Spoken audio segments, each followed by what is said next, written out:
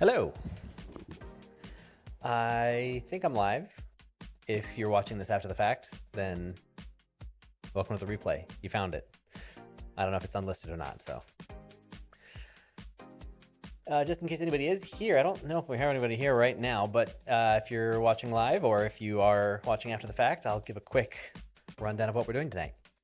I've got to make some new marketing images for some of my classes, so figured I'd just do it on stream so we could hang out, we could chat, just spend some time. It's been a while since I've live streamed. I kind of miss it, and I'm going to be up late working, so I thought it might be kind of a fun thing to mix and work in Maya, work in Unreal, do a little bit of just like cool stuff, make some scenes, do some cool 3D looking things. I got to make some screenshots, so I thought it'd be fun to ask for creative input. Yeah. All right. So that's the gist. Oh, and there's a link in the chat and the description with a Google form. So if you're interested in like new classes, I've got some new classes coming up in July. You can say if you're interested in them, and then I've got a little list of other things you can be like, ooh, I want to vote on like upcoming classes, because yeah, they're all in there. But before I get into any of the cool 3D stuff, let's say hi to who's here. Also, I have a kitty cat on my lap. Luna is here. She heard we were going live, and she did not want to miss it. So she's just below the camera right now. You can't quite see her. I wonder if, how low is she? No, she's quite a bit below. When she stands up, you'll see her. Who's here tonight? Hey, Martin. Where did we meet in LA? Do I know your handle? Where in LA did we meet? I bet you if you give me more context, I'll remember. Hey. Ariana's here. What's up, Marfy? Oh, my thing just refreshed. Carmel Adam. JB Hi from France. And Steve. Hey, everybody. Yeah, it's kind of a late stream, just because I was gonna go live at like 3. Oh, yeah, duh. Okay. Yeah, I saw your username, the Winta, and I was like, I think that's, I was pretty sure it was the same as it is on Discord. And, but I wasn't like 100% sure because it's a different profile picture. Oh yeah, the mini Storways over there. Of course I remember.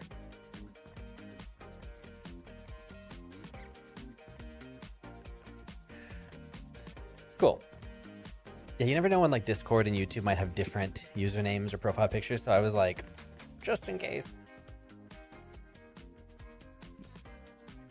5:30 in France. Well, then I'm at an inconvenient time for everybody. I meant to go live at like 3 p.m. my time, but then I had some errands to run and I just had a lot of work stuff, and then eventually I started getting ready for the stream and I was like, oh, it's only like 5 p.m. I'll get ready to live stream.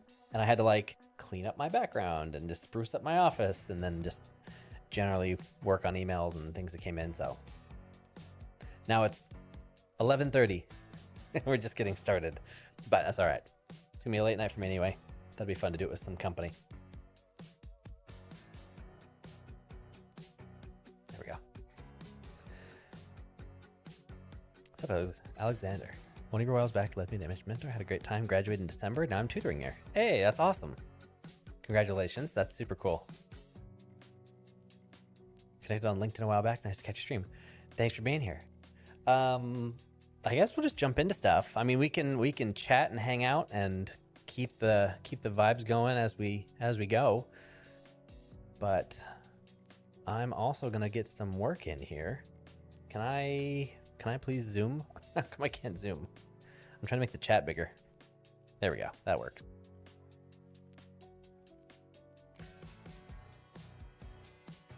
There we go. My attempt at being able to keep track of the chat so I don't lose anybody's messages. Where's everybody from right now? Like, where is everybody in the world watching from? We've already got like a bunch of places. We've got India, we've got France, we've got New Zealand.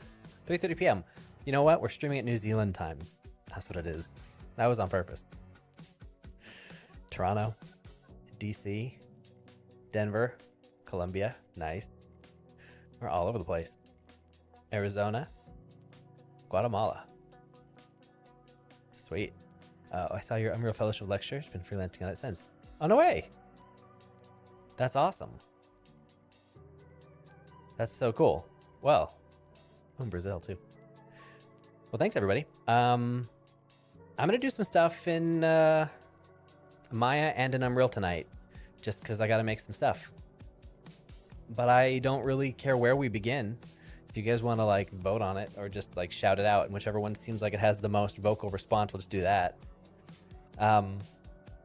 Here, let me show you what we're doing. Where did that window go? Here it is. Nope, that's the wrong window. Where did it go? Here it is. So let me walk you through what we're doing today. Yeah. Disregard the robot for the moment. So I have this website, which you've probably seen me talk about at some point, right? I have all my animation classes, and obviously there's a Maya workshop that I've been teaching forever that now exists as a like an online series people can watch. Hey, Ariana, you're here. Your review's here. But I also have an Unreal course, which is pretty cool. And I'm going to be doing some Unreal stuff this summer. And so, basically, I've hired a graphic designer to help me make this website better, because I'm really bad at web design, as it turns out. And I gotta like redo all the images, because there's not enough, and the ones that are here are just not super, super good. So I gotta make some new images for Maya and Unreal. And so I just thought, what better way than to do it on stream, to do it live. So that's what we're doing. We're gonna make some images and some cool graphics and things inside of our software for me to use for marketing purposes. But oh, and by the way, no, not this.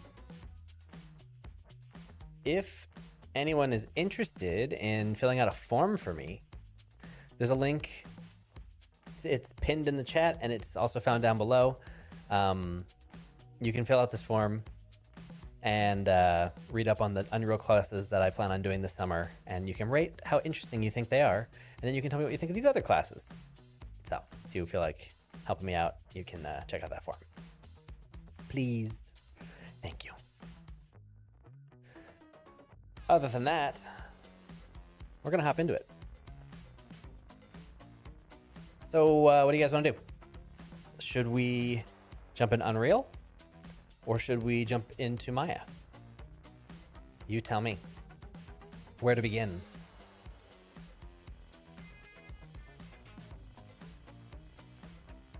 If you're gonna do some work, might as well monetize it somehow.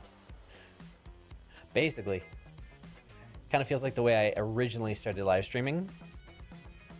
When I first started live streaming, it was because I was doing freelance, and the projects I was doing, they weren't particularly interesting, and so I started live streaming as a way to just kind of keep myself accountable and be working constantly, because if someone jumps in the live stream, I can't be on my phone. So it was just kind of a fun way to show people what I was working on.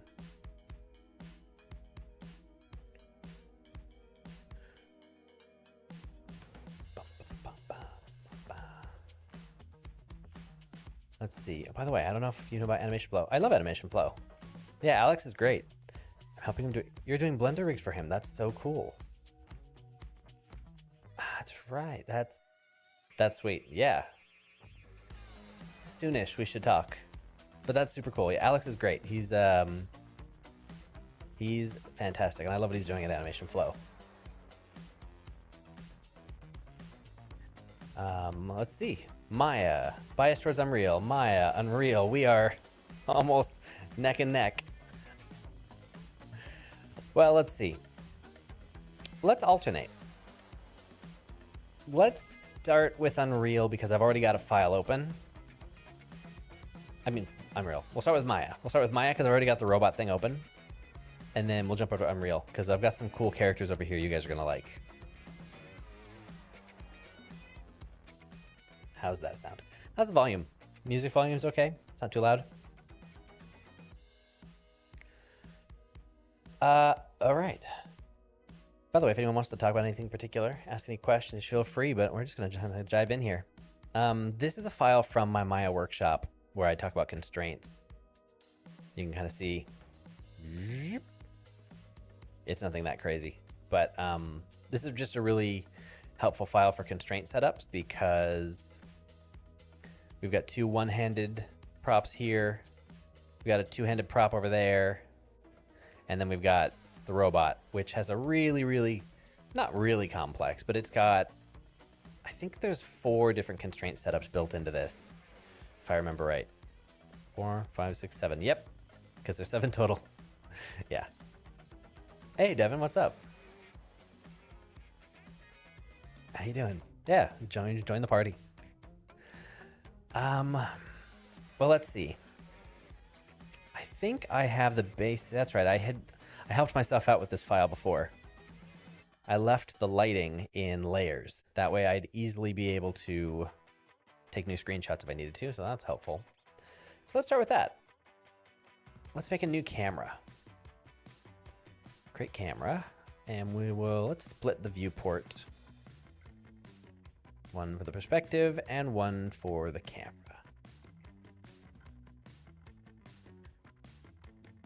Let's do this. Boop, boop, boop. There we go.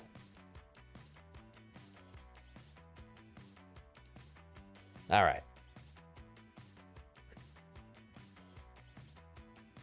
Alex is fantastic. I met him at Lightbox. Oh, nice. Ooh. Oh, wait, what's today's date? Oh, good, I have like a week. I have some cool stuff to share around Lightbox, but not yet. There are 2 things that I'm trying to have happen at Lightbox. One of which is happening, the other of which I'm still waiting to find some stuff out.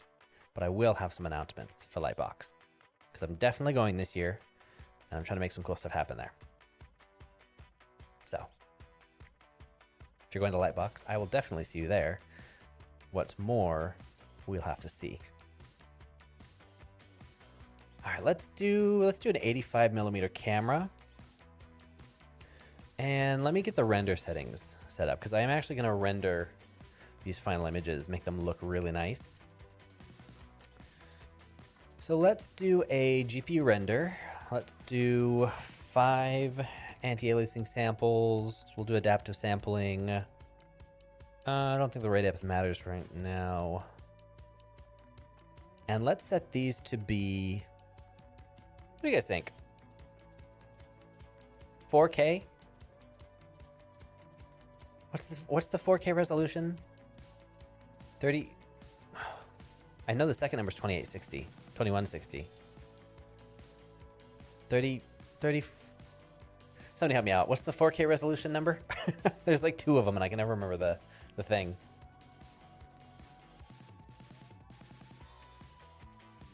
If we meet October, bring more goodies. Oh, I won't say no to that.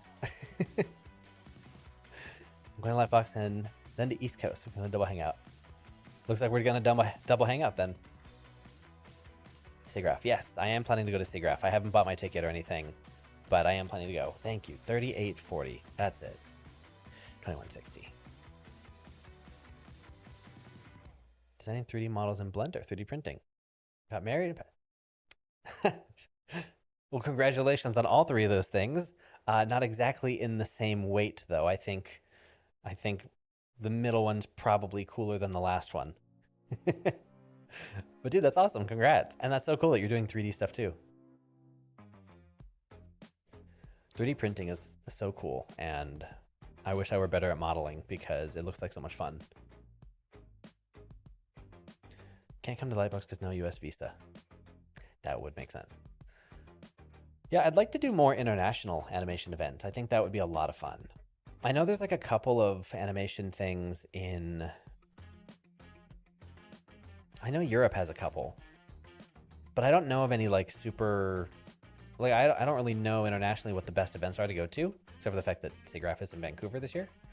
But I'd love for there to be more international events for animation. You know? You got me through my animation degree, doing 2D for a mobile game studio, but study 3D animation. Oh, that's awesome. Thank you. I'm super glad that I could help in some small way. Honestly, that's like my favorite feedback to hear, that like something that I did on this channel helped with, I don't know, a class, a test, a senior thesis project, a degree, whatever it is. That is what this channel has always been about. And so thank you for sharing. And I'm so glad that it was actually useful.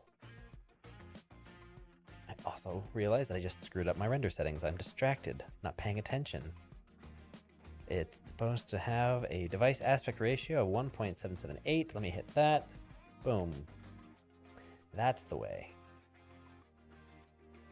And I also need the display options. Go ahead and mark all this off.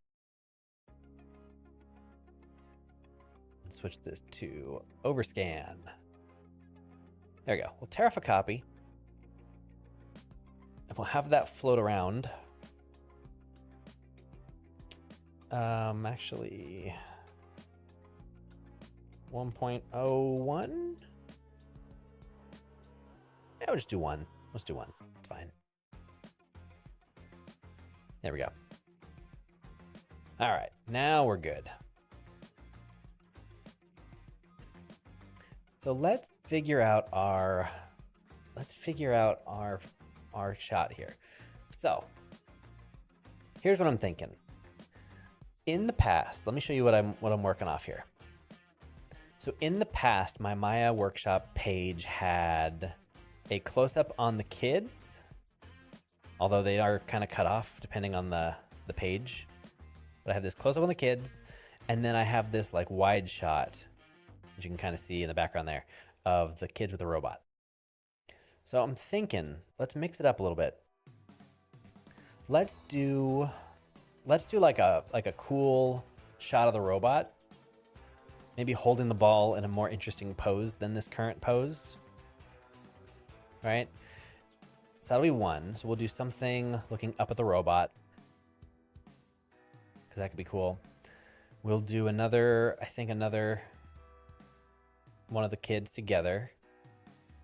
I think I like that. And then I think, well, we'll recreate the ones that I had. We'll recreate the ones that I had and try to make them better. But then we'll get some other close-ups. What do we think? I've heard of, yeah, Annecy. Annecy looks great. The film festival in France. I would love to go to Annecy. Is it Annecy or is it Annecy? How do you pronounce it? I know someone here is from France. Or they were here. I don't know if they're still here. But I've heard both ways, but I've not heard the proper pronunciation.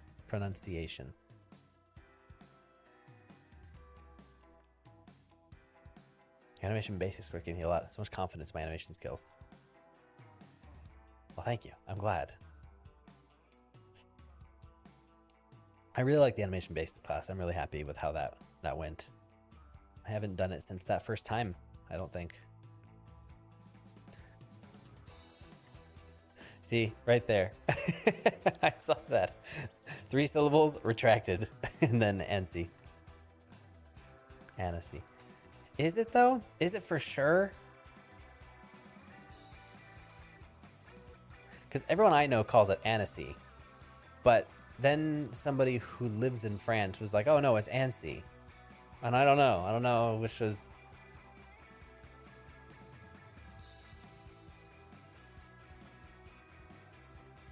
Is it Annecy? We'll figure it out eventually, right? Oh, let me lock this workspace. All right, let's see. Where do I start? Let's start with the kids, because they're basically already like posed out. I think I want to have them closer together. So let me do this.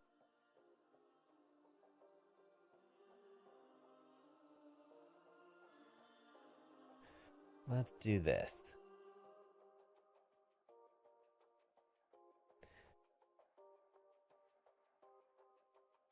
Yeah, we'll do this. And then, so we'll leave that as one of the cameras. We'll use a workspace view here. And we'll put this up here. Does that work? I have no idea what the stream looks like. Yeah, there we go. Yeah, you can see that nice and big right there. Are you attending SIGGRAPH? Yes, I am planning on it. I really like SIGGRAPH. It's one of my favorite conferences.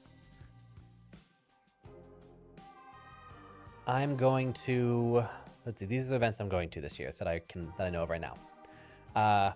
I'm speaking at Unreal Fest in a few weeks, which is a really big deal, and I'm really excited about it. Also kind of nervous, but it's gonna be great.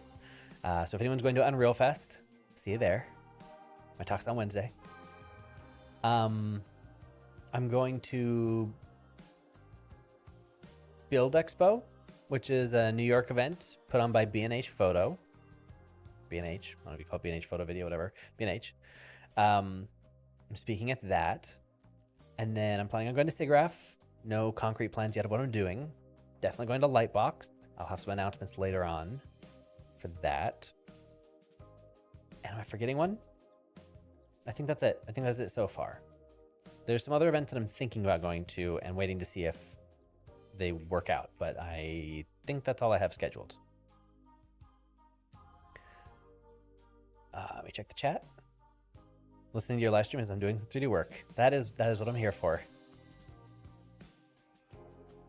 Hey, Hamster. Just graduated. Congratulations. No jobs yet, sadly. They will come. They will come, right?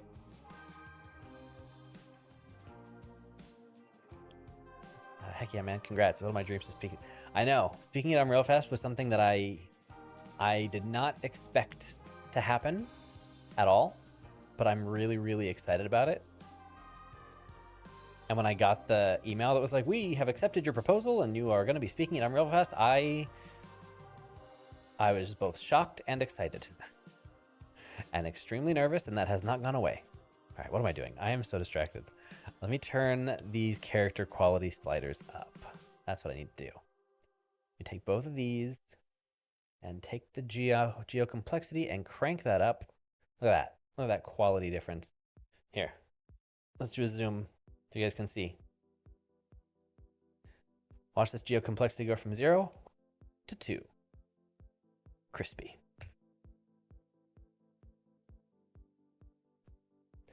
Do you have any of your professional work or demo reel posted anywhere? Just curious. No. No, I don't. I feel like a lot of the projects that I've worked on most recently are NDA or just unreleased, and I don't know if they're NDA, but a lot of the stuff I've done has not been released. The most recent stuff I've been working on for myself is all still, I haven't posted it yet. A couple videos and stuff that I haven't posted.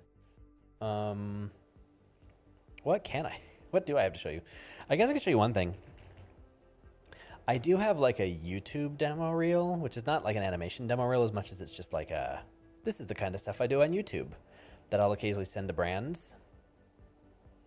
And it's unlisted, but it exists on one website, which I'm not going to tell you where it lives. You have to find it yourself. But I will show it to you. Let me see, where does this play? Plays from the PC system. That'll work. Yeah, give me 1 second. Here. We can watch it together. This is not going to be stuff that's new. You'll have seen this before most likely, but maybe there's a couple clips that are, I don't know, newer.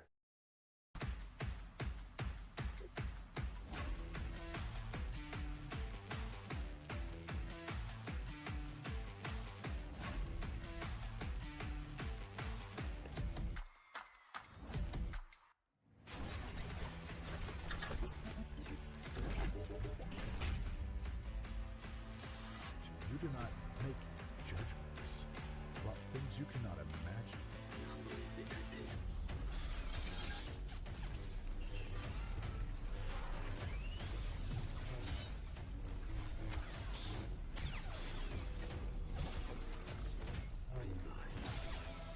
Hey, look, that's the file we're working with.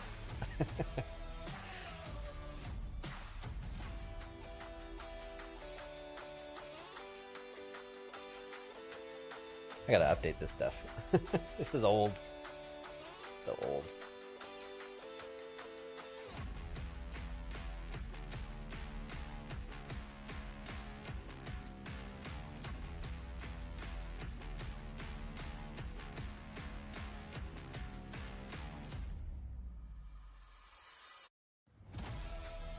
This is it. This is really old. I've known this for 12 years, but he and I haven't worked together in a while. War. War never changes. Why are we still here? Yeah, so there's that. Man, I gotta update that. Yikes. Is the motion graphics on YouTube? I don't know. With the motion graphics, you mean like little cube stuff? I think that's part of my Maya workshop. But I did just do, turn this back on. I did just do a video on audio motion graphics. This video right here. If you haven't seen this, this is a video I literally just posted like 2 weeks ago.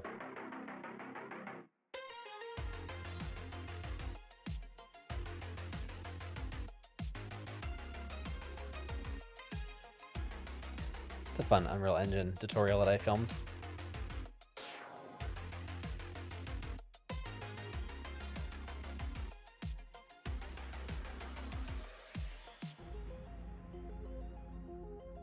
Anyway. It's a fun one.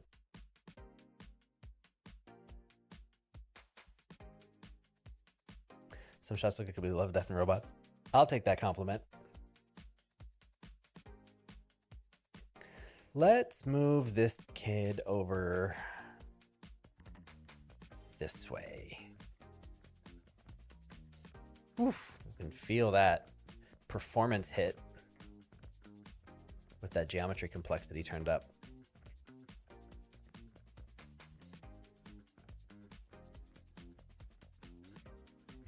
Yeah, let's move them over here.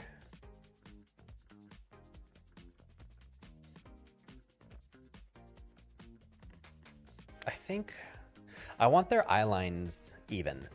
That's one thing I want. I want them to have the same like horizontal eye line so that we don't have to like work for it. All right. To show you right there.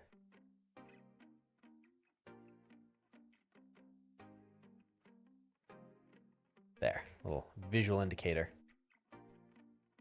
You throw material on there. Woof, this file's so heavy. We'll do that as a marker. You know what, that's not a bad idea. Let me just throw that behind them.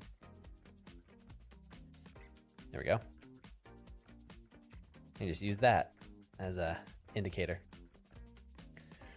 What's up, Pedro? Doing good. Is it required to learn Maya to enter 3D animation industry? I've done some animations and build my portfolio, but I've only worked with Blender.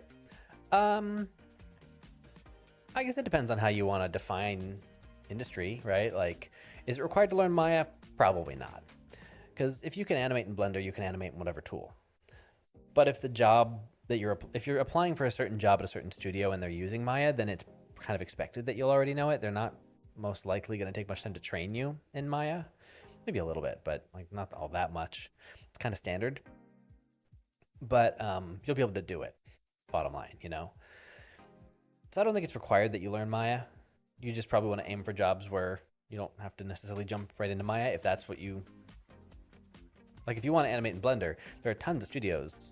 Well, I would say tons. There are plenty of studios that work with Blender. But it's not bad to get familiar with it, you know? Like you should have some familiarity with every tool. But I don't think it's a requirement that you know Maya. Especially now. Because you can work at places where they just actually use Blender. Or maybe there's some where they use Unreal. Some they use proprietary stuff and it's not Maya or Blender or Unreal. It's some custom tool. And so that's going to be something where, you know, they're going to have to train you to use that other tool anyways.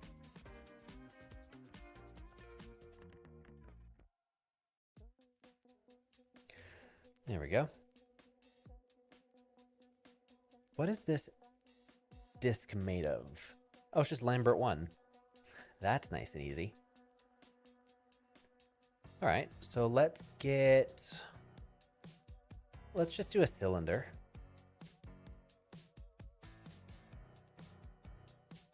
Let's do a cylinder, drop it under the character here. And let's blow this up a bit. Give it a bigger radius, give it some extra height. We'll do some caps. I don't want to round it.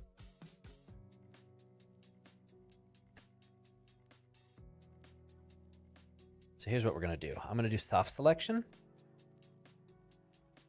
And I'm going to extend this out. And I'm going to push it down. I'm going to smooth it.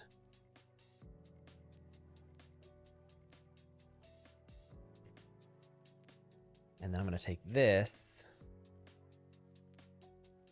Actually, let me isolate this. Let me grab these faces.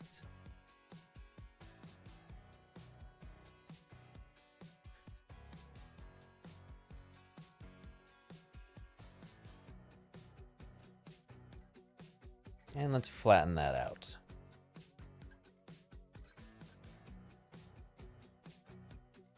There. Let's see if that looks any better. Or does it just look bad? Kind of looks dumb. It kind of looks really dumb with this like seam. I thought it'd look a little bit better. It does not.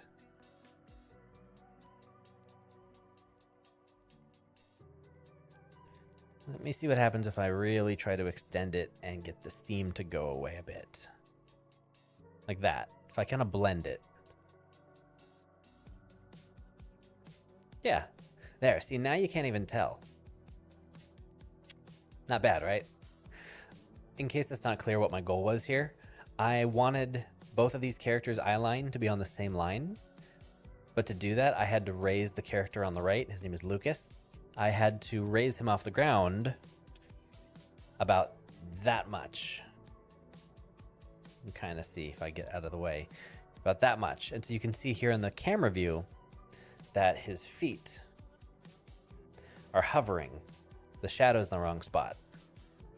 And so rather than do any actual work, I just took a cylinder and kind of bulged a flat platform up under his feet and seamlessly blended it into the floor. That way he is now on the ground, I think. I guess I should double check. He's still floating a tiny bit. Let's raise that up. We'll raise that up so he's not floating, and then I gotta fix that seam now, because you can see what happens if it's not seamless. So we'll just go down the tiniest bit. Whoop. Down a little bit more, it seems. There we go. A little bit more, a little bit more. Let's bow this out.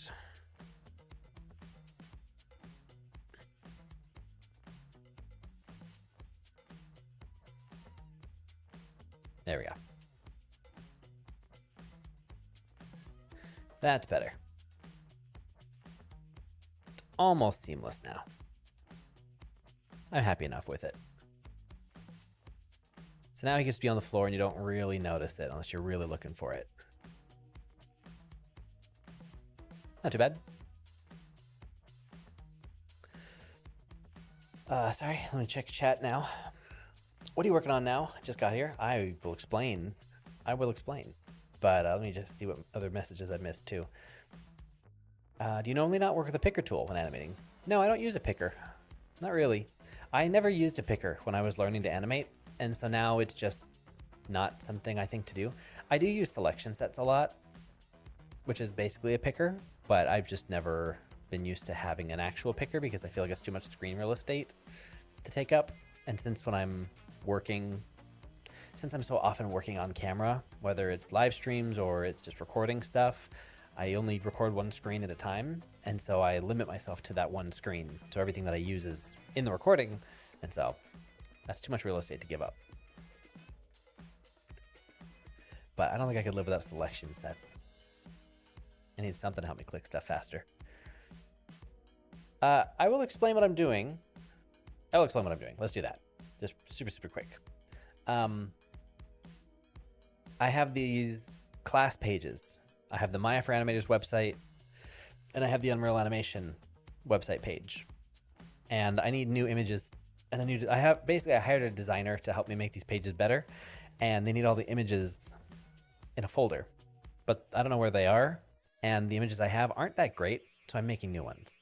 So we're making new... we're starting with the one that I already have. And then we're going to make some new custom stuff. But we're going to make some new images for these web pages, which will just be fun little tips and tricks. And by the way, there's a link in the chat, pinned somewhere in the chat, or there's a link in the description to this form. Please feel free to fill it out.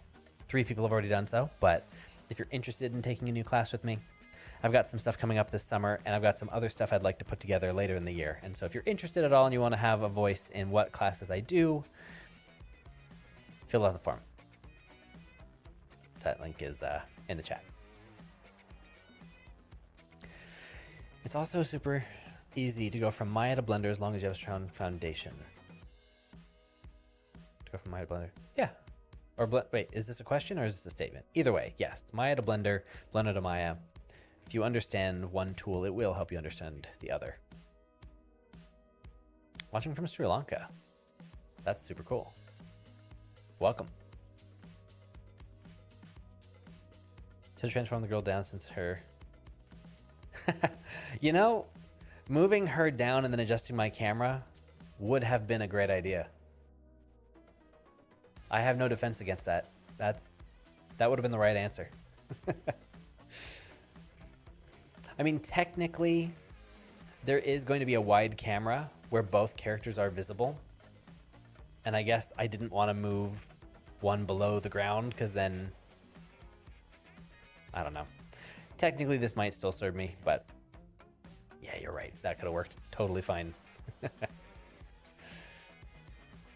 I'll blame the distraction of live streaming. How about that?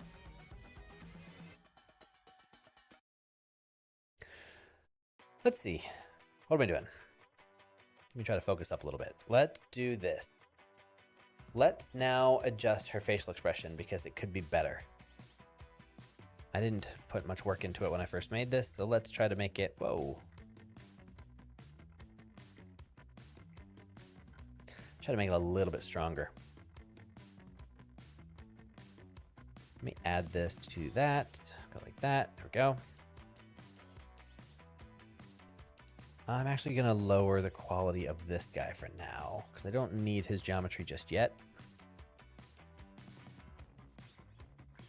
And I want her facial polish controls. So, face polish on.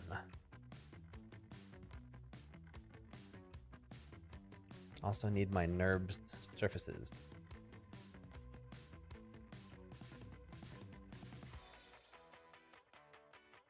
There we go. Shout out to the Pro Rigs characters. Super happy with them. Like them a lot.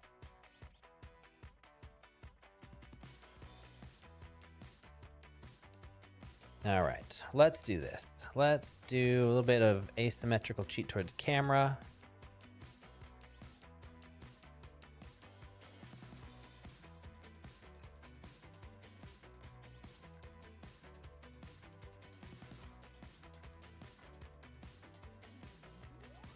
Rotate this a little bit.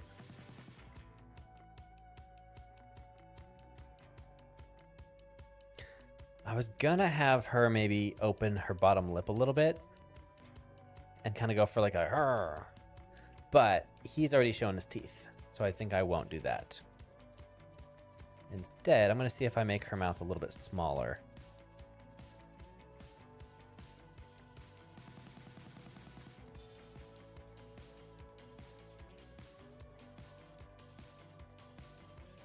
Hang on, I got rid of this. Gotta get rid of everything up here, including my manipulators. There we go. Much easier to see now.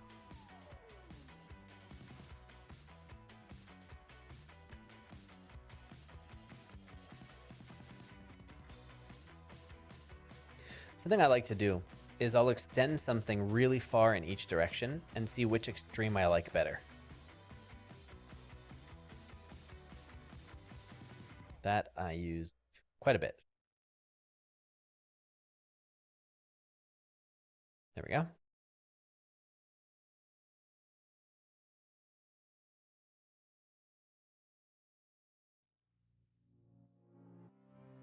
Okay. Let's adjust the nostril a little bit. Drop this side down.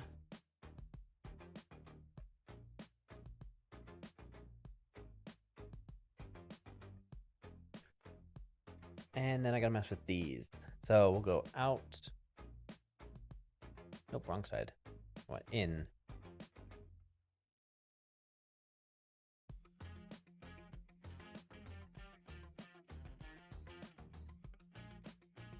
I'm gonna try and kind of round out her eyes a little bit.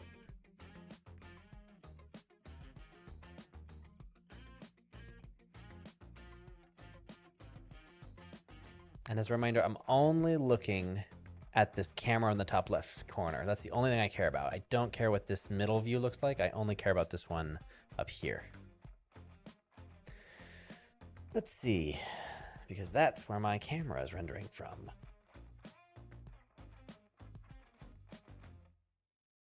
I mean, it shouldn't look super broken in either one of them, but if it's going to look broken in one, it's going to be the one that the camera does not see.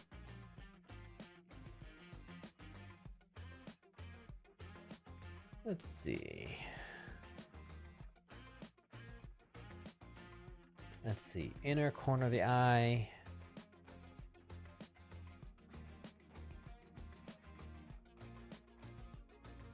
Let's see. Middle, in, and up.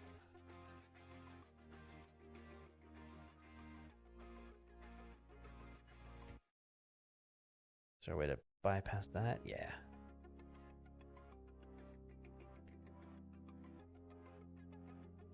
Trying to add a little bit there. That's good enough.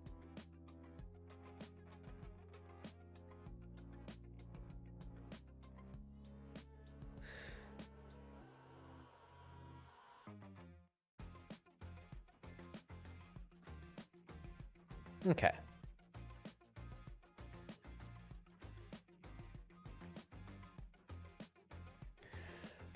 All right. What am I missing in chat? Since he's all mouth, push her brows more. I agree completely. It's a great note. I agree 100%.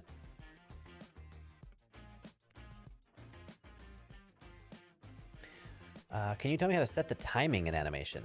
Timing is super important, and it's the thing that makes or breaks your shot. It's one of those things that it's very difficult to like explain it unless we have the proper time to really dig into it.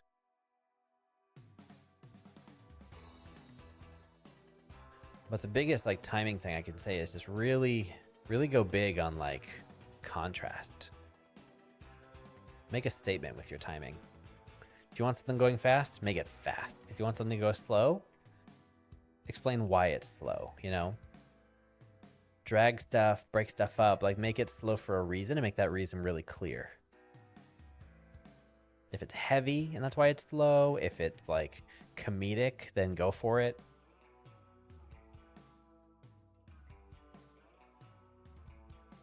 But make sure it's clear why it's slow.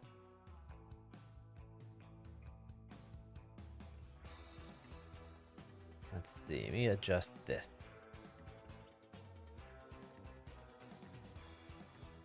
I don't like the way this is sitting. Wonder if I can break that. I need more control over this brow. Do I have more control over this brow? Do I have anything I can do? Not really. I don't have a way to manipulate the shelf. This like shelf of like eyebrow flesh. Don't have anything I can do with that.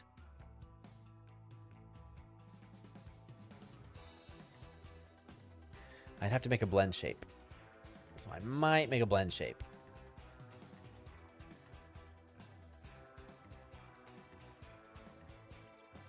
I'm going to do it. I'm going to make a blend shape. Let me do it. So...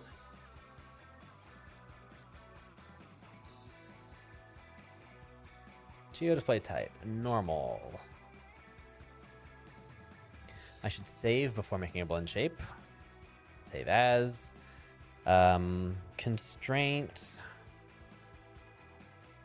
Marketing. Always save before making blend shapes, just in case.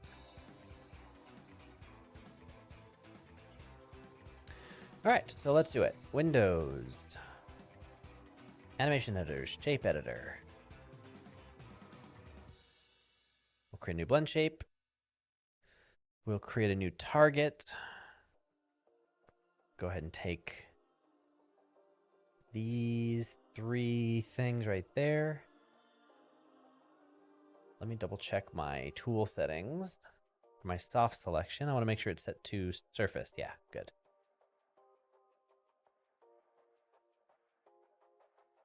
Let's go ahead and scale it and push it. And I need to make this not include selection.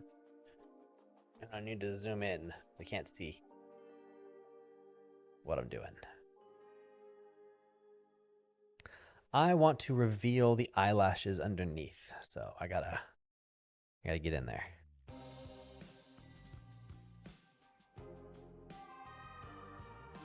I think there. That should do it. Maybe a little bit more right there.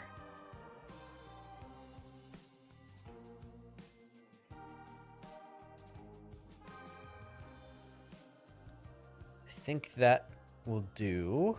Tiny bit more right here. Good. I'm happy with that.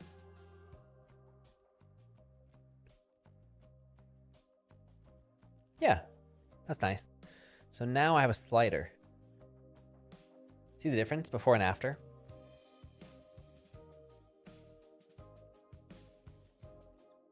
Although I'm realizing that I can see the underside of this lid right here. These faces. That is not ideal. So I'm going to make another blend shape. And I'm going to take those and I'm going to push them up and out. So I'm left with only... Ooh, careful. I went too high. Look at that. So I'm going to push those up, but not so much. I want to get them out from in here, but not away from the top of the lid.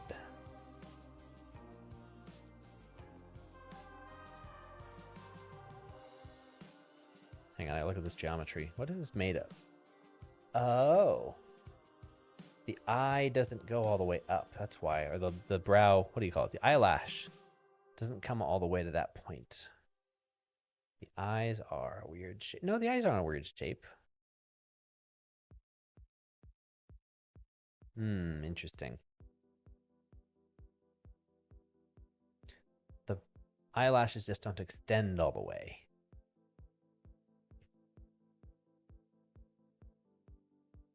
I'm going to do this. I'm just going to cheat it. Right there.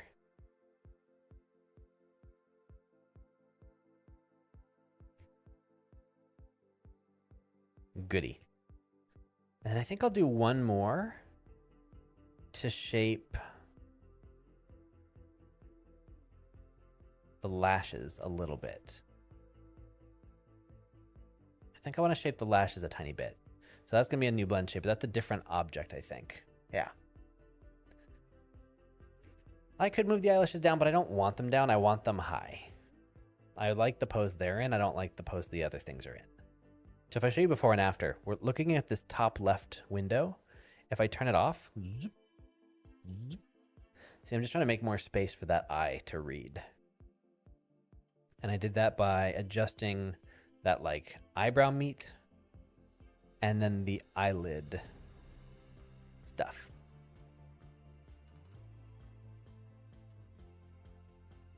So for this object, I'm going to create another blend shape, add another target.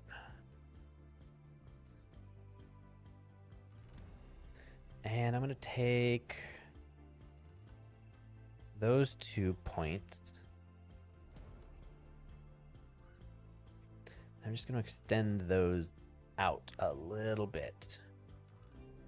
Just kind of rotate.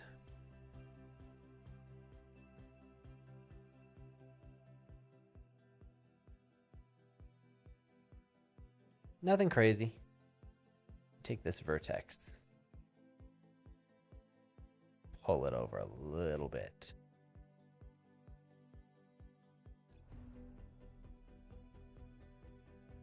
I'm gonna take that vertex, pull it over. There we go. I think that's it. I think that's all I want to do. All right, take that away. Just that little tweak. I'm just trying to make the eyeball read a little bit more. See that difference in the top left corner? How much less that eyelash now kind of shows up silhouette-wise in front of the eye. I'm hoping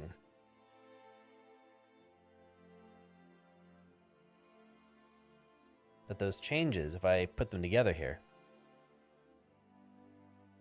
if I group all that,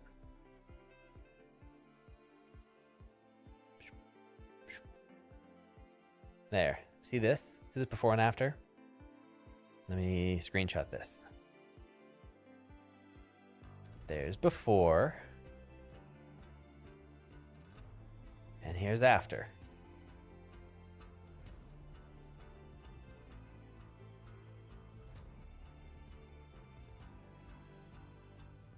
Right?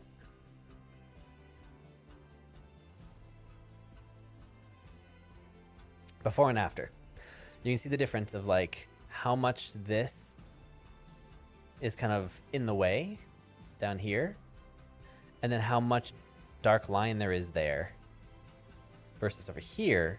It's so much more shaped to the eye itself, and we now have the collision of brow and lashes, which I could adjust now if I wanted to, but I think that it is a nice change. I'm very happy with that.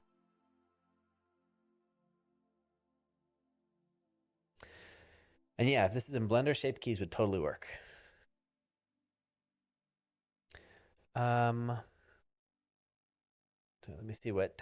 Oh, I missed a bunch of messages. Hang on a second. Let me go ahead and save this so we don't lose that change. I feel so much better about that. That feels so much better. See, now I can actually get this eyebrow to intersect with the eye if I want to. Not that I need to necessarily right now, but like I can. Like if you look at my viewport camera here in the middle, this big viewer, look at that. I can now get that eyebrow crashing through the eye shape, which is just like a nice stylized eye shape. Sometimes you want that like brow flush underneath though. So this is not like all the time. But it's just giving me options.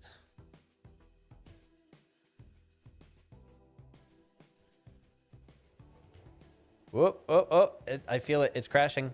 It crashed. I knew it. I could feel it. I just saved. We're chilling. All is well. This will give me a minute to reply to chat while I relaunch. What version of Maya are you using? How often does it crash on you? Well, it does crash from time to time, as you can see. I use Maya 2023. It's still, to me, the most stable version. Also, 2024 had a bunch of bugs in it for some of the workflows. Not a bunch of bugs. 2024 had a few things that I could pinpoint as bugs that I didn't want to deal with. And there were a couple of things that just didn't work. I tried to do a demo at SIGGRAPH in 2024. Whatever the thing was, it did not function. So I was forced to use either 2023 or 2025. Ugh, and now this is trying to find the file. Come on now. You know where it is. Give me a second. Kids, Maria. There you are. What do you mean file not found? You know exactly where these are. I just had them loaded. character, pro rigs, kids, Lucas, and big rig. Assets, characters, pro rigs, robot, big rig.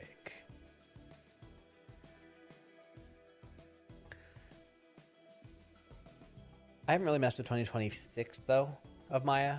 I just haven't downloaded it yet. I had a massive Maya phase after 12 years of Blender. I love losing both programs. There you go. That's how I feel. It's nice to know multiple tools. You can kind of use each for the things you like the most about them. How did you pick the floating viewport window? Oh, I can show you that. Yeah, I skipped. No, I didn't skip. I didn't like 2022 Maya, and I didn't like 2024. I tend to like every other year.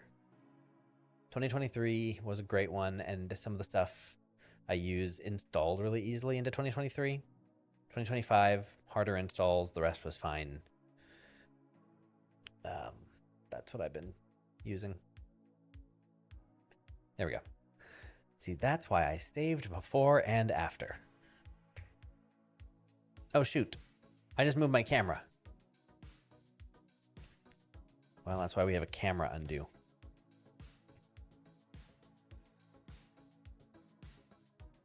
Oh, wait, this is the different camera view. Here, hold on. I got to split the view.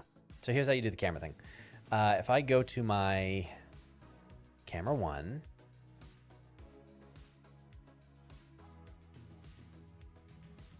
hold on, which of these is which? Neither one. All right. Okay, so this one on the left. If this one on the left is the one that I'm going to use as my camera, my proper camera, then what I'm going to do is first I'm going to fix my settings because it's decided to mess them all up again.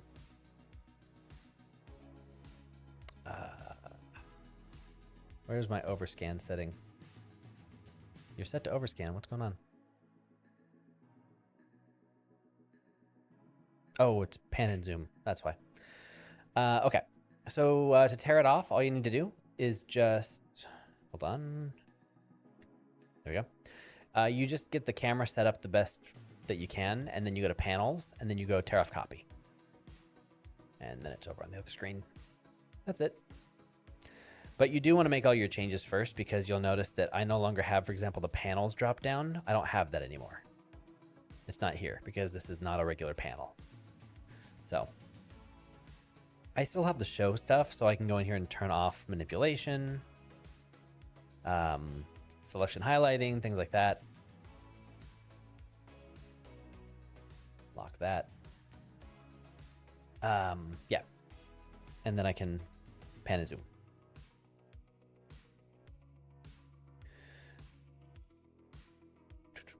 There we go. Let me see what else we missed. Wait, can you describe? So wait, can you describe the purpose of blend shapes and how long you're using it? Is it a default Maya tool? It is a default Maya tool.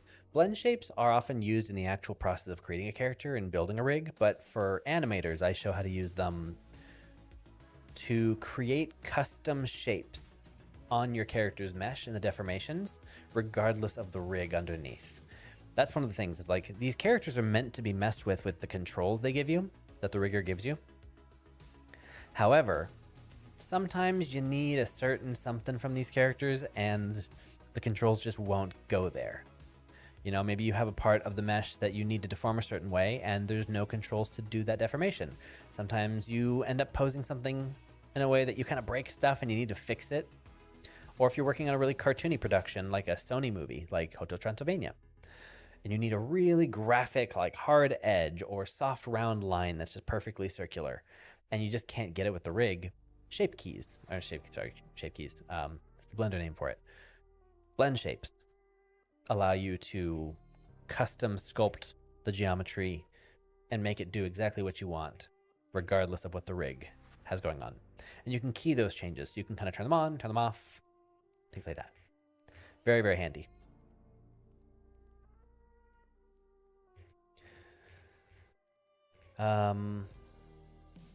Yeah, that's the like the full definition. If you are just trying to animate vertices, there's an easier way to do just that. But yes, same thing.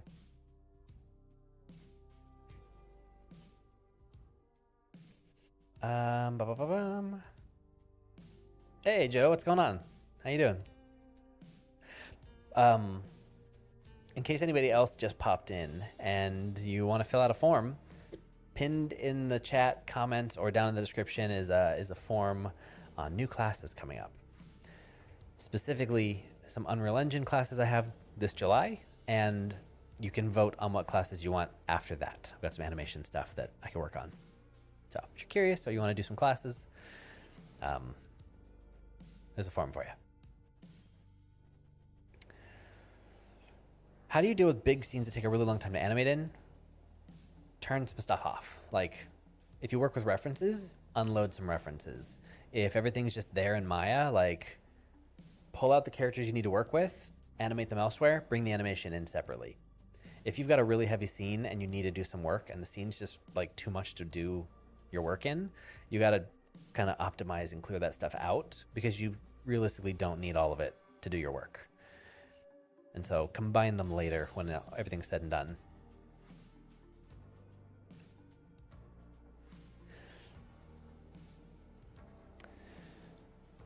"2024 works better on Linux." That I believe.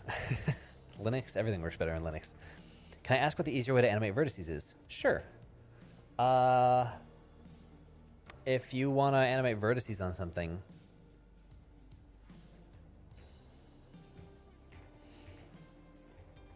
so here's a cube, right? You can't just grab a vertex and, I mean, you can set a key and then adjust the vertice of the vertex and just animate vertices, but you shouldn't because there's no transform properties. Like, how do you zero this out? This vertex does not have a channel box to be able to like tell it what to do. And so like if you had keyed the original keyframe, you could like duplicate that and like get back to 0, but like don't trust it. And you don't need to do blend shapes for something that simple. If you just want to animate a vertex on its own, you could all do all kinds of deformers and lattices and stuff for the shape as a whole. But if you just want like to control the position of this vertex or multiple vertices or a group of them as a unit, that's what a cluster deformer is for. It's up here under the deform menu, cluster deformer. And it's not visible because my deformers are turned off, but there's now a little tiny C right here. Boop, little cluster deformer. And that you can see has a channel box because that's what it's meant for. So now I can animate that vertex through the cluster deformer. And what's very handy about that is I can at any point grab this again and I can see that, you know, it has values. So I can come in here and zero those out and it goes back to normal. So that is a way to animate independent vertices, or I can grab them, you know, if I want these three to do their thing, I can create a cluster handle for those three as one unit. Really handy way to animate geometry. And if you delete them, you delete the deformations and the keys on them. Oops. So yeah, that's how you do that. Can I extrude vertices in Maya? I don't believe you can extrude a vertice or a vertex. You can extrude faces. I think you can even extrude edges, but I wouldn't recommend it. I mean, maybe you could. You probably could extrude a vertex, but you shouldn't extrude a vertex. It's gonna give you really weird topology. I don't know if you can, but if you could, I wouldn't.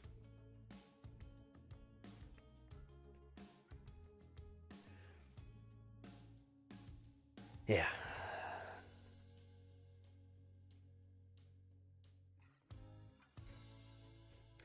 All right. Yeah, so if he has got like a squat, if we're thinking squash and stretch, he's the stretch, she's the squash. So let's go ahead and compress this eyebrow.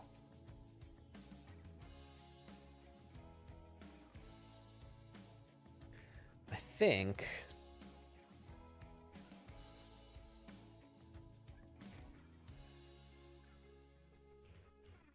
what do I want to do here? I don't want her angry. Well, I do, yeah. I kind of want her to look angry. But not angry, but just like dutiful, cool looking.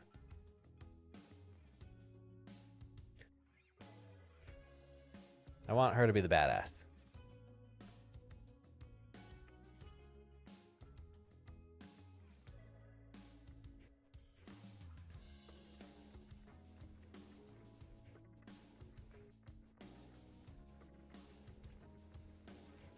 So I'm going to do that. I like that eyebrow position, and now I'm going to get rid of this little shelf here on her geometry as well.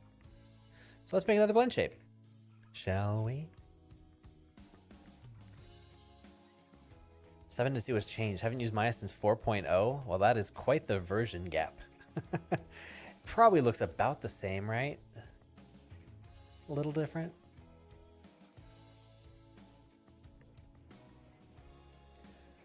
Let's go ahead and make another blend shape.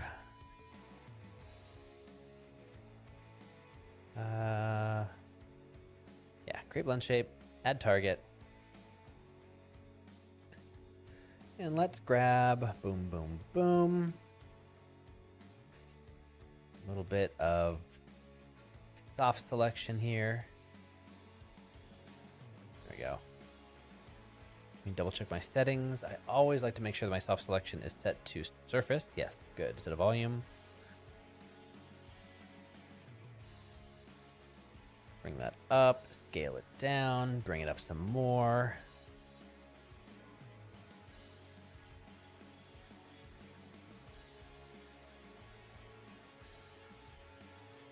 I'm going to try and keep the topology like kind of normal. And so therefore I'm going to grab both of these sections together.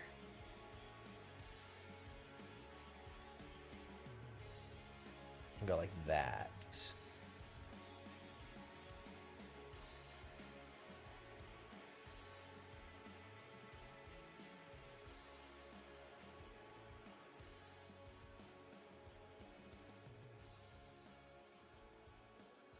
There we go. I think that's pretty good. Is there anything else I need to do?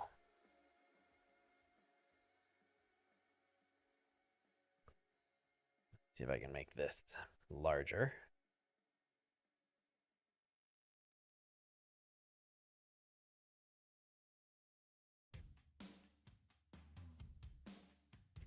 That's pretty good. That, I think I'm happy with that blend shape. Before, after, before, after, before, after. I'm going for kind of a more cartoony approach to these eyebrows.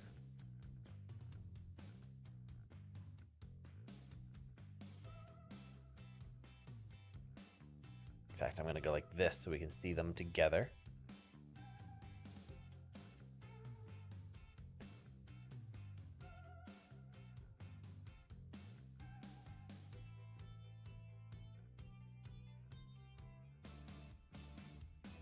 I'm trying to decide how flat I want them. Like, do I want them flat? No, I don't think I do.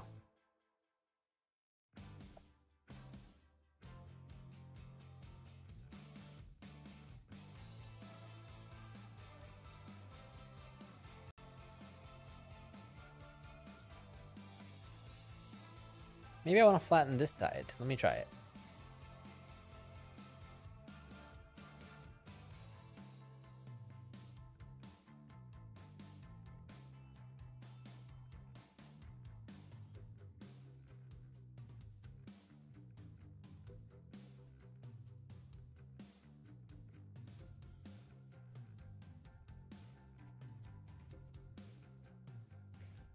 Trying to decide.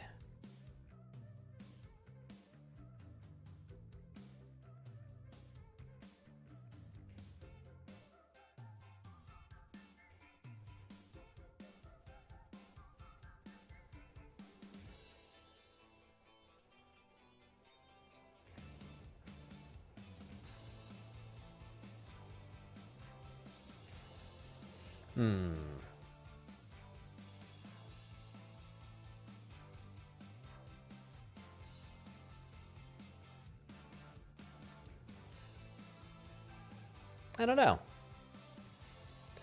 trying to decide what an emotion I'm going for here. I probably should have figured that earlier. That's all right.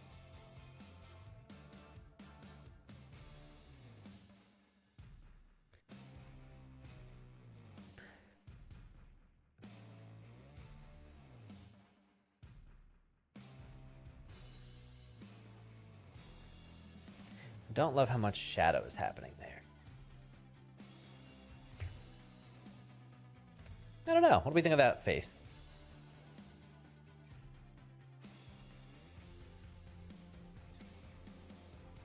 Or do we like what it was before?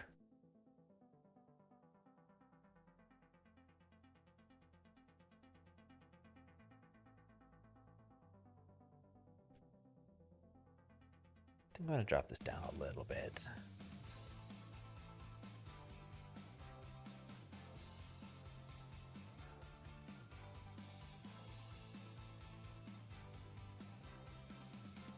Maybe that. I don't know. What do we think?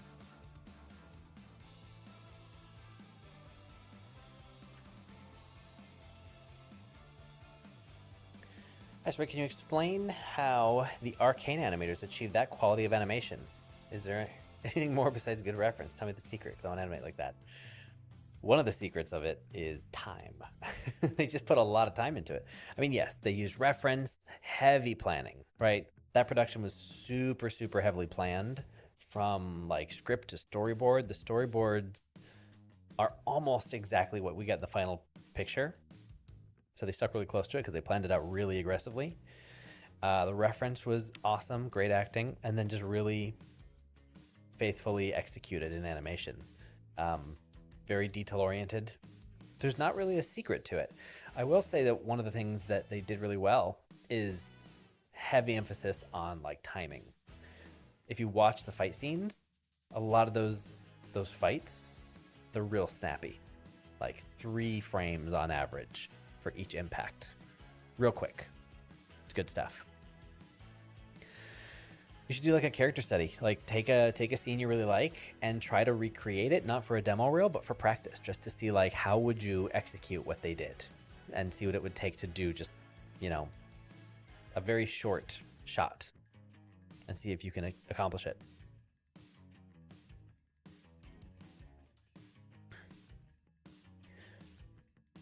The Burt eyebrows.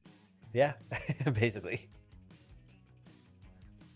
One thing, I don't like this asymmetrical. Let me bring this over a little.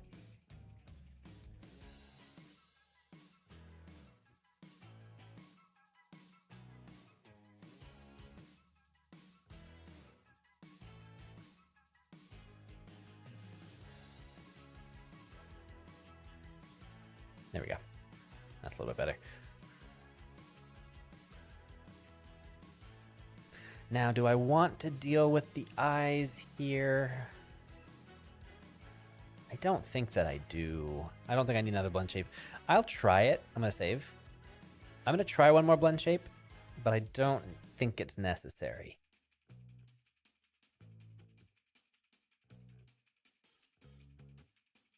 And I'm just going to take these. And I'm going to not do soft selection. And I'm going to pull them back.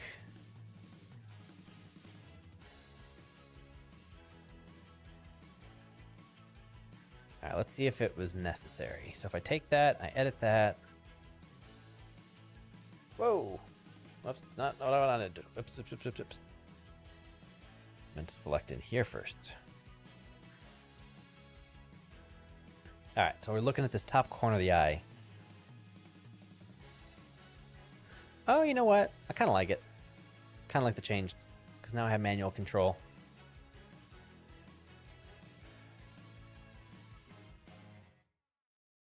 Yeah, let me try it. Let me try it out.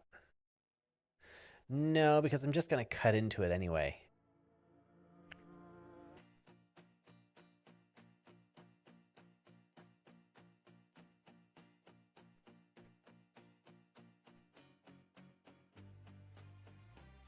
I'm going to try one more blend shape.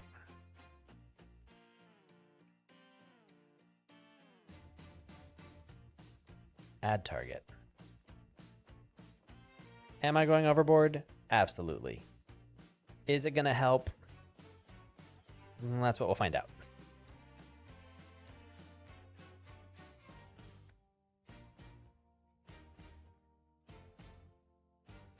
There, right there. That's it. No, I just keyed it. I don't want to key it. Undo. Edit. Okay. Save before I ruin it. All right. I'm looking at the shape of this eyeball right here. Stop that. Right here. I'm looking at this top right corner of the white section of this eye. Before. Wait. Uh-oh. My blend shape didn't take. Oh, I know. I put on the wrong target. Oh, it didn't actually get blend shaped. It just got deformed. Whoops. Oh well. I didn't make a new blend shape on the right mesh. That's okay. I'm just gonna save. Well, you won't be able to see the before and after, but I gave more of a shape to the eye, so I'm happy with it. I wish I had these changes keyed from frame one, like from one frame to another, so we could see a before and after of the whole effect. I can kind of do it like that with just my blend shapes, but that doesn't do the entire. That doesn't do the entire like pose change that I've been working on. I always forget to do that.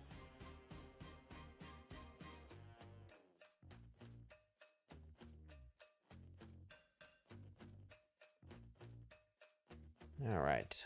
Let me just make sure her nose is also twisted a tiny bit. I think it is. Yeah. And let me go back in here and turn her geometry onto reference so I can't select it anymore. Save. I guess I could always go back to the original version of the file for us to compare. Yeah, this expression is a lot more intense than it was before. I like it.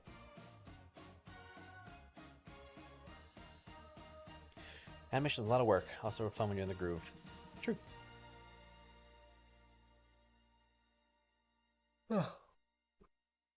When animating camera work, do you prefer making a camera rig or using the scene navigation controls instead? Neither. When we're doing camera work, sometimes I'll have a camera rig, but usually I'm not doing anything that crazy. But I won't use the scene navigation stuff. I'll usually make another camera and like grab the camera I'm animating from the outside and then move it around like a normal object with a viewport open of that camera's perspective. So I'll like manipulate it as if I'm standing there and I'm like moving it through space, like bird's eye view. Will you post all this live to your channel? No, I'm not gonna like post any of this anywhere, but I'm gonna leave it here. It'll just be a live stream on my YouTube channel. I don't really think that I need to like take it off or like private it or anything. It'll probably just live on in the live tab of my channel so you can come back to it. If you fill out my form.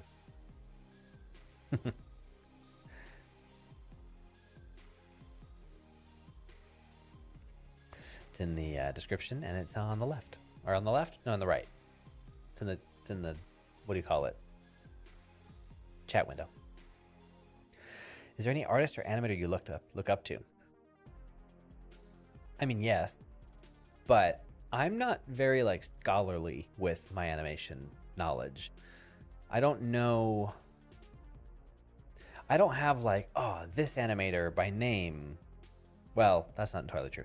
I do know certain animators who have done certain shots that I really like, but I don't know enough of the artists who have done certain shots to like I can't name all the people. I could point at a bunch of different shots, movies, projects, and be like, oh, whoever made this, that person I look up to. But I don't know a lot, like who did a lot of that work, unfortunately.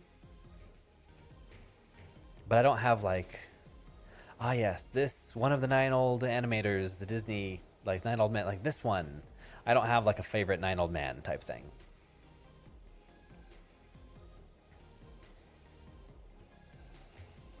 But our industry is just full of so much talent, you know?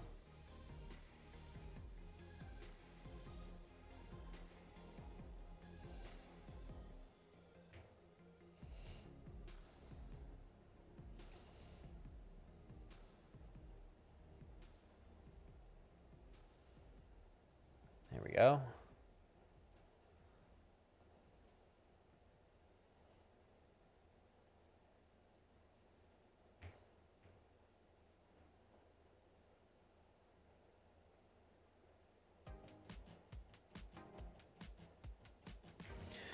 All right.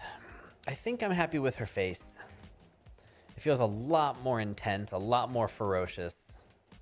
And that's what I wanted from her.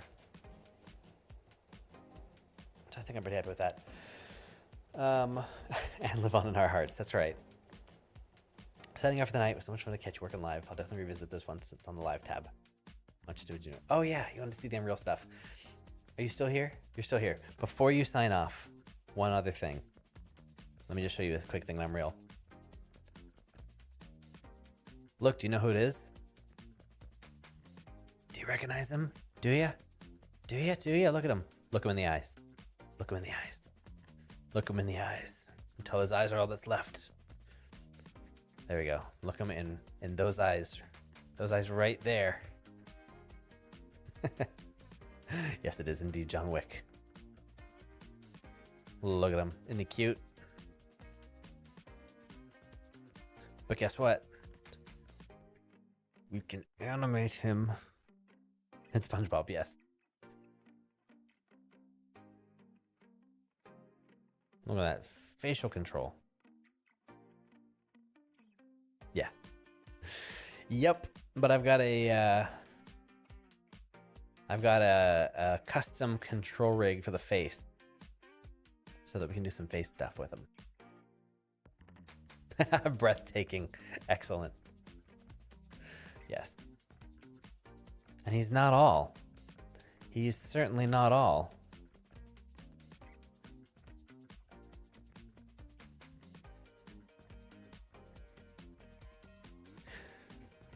He's the best at what he does, but what he does isn't very nice.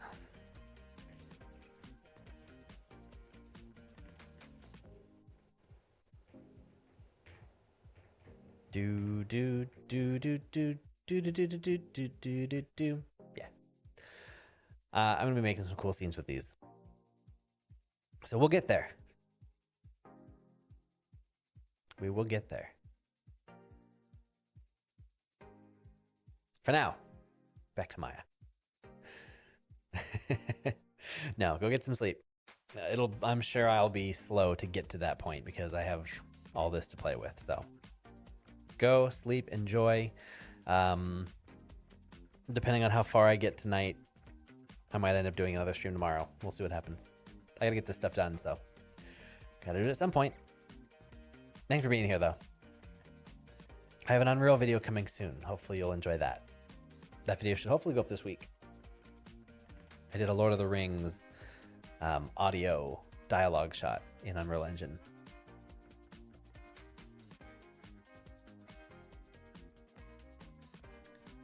If I can assist anyone with Unreal animations. Are you animating in Unreal more? Well, yeah, that's right. You said you're doing freelance. We should talk. All right. You get sleep. Catch you later. All right. What else do I have to do with this character? What happened to my constraint? What the heck? Did I break something? I did. How did that break? What on earth happened here? Why did that happen? That's bizarre.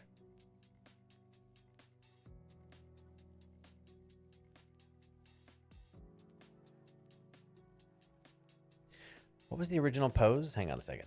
I gotta go look at the original. Let's look at the original.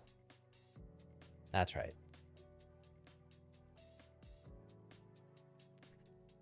I'm getting stuck in this robot. This camera is really annoying. Hang on. I'm changing this. Oh yeah, my focal length's 120. You switch it to like 24. What's this camera set to? 85? Let's set this to 120. No. I like 85. All right. There we go. Now we can work.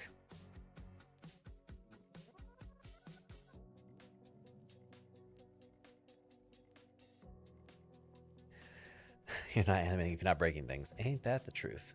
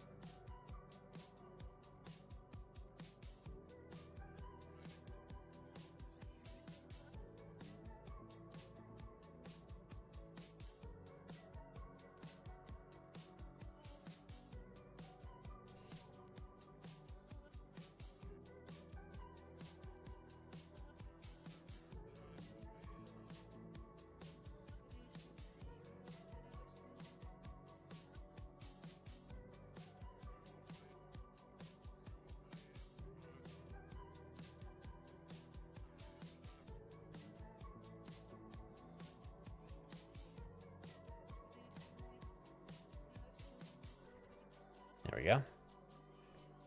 Now, this hand is probably controlled by something else now, right? Where's my locators? 'Cause I probably used a locator. Yes, I did. I know myself and how I usually do constraints, which means that this is going to be oriented properly. Thank you. Past version of myself.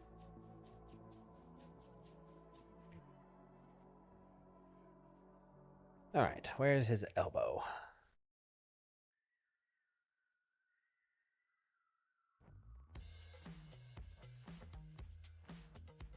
All right, so now what I'm looking at is this.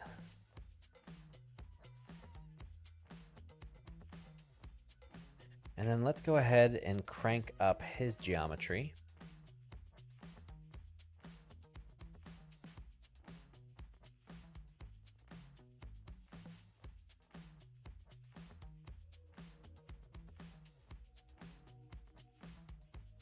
I need the clavicle control.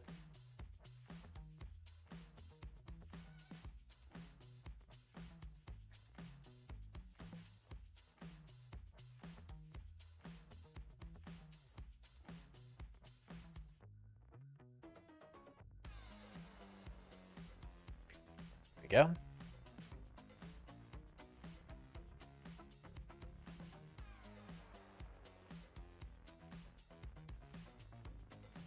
And I think I want to do... I think I'm going to do a blend shape to fix the cloth. Not that it's that big of a deal, but makes me feel better knowing that it's not there. So, let's do a blend shape. Ooh, what is that? A super chat. Fancy. Well, thank you for the super chat. Question. I'm using rig, but I noticed if I reference the rig in the... Well, hold on. Question. I'm using a rig, but I noticed if I reference the rig in, the picker does not work. Do you know a solution? If I reference the rig and the picker does not work. I don't know what picker you're using or what rig you're using, but I'm guessing that your picker does not know what namespace to look in to grab the stuff. That's my like baseline guess. Every time you reference a rig, it gives you a namespace. Let me show you. If I come over here to create reference and I go to the option box for it, it pulls up this little menu, and this is what normally just executes without really having to think about it. And what it'll do is right here, it says namespaces. By default, namespaces is turned on, and it will basically take the file name that you're referencing and shove that at the beginning of the name of any other following controls. You can change the way namespaces work, or you can disable them entirely. I don't know why you would need to do that, but depending on the way you have it set up, like maybe, like pose library, for example. Pose library relies on namespaces to know what character to grab. So if you created all of your poses using one namespace, but then you reference your character into another file and the namespace is different for some reason, maybe you had done your poses on the second iteration of a reference of a character, and so it was, you know, character name 02 because it was the second one, and you did all your stuff, and then you try to grab those same poses that you made with that file in another file with the same rig, but you only have one of that character. So that one's like 01, where you made them all with 02, and so it doesn't know how to grab the same character because it's looking for 02 or 01 or something. That's pose library, but your picker could be doing something similar, where it's kind of expecting to grab stuff based on a namespace that it's not finding. That is my first guess of what it probably is, because if it works for you without a reference, then my thought is if you reference the character and you took away the namespaces, like that, and then you reference your character in, it would be in the outliner like the same as if you had just imported the character or opened it rather than referenced it. And that would probably work. So try that. Try to reference your character with namespaces turned off, see if it functions, and if it does, namespaces are your problem. And it's not that you should get rid of them, it's that you should correct your picker to be able to account for namespaces. Teach it what to look for, because namespaces are very handy.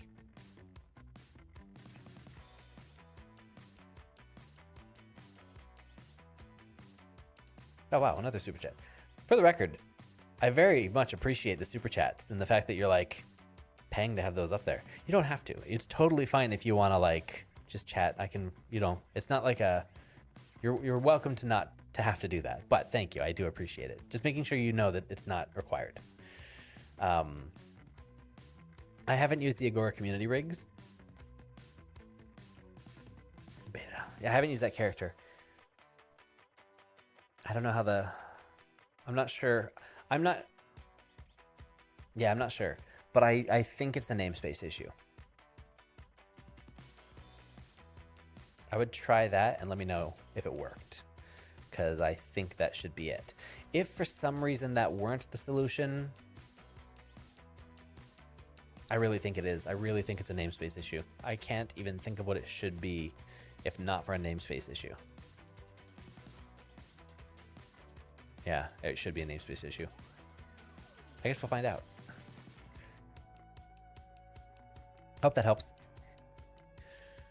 Love your stuff. Been following for a while. Recently found that you work for DreamWorks, but which shows? Yes, I did. Long time ago.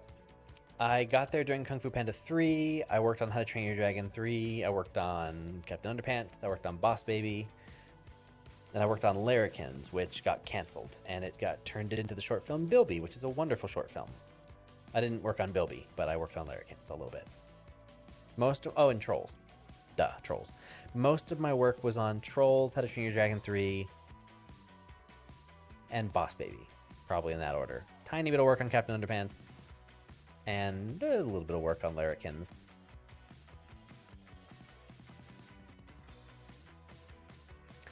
How would I fix it again? For testing purposes, your steps are this. Number one, well, just I guess first thing establish, if you reference your character and your picker doesn't work, but then if you like import your character or open your character and then do the picker, does that work? That's the first thing. Find a baseline, like figure out where it works, where it doesn't. Does it ever work? And if it does, and you're like, yes, it does work over here, but it doesn't work if it's referenced. The first thing I would do is go to File, Reference Editor. Not Reference Editor, sorry. File, Create Reference, but grab the option box. And try to reference your character in with use namespaces turned off. Then reference your character, see if that fixes it. Otherwise, how else would you test it? The other way you could test it is if you... Oh, the other thing you do, if that doesn't work, reference the character in, and then go to the namespace editor, which lives under here. Windows, General Editors, Namespace Editor. So you reference your character in, then you go to Namespace Editor, and then from here, you grab your character and you... I think you delete the namespace. I think that's what you do. Yeah, delete, yeah. And that'll collapse the namespace, and it'll just be the names. And then it should probably work. Those are the steps I would try. Hopefully that made sense.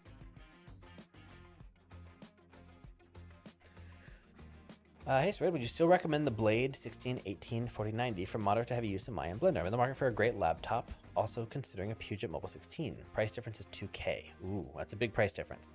Let me answer that question in pieces. First, I'm going to answer the question about the Blade. Then I'm going to talk about the Puget machine. And then we're just going to talk laptops for a second. And I'll give you like 3 pieces of the answer. Cool? Would I still recommend the Blade for moderate to heavy use in Maya and Blender? I would. I like the Blade a lot. The Razer Blade laptops have been very good to me. I've tried quite a few of them now. And I've been very impressed with them performance-wise. Been very happy with them. So I like them. And I think, yes, like I have no issues. I will say the trackpads kind of suck. You need a mouse for sure. And if I'm remembering right, the speakers are... Oh, how are the speakers? I'm trying to remember if I've tried so many laptops. I think the speakers are okay, but I don't remember now for sure. Trackpad's my biggest issue with the Razer line. The older trackpads are really bad. The newer ones aren't as bad, but I don't like the trackpads. But you're probably going to use a mouse for 3D anyway, so shouldn't really matter. But I like the Blades. I will say the Puget laptops, I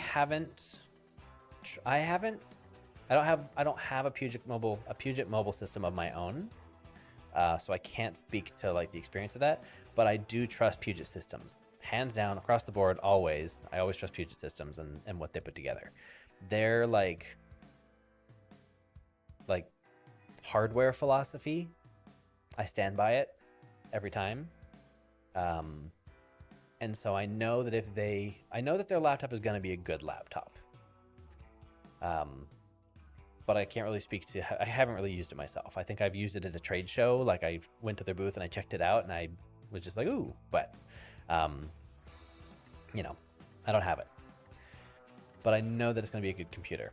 And I don't know which one's cheaper. I'm assuming the Puget would be cheaper because you're not getting a bunch of RGB and like extra gamer bells and whistles.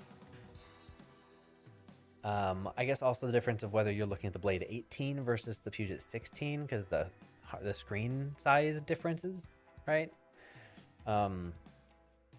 It is nice to have the bigger screen sometimes.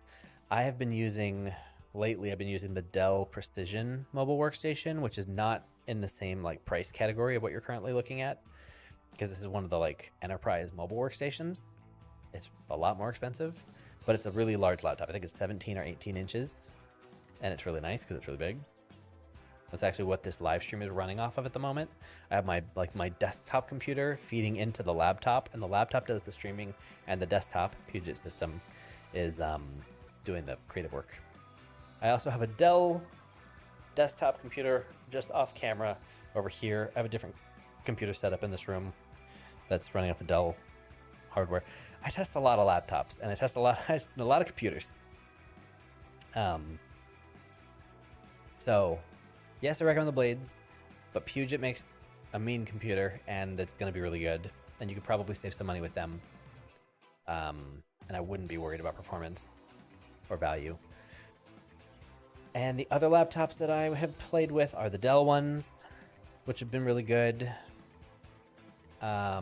Which would be now the Dell Pro Max lineup. But again, that's really expensive, depending on like if you're paying for it yourself. And I'm forgetting, and I've messed. Oh, an Asus. I've messed with quite a few Asus laptops, and I've been very pleasantly. I don't want to say pleasantly surprised. I've been like pleasantly impressed with them. Like I'm not surprised by them. I really like Asus as a brand. I like the like innovations they do, and I like the stuff they try. Some other laptops are kind of gimmicky, like the little like dial on some of them is like but then they do other stuff on other computers that are really cool. Like I like Asus laptops as well, and they make good performant laptops as well. And those are a little bit more expensive because they do fancy things, but they're also excellent. And they have great screens. They have really good screens, good OLED screens. So I don't know. I could talk about hardware for far too long, but hopefully some of that was helpful. I don't think you're going to go wrong any way you're choosing to go right now, but you could probably save a good amount of money, and I wouldn't be too worried that you're going to like lose anything. If that makes sense.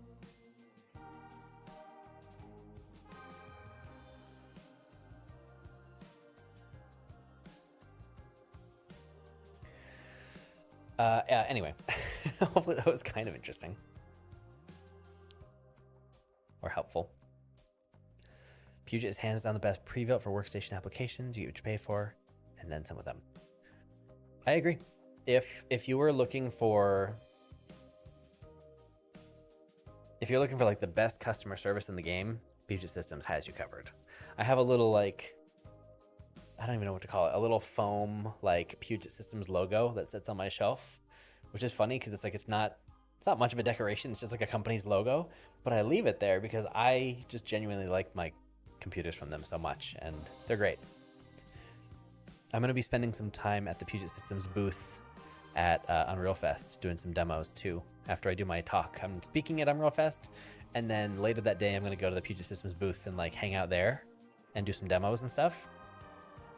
And they're very nice. They're gonna let me just like use their booth as a spot if I'm ever like, oh, let me show you something cool in Unreal. I'm just gonna take people to their booth so I can use their computer, so I don't have to carry a laptop around. They're great. I will cheerlead for them anytime. Because ultimately, that's like, you know, every computer is just specs, right? You could get the same computer from a bunch of different places at different price points with like different configurations, but ultimately like it's just the internals. But I really like Puget because I like the way they build their computers in terms of like why they choose what they choose. It's not a matter of just throw money at it. They're very strategic about it. So I like to recommend them for people because you're sure to get the thing you need for what you do. And then their support is unmatched. Their support's great. I will say personally, like I've had a wonderful experience with like Razer, with Dell, with Asus, with even MSI I've worked with. Who else have I worked with? I've almost worked with a couple other companies, and I've had really good experiences with most of these brands, but that's also because I'm working with a lot of the brands when I have the issues that I have. There's not all that many companies that I have just a fully natural relationship with, where like I bought their computer and then I was a regular customer before I started making YouTube videos. But I did have that relationship with Puget before I had one of their systems, because I emailed them asking if they would send me a free computer basically when I was doing YouTube videos, and they said no. They were like, sorry, no. I was like, no, that's okay. And I told them, like, I still want to buy a system from you guys at some point. I just don't have the money right now. And for the next like year, just about for the next like year or so, I'd like email them every now and then to be like, hey, I saw this new stuff came out. Like, can I add that to my quote, or can I change this out? Or does that matter? Should I switch this? Like, is that compatible with like my mother, I don't know the motherboard, like is that, and they would be like, oh yeah, like we can swap this out, it would give you these benefits, but like this, I don't think you need to upgrade this. Like honestly, what you already have in the quote is fine. Like don't spend more, you don't need this, blah blah blah. And they were like super helpful. And so for like a year, we just went back and forth as I was just like, eventually I'll be able to afford it. And anyway, they were like super helpful and great before I ever had a computer from them. And then, now I have 2 of their systems and they're still super helpful.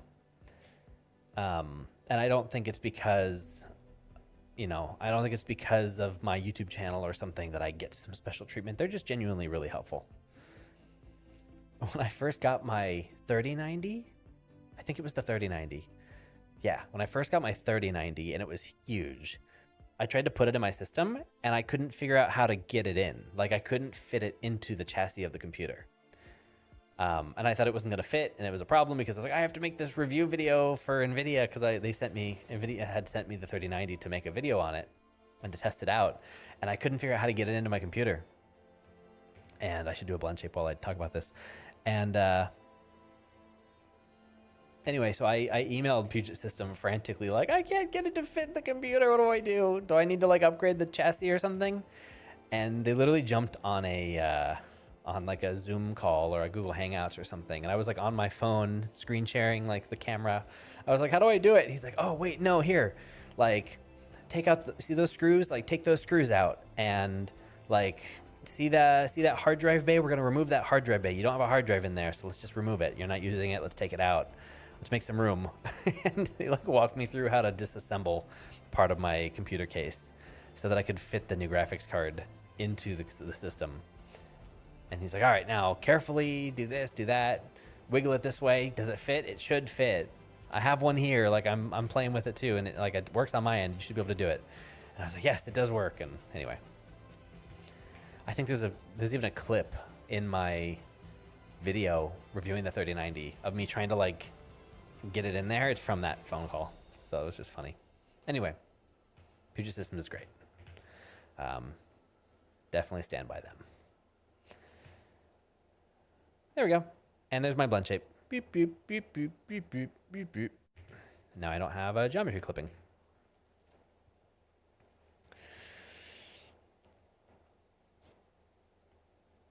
Dear sir, I want to learn stick fight animation. Oh, I love stick fight animation. Do you teach animation or just pose? Because I have another work. What? Thank you for teaching. Do I teach animation or just pose? Oh, what do you mean today? Like right now? Right now, I'm just posing, because I'm not actually animating anything. I'm just making some images.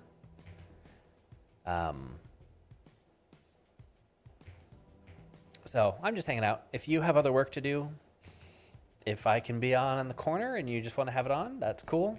If that's gonna be too distracting and you've got work to do, go do your work. I don't have anything really all that useful to teach you unless you happen to have a question or something that I can like show you, but nothing really specific.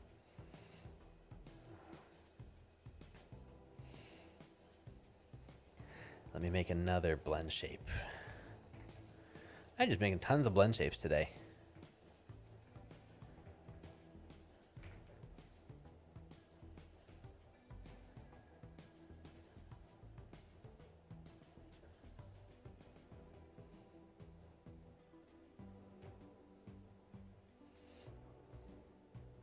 There we go. Zip, zip, zip, zip, zip, zip. There. Now I don't have any intersections with the sweater. Also, instead of blend shapes, there's another tool that I could be using to do this. It's I just realized this is under my camera. It's Josh Sobel. What's he call it? Sticky Mod? I think he calls it Sticky Mod. Am I being ignored or just bad luck? It's bad luck. What other question did you have? I'm sorry. What did I miss? Sorry. Hey, sorry. How do you make a walking scene or moving more interesting in your opinion? Seems like one of those basic things that are actually difficult. My bad. Yeah, I'm just bad at reading. How do you make a walking scene or moving scene more interesting in your opinion? It's definitely one of those things that should seem easy, but it's not. I mean, it very much depends on like what it is that's happening. If it's truly just a character walking, that's one thing. But if it's like the character's like acting while they go somewhere, right? Like if it's a close up on the character and they're talking and they're like going from one spot to another and it's like a storytelling moment and they're like talking to somebody or talking on the phone or talking to themselves or whatever, or if it's an internal monologue and it's about their acting on their face, you know, that's very different than like a wide just like walking shot. But they both have the same answer, which is what can you tell us about the character's emotional state, current thought process, and like circumstances as they take this walk? Because whether it's like body language or the way they step around, or if it's facial expression, or if it's like gestures, if a character is like having a really bad day and they're really upset and they're feeling really dejected, or if they're feeling really frustrated, or if they're like trying to power through and get to this next something and like turn the day around, that's going to come through in all those things. Or if it's more about their, you know, circumstances, where if it's truly just you have a character walking and you just have to animate them like going from A to B and there's really no thought process to deal with and you just want to make the actual action more interesting, put something inconvenient in the way. Like, don't let them just walk in a straight line down the street. Have there be like a pothole that they trip on or they want to walk around, or have like some cones, you know, maybe there's some construction cones, or there's like some construction scaffolding that kind of intersects with the sidewalk that they're on, and they need to step off the sidewalk into the street for a second, and so they have to kind of like check, make sure there's no cars coming, step down, like go around it. Maybe they like look at it and they're like, what even is this? That's weird. And then kind of shrug it off and then step back on the curb. Like, give them something to do just to kind of put them out a little bit. Make it inconvenient. Make it feel more like they have a small problem to overcome. Doesn't have to be anything crazy. Doesn't have to be like, you know, they're walking and suddenly the ground opens up. It doesn't have to be something crazy. It's just give them something to have to deal with so that we can watch them overcome it in a very natural way that we won't even really notice that, like, oh, I see what you did there. Because the thing that people usually do is they'll just do like a character like blinking and looking around, and, you know, they'll just take a walk and they'll just do something with the body to like, I'm gonna have my character turn their head and blink. Sure, that's fine, but like that's not gonna make that much more interesting. But give the character a small something to have to deal with, and suddenly, not even suddenly, it doesn't even feel like you've done anything.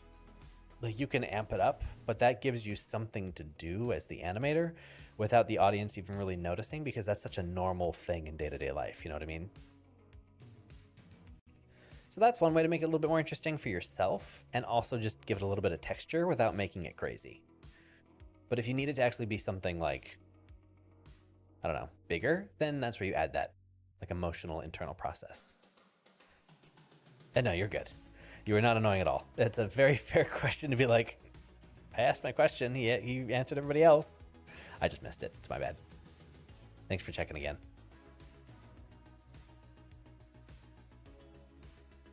Can you give action session? I do plan to do an action session in here. It's just taking me forever. I forgot how long it takes me to work when I'm live because I want to talk to you guys and like chat and answer questions and things. And it is so difficult for me to stay actually focused on what I'm doing. So I'm working so slowly, but I do want to do an action scene.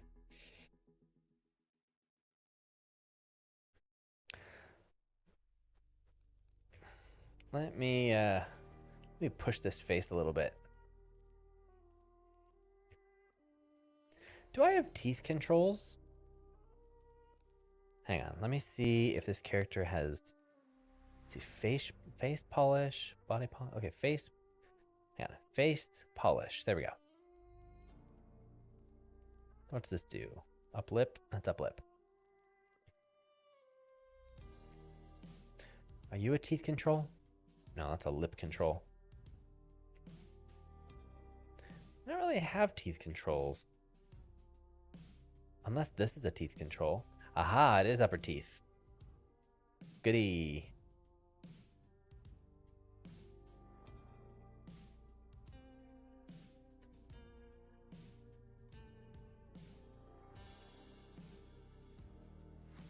Good. Then I can move both of these without the teeth getting too crazy. And then I can try to bring this back down a little bit. Or actually, maybe I can just scale. Oh, I can't scale. No! Darn it. The gum and the teeth are together. And I can't scale it. I was hoping to scale it. Let me see if I can bypass that by breaking it. Is it connected? Not really. That's not correct. Oh, there we go. They're mapped onto weird axes, but they work. Hey. That is breaking the rig in the best way possible. So let's get those teeth coming down. Now I can pull this lip up even higher and only start to see the gum at this point. There we go. That's what we like to see.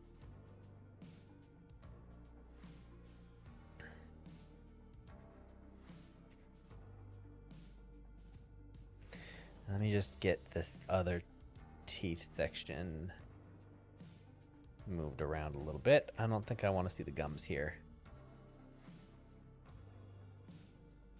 But I do want to bring these teeth back down here.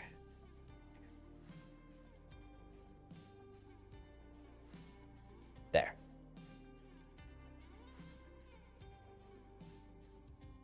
And then I'm going to take the mouth and I'm going to just kind of shift it a little bit towards camera. A little bit to the left here. And then I'm going to take the nose and angle it. There we go.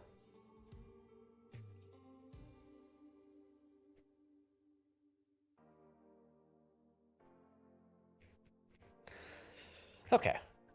Questions. What do we see?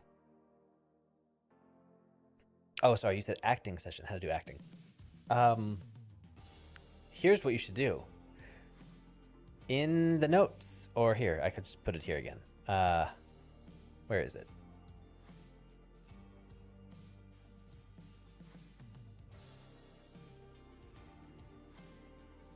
Here's a form. Fill out the form. That's the form that has some information on some upcoming classes I'm doing, and it lets you vote on classes that you want to see from me, one of which is an acting and facial performance lip sync class. So if you're curious about certain topics, or you want a class on it, or you want like more content on it, fill out the form, please. We can obviously talk about it here still, but that's the way to, like, you know, really put it in there. Hello, kitty cat. I tried the way you said it didn't work. Only works when it's not referenced. When I tried the third one, it said name supervisor, read only error. Huh. Trying to do that didn't work. Only works when it's not referenced in. When I tried the third one, it said didn't say. Why is that? Does it give you a an error message? Does it say why? Like, what happens when you mess with the picker? And does it just like not function? Nothing happens? Or does it tell you like, can't find blah, blah, blah, something? I'll read the rest of the chat messages in just a second. I want to not get too distracted here. I want to push the eyes. That's what I want. We're gonna, if this character was squash, oh, that looks so much better than it did before. I really like that. If this character was squash, then this character is stretched. So we're gonna push the eyes like crazy here. Ooh, which means I should take a screenshot so that we can see before and after, because I always forget to do that. So give me just a second, and I will read some messages. There's that. Hide that, hide that. Let me save before I break anything else. Which is the best exercise to practice body mechanics? The best? It really depends on like what you want to practice, but the first exercise in body mechanics can just be as simple as like a weight shift. Have a character standing kind of more on the right side and then they kind of shift to the left side. Something super small. Have a character sitting up, standing down, sitting up, standing down, sitting down, standing up. Do a jump. I like a climbing shot. I think that's a good idea, doing a climbing shot of some kind, of a character like kind of run up and climb something. That's a hard one, but you need reference for it. It's really handy if you do it. We need to turn this on to normal mode so I can do another blend shape. Boom. And I need to get my blend shape window open. 1 second. Our shape editor. Whoop. Where should I put this? I'll put it here. If you want something big for body mechanics, you could do like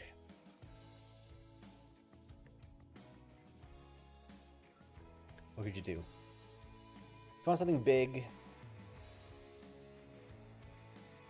I would do a character lifting something. Do a character that like you don't need to have them like walk into the room and like approach a thing, but have them like, you know, they're standing next to something that they need to lift.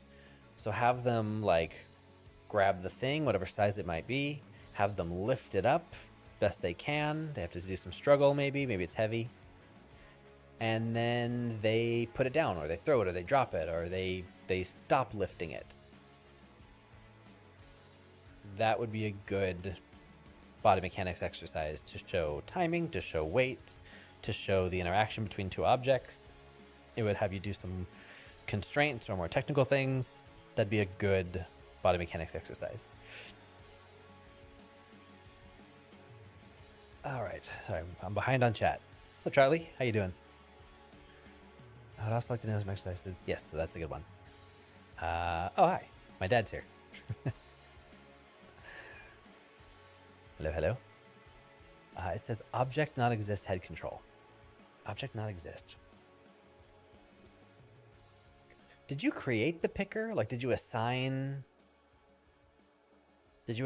controls to it, or is it downloadable? Like, how does it work?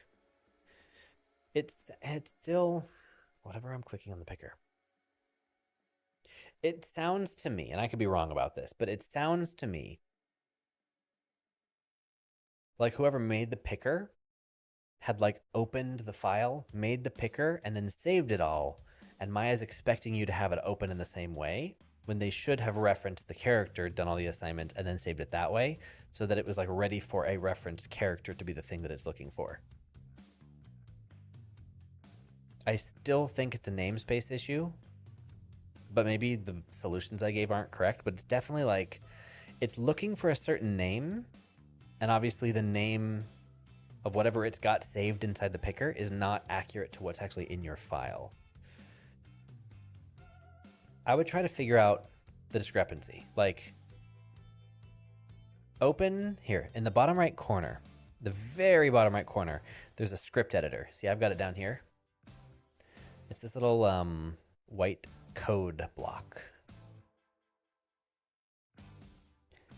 And when you click something in Maya, it will like, see how it logs everything I'm doing? Right? Go to your picker and then click something and then try to find out what it is it's trying to select.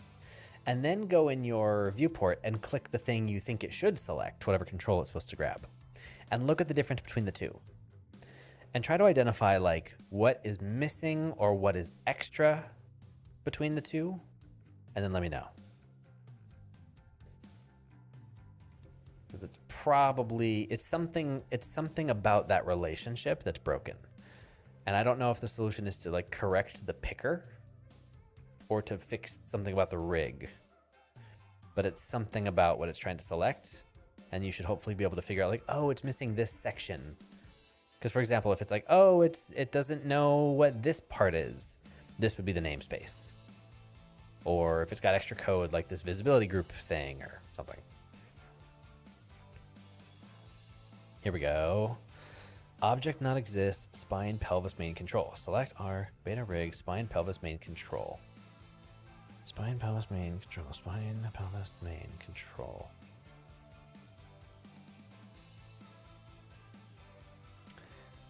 Yeah, no, it's exactly what I said. but I'm not like questioning what you may have done to try and solve it, but it is a namespace issue. I'm gonna copy this text. Can I copy this text? Yeah. So here,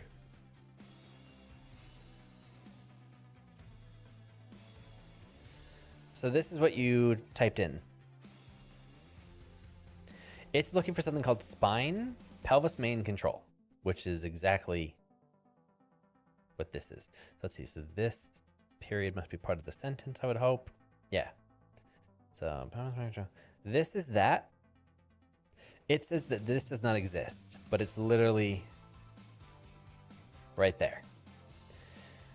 You are grabbing beta rig : then that control name. This is the namespace for that control. The picker is trying to grab the control without the namespace.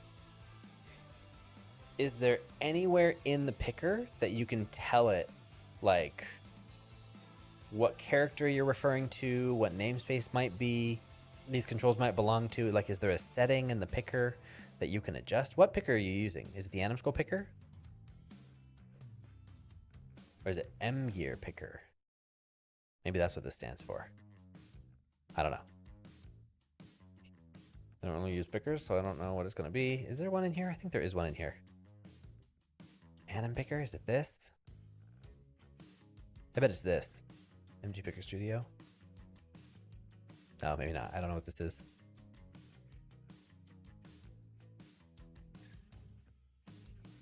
I have to Google that. I don't know what that is. MG Picker Studio.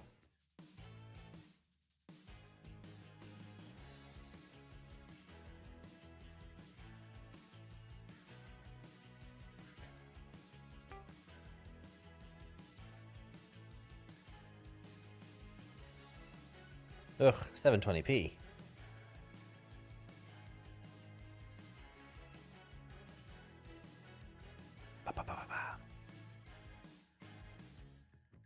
Yeah, I don't know. Is there a way in these top buttons or whatever this might look like now? Is there some way? I think somewhere up here, like either in the name up here or in these triple dots, there should be a way for you to identify what character that your stuff is referring to.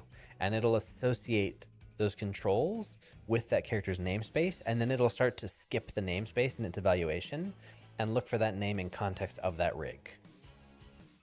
Otherwise, you would click on the head and it would grab the head for all the characters in the scene. The namespace is how it knows which character to grab.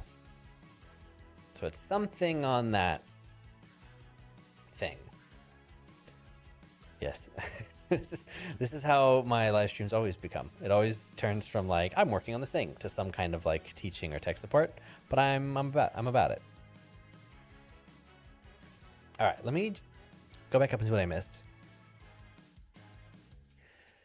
Can anyone tell me how much it costs to make a rigged character, like pro rigged characters? That super depends. If you know someone and you're both learning and you're both students, it could be not very much money because you can trade work for each other. But if you're paying someone, just the rigging by itself, I mean, it really depends on skill level, software, features, face or body or both. There's not really a one answer, a one-size-fits-all answer. But I have seen it cost anywhere from, you know, obviously people can give each other discounts if they want, but I've seen it from like, I mean, I've seen like a light rigging job go from $1,500 USD up to $80,000. Obviously, that's a very specific and aggressive AAA rate, but it can get pretty pricey at studio levels. So, you know, there's a big range in between.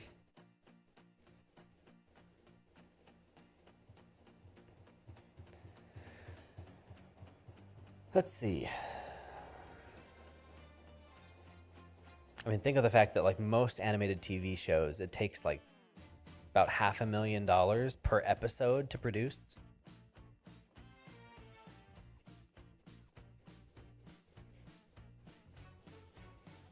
a lot of money that goes into that stuff. When are you dropping the body mechanics course? It's a good question. I don't know. I don't have any current plans. I mean, I did the one body mechanics course live. I have not yet done a like recorded version. I'm currently teaching a college class at Drexel University. They invited me to teach a course, which is, it's pretty heavily body mechanics, actually. It's a pretty advanced body mechanics class. So I guess you could say that I'm currently refining my body mechanics curriculum through that class. That's been a way to practice. So I still plan on doing it, but I've been focused on that and getting that to be good. So, but again, fill out the form. I have a form linked, pinned in the comments, or pinned in the chat and down in the comments. And you can basically tell me if you're interested in my summer classes that I'm doing Unreal classes in. And then down here, you can mark which body mechanics class you're most interested in. Because this is what I'm currently using to gauge interest. So, yo, go fill that out.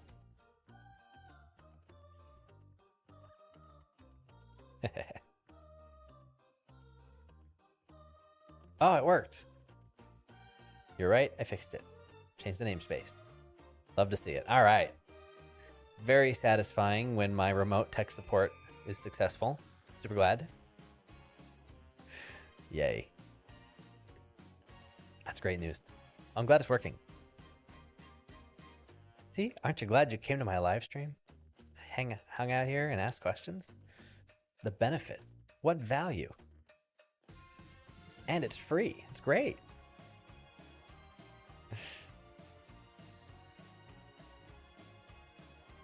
I got your animation basics course and I totally loved it. Oh, no way. Thank you. That's super cool. How long ago did you, I guess how long did it take you? Did you do it live with me, or did you do the online one on my website where you kind of watched it at your own pace? And if so, how long did it take you to like go through it and feel good about it? Out of curiosity. Oh, hello, kitty cat. Oh, look, you can kind of see her. Hold on. Hello. Say hello to the people. There she is. There she is. Star of the show. Everyone remembers Luna. Yeah. You're so sweet. You're so popular. You're the reason everyone's really here. Yeah. She has been on my lap the entire stream. She's been here the whole time. Taking a nap. Girl.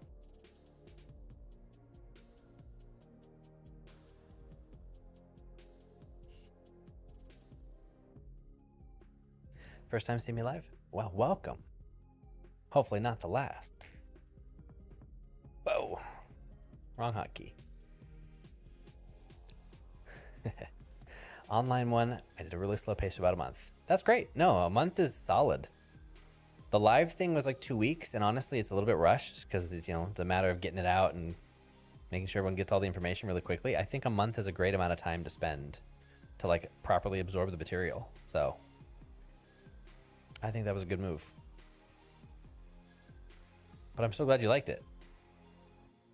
And the fact that you're asking about the body mechanics class bodes really well. So I'm glad you are curious to know where more is. That's very encouraging. Oh, I almost just messed this up.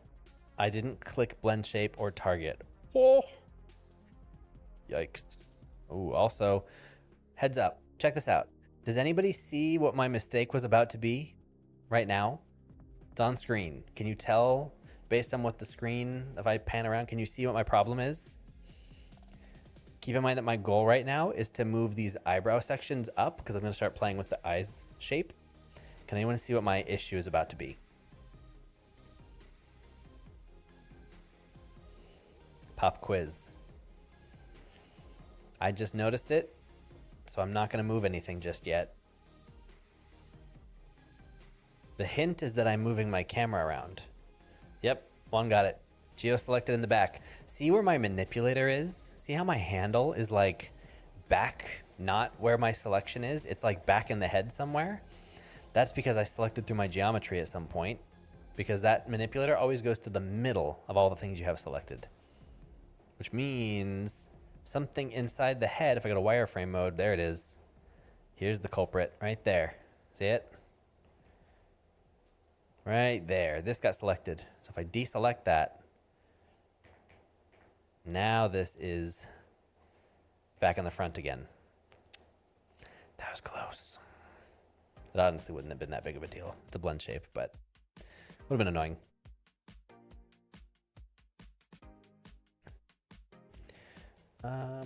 Let's go ahead and make this larger. I feel like this isn't doing nearly enough.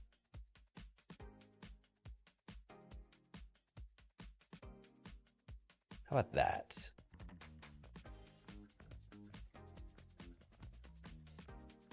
Huh. You know what's weird?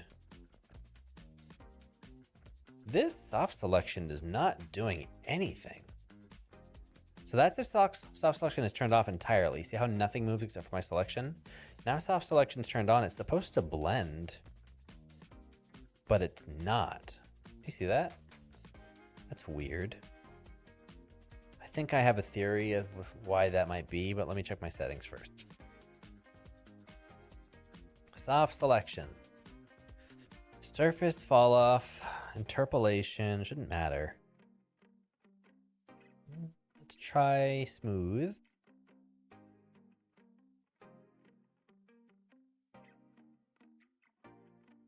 I have a theory.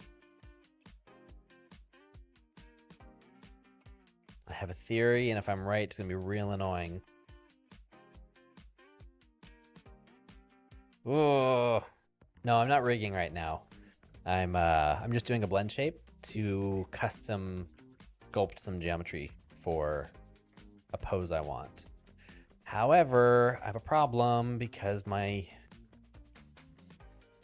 soft selection is not working. I think it's because the way this character was created. I think it's like open subdivision. I don't think it's normal geometry. I don't think I'm allowed to move it the way you would move normal geometry. So I think I'm gonna have to get kind of creative here. Let's try something weird.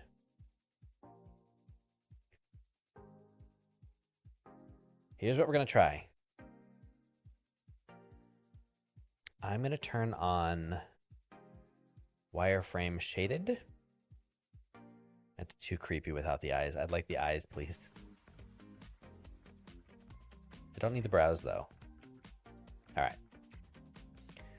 I'm going to sculpt the face. I'm going to try to use the sculpt tool. Yeah. Before I do this, I'm just going to give it a second to psych myself up. I'm going to read the chat messages really quick because I don't want to sculpt. I hate sculpting. Sorry, right now I'm saving up some money for Animation Mentor and also saving up for your mentorship if that opens up. I will be opening, that's super cool. Congratulations. I'm looking to reopen the mentorship stuff in the fall with some new changes.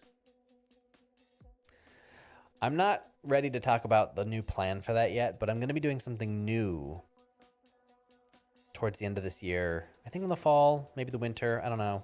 But definitely like a couple months from now.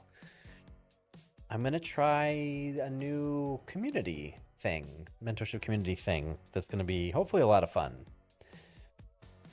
But we'll save that conversation for future.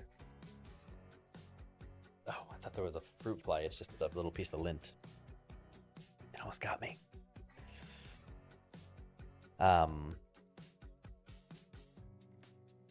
But yeah, I will hopefully have a lot more animation classes soon. Not soon, but like long-term soon, like later this year.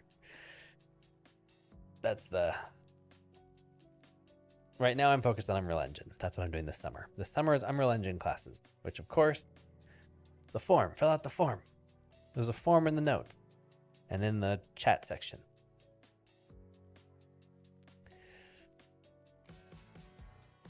What's up, Connor? Yes, I am streaming late because I'm working late. I'll be up very late tonight. At some point, I'll probably have to stop streaming so that I can work a little bit more effectively. Yes, I'm not being super efficient. But we will get to that in a little bit. I'm going to finish this pose at the very least. Maybe do one in Unreal Engine. As a Blender animator, I found your channel incredibly helpful in resolving my workflow challenges. Your content's been a game changer for me. Oh, thank you. So that's really cool to hear. And that's also kind of surprising because I don't have that many Blender videos, so I'm glad that my stuff can help across to Blender as well. Sculpting is great. Favorite part of the process? Here. Please. Take this. Do it for me. I don't want to do it. If only. Oh, we go to bed? Night, Dad.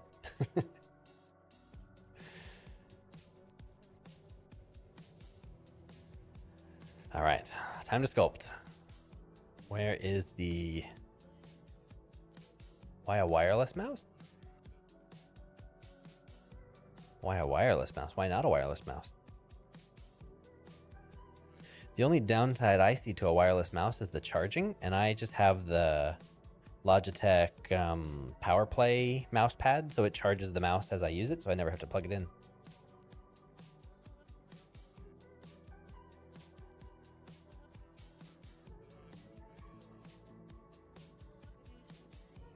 Just go dead at me like always. Ah, well this is my recommendation then. Here, let me. I use this, what is it, the Logitech G502. I use this mostly, honestly, I used to use a vertical mouse, which I should be using a vertical mouse. Vertical mouse is so much better for your wrist health. But I use this because of the extra little like function buttons. I use them for creative software, and I also use them for gaming. But I also hate plugging things into charge. And so I have this, if I can show it to you. Well, this is the pad on top of it. I have the Logitech mouse pad, which is plugged in. The mouse pad's plugged in, and it charges my mouse like just as it's on there. It just charges through the mouse pad. So it's wireless, but the pad's wired. That's what I do. If anybody would like an affiliate link to go buy it, let me know. I'll provide one, but I don't think I have one ready for you.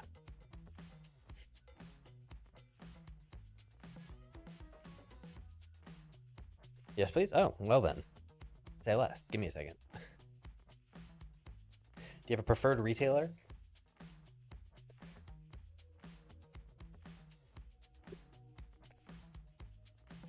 Here, let me do this. Grab an Amazon link, Logitech G502, and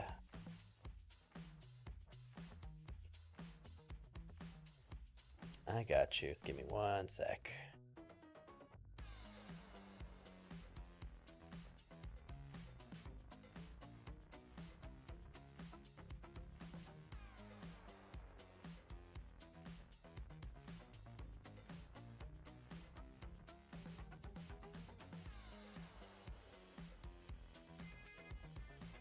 There you go. Where is my button? Hang on, I have a button somewhere around here for affiliate links. Somewhere. Where is it? Where is it?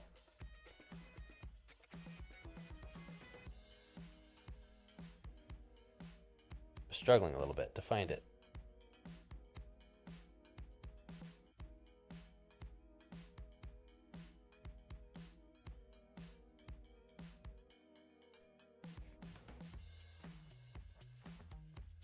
Here we go. Let's do it this way. Give me one second.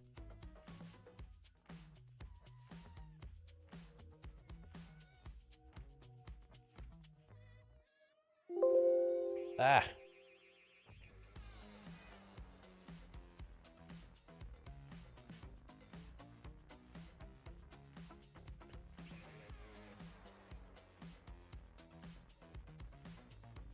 This is so difficult. They make it so hard. Oh, I see what the problem is. I see why I'm having a hard time. Here.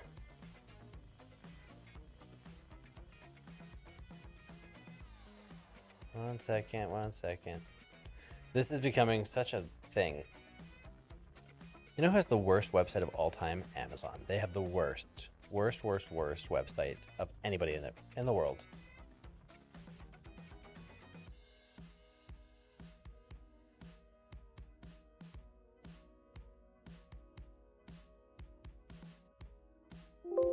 Oh my god. Keeps making me type in my password. Not now. I don't need any of this. All right, I got it.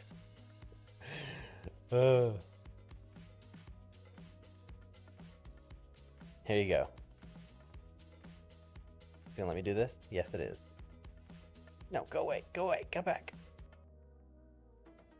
Get link, thank you. Sheesh. There's a link to the mouse pad.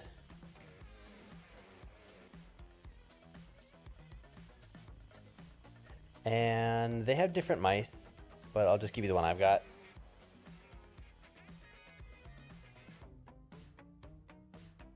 Because mine is, I think it's on sale, which is nice. Yeah, this one. This one is on sale, which we love a sale. That's the mouse. There. Top link is the mouse pad, bottom link is the mouse. I have like 3 of these mice, honestly. I have one on that computer, this computer, and I have one in the closet that I use when I bring my laptop places. Because I lost the second mouse for a long time, and I thought I needed another one, and then I found the second mouse, and then I now have 3. But 2 mouse pads, 3 mice.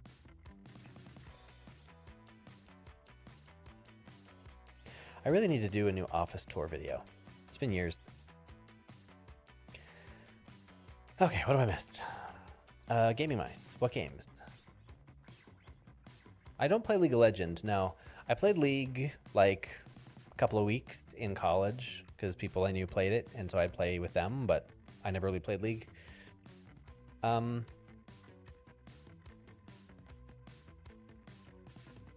do I play these days? I haven't been playing games lately. I'm so busy. Actually, that's not true. The game that I've been playing here and there when I do have time is Tears of the Kingdom. I'm replaying Tears of the Kingdom just because it's so good. But I guess I've been replaying games a lot lately. Lately as in like over the past several months. It's been Tears of the Kingdom. I replayed Spider-Man on PS5.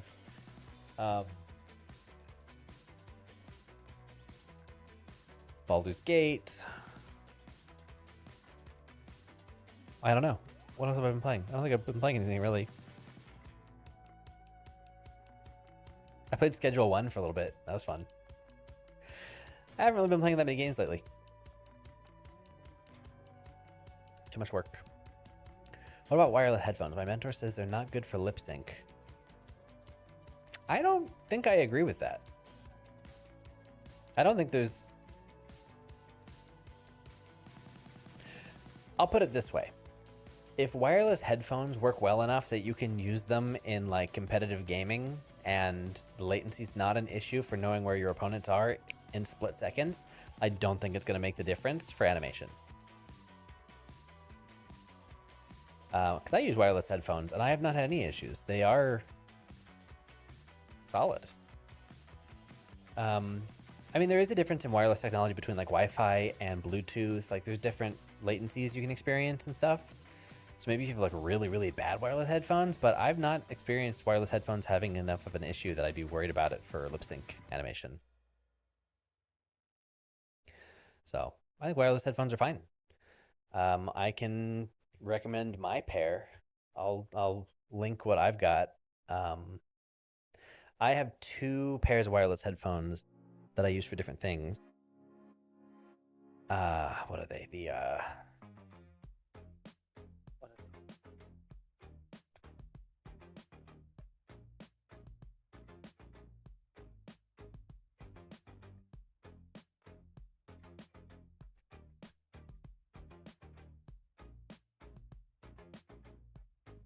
Yeah, these ones. And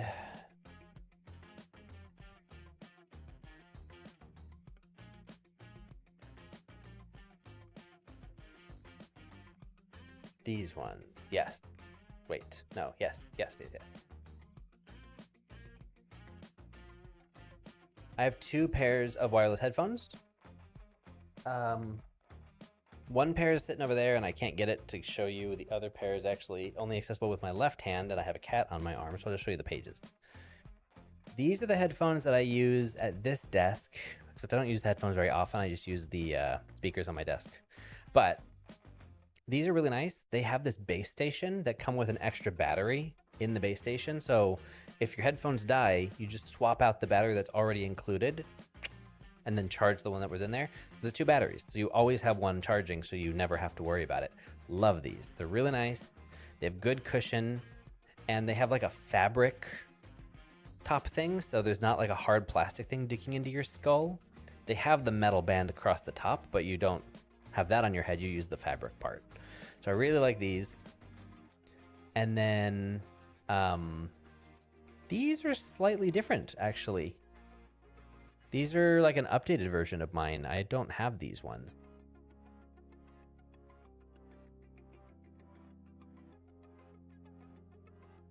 Arc, hang on. Arctis Pro wireless. Let me see if they have this different one. Maybe that's just what they look like now. These. Yeah, these are the ones I have. These are the other ones that I have. Yeah. The Arctis 7 Plus, that's the other one I have. It's a USB-C adapter. These work great for iPad, Nintendo Switch. They do have like regular Bluetooth and stuff. So I bring these on planes. This is my travel headphones, and this is my computer headphones. So if that's interesting to everybody, I'll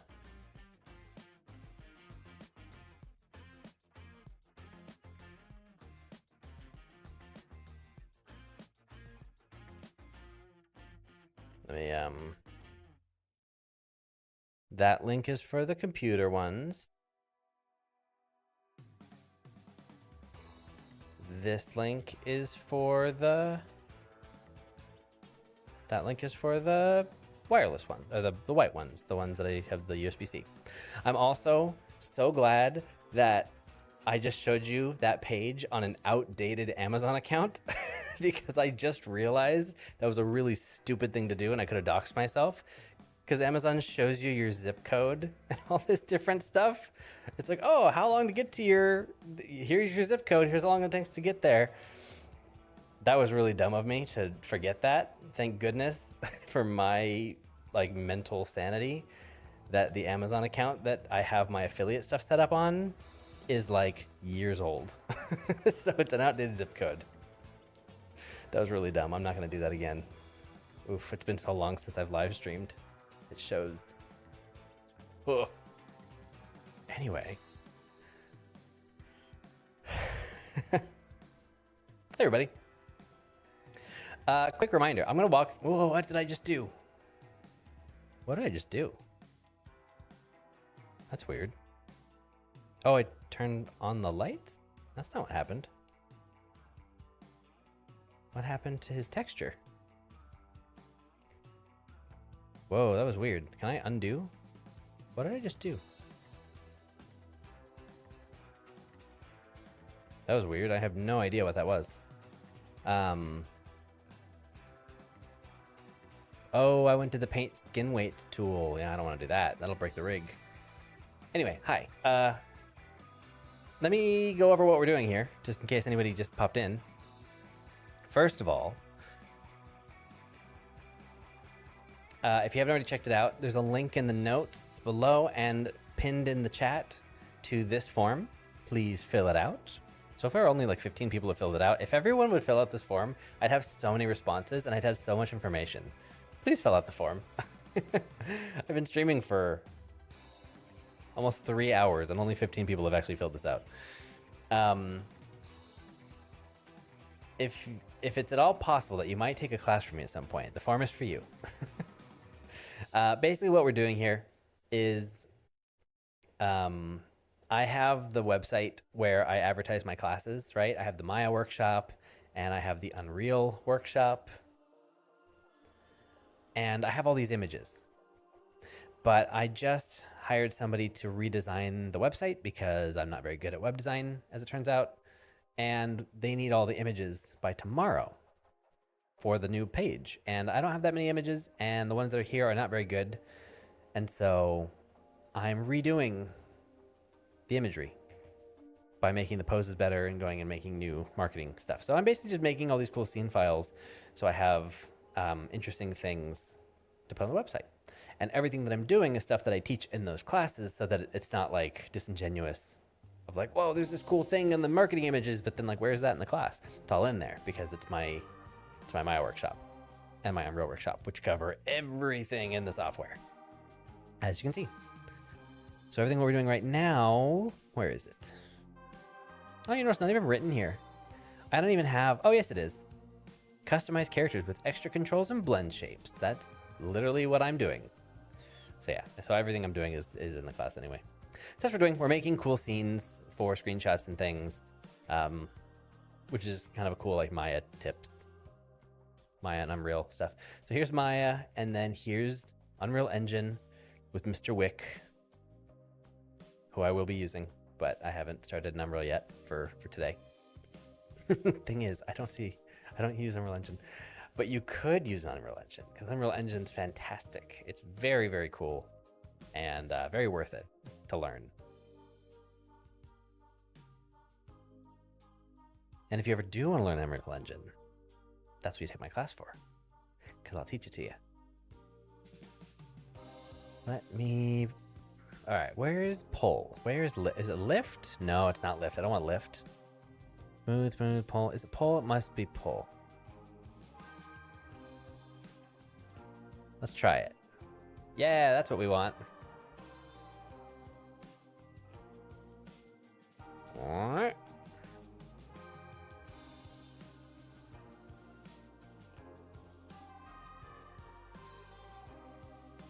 There we go. Sculpt. Oh, wait a minute. I should have turned on symmetry. Undo.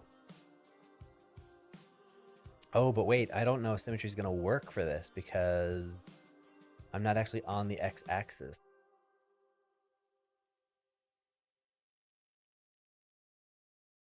Hello.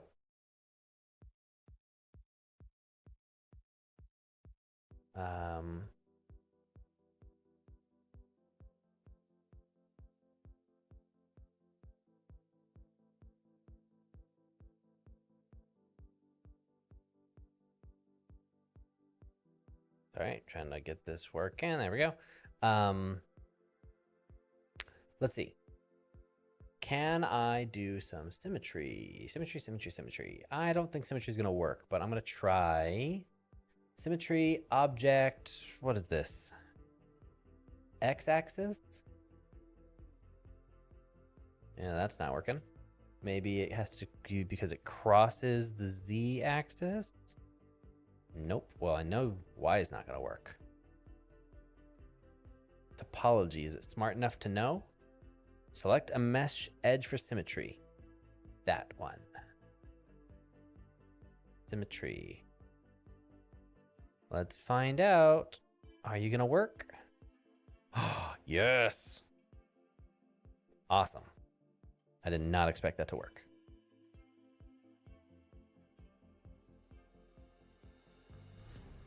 Well, that'll save me some time.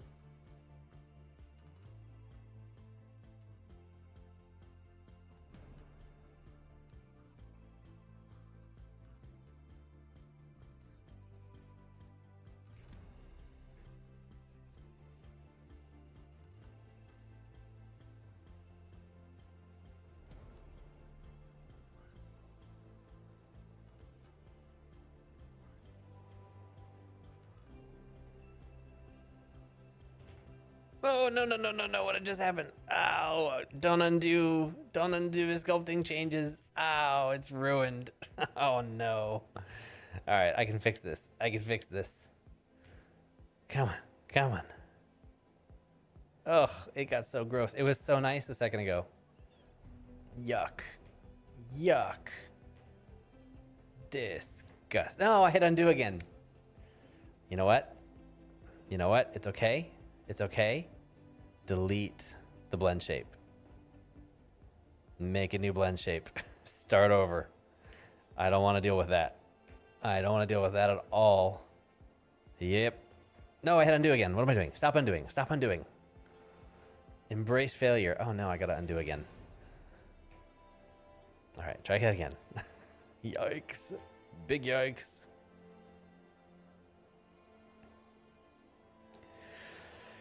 Who shows... Wait. Sorry, I missed your question. Oh, actually, I missed a bunch of questions. Hold on a second. Ooh. Oh, well, there's a bunch of questions. Hold on, I've been not paying attention. Sorry, guys. How many hours should I animate if I like to work on my first show reel? How many hours should I animate to work on my first show reel? Think of it like this. Here's what I like to tell people. If you want to do animation as a job and you want to get hired to be an animator or to do anything in 3D, if you want to get hired to do a thing and you want to make a demo reel or something to show off your abilities so that you can get hired, you should do your best to treat it like a job and expect to work 40 hours a week. If you have it, realistically, you might not have 40 hours a week, but like that's the math you have to consider, that if you want to do something professionally and get hired to do it full time, then your full-time effort is what it takes to demonstrate what a full-time result would be. You know what I mean? So don't expect to knock out a demo reel in a week. If you've got a convention next week and you're like, oh, you have light boxes coming up and you want to make a demo reel and you're like, I'll wait until the last minute. You're not going to be able to put together something in a week for that project to look like you spent a full-time like set of hours worth of work to demonstrate your capabilities in that amount of time. So, you know, spend as much time as you can. But know that if you didn't put a full-time effort and you didn't like actually work on it like it was a real job, 8 hours a day or whatever you can do to try to get to that point at some point, or accumulate it over time, because you might not have that much time in a day, depending on your job and stuff. You should basically try to build up to that so that your time spent on the project feels like a full-time effort. And then you can sort of look at it and say, yeah, that's what I would do if this were, you know, the job I were doing, because you'd be paying me to be doing that much work. And if you're just putting in, you know, a couple minutes here and there, a couple hours here and there, you can get there over time. But if you're like, oh, why can't I get a job? Because you're hardly doing part-time work, trying to get a full-time job. It takes a long time to do this stuff, and you got to show what you can do. That's a not talked about very often thing that I would advise you on.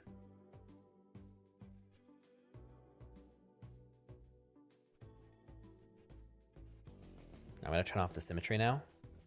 No, what just happened?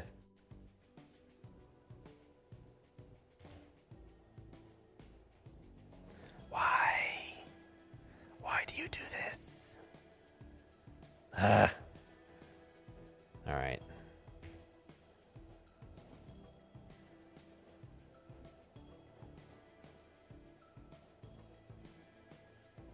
Once again, let's hit delete. Let's add another target and let's try this again. What other questions were there? Was this character made in ZBrush? I have no idea, actually. I didn't make it. How do you manage multiple projects at the same time? Very poorly. Currently I'm working in a small studio. I'm doing animation for games and YouTube channel at the same time. It is not easy. It is certainly not easy. How do I manage it at the same time? Not well. I work on whatever's on fire the most. I don't really have a lot of great advice for this based on personal experience. I'm really bad at managing both things. I am constantly behind on everything all the time because there's so much to do. It's very stressful. I don't know. How do you manage multiple projects at the same time? Try to be really realistic with yourself with deadlines and set contingencies, right? Like, keep some kind of a calendar where you keep track of all your deadlines, and if you can build in some kind of buffer time to, if something has to move, maybe there's a bit that it can move before it starts impacting other things, and then once it does, you got to shift everything or like reorder things or whatever. So my biggest thing is trying to build in that buffer time, but it's not always your call. So that's, I mean, that's the best tip I've got. I mean, it's not easy.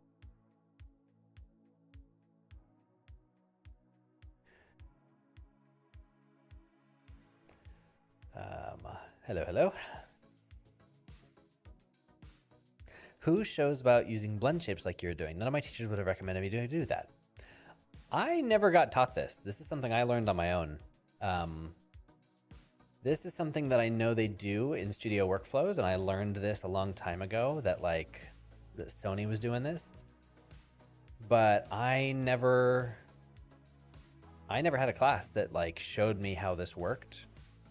I just learned it, taught myself, read the documentation, got really comfortable with the workflow, and then I started teaching it in my Maya for Animators course. So if you're interested, I will teach it to you, but I have no idea who actually shows this.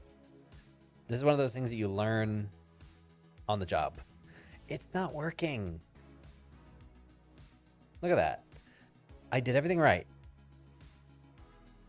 It's not letting me move certain things.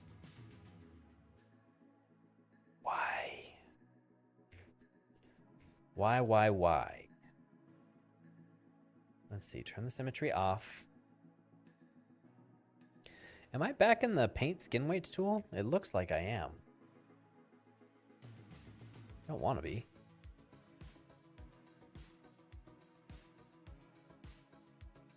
What is going on?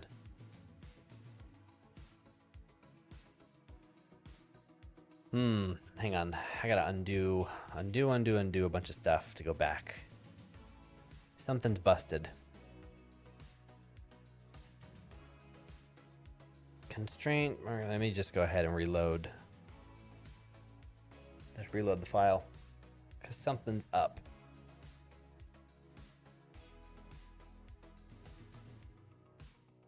I don't know why this is breaking.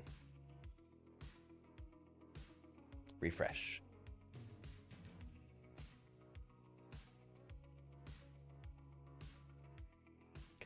Is it really relevant to animate in Unreal Engine? I want to create an animation set for a video game character, and I use Unreal's face link for facial animation. Full Unreal or use Maya is better.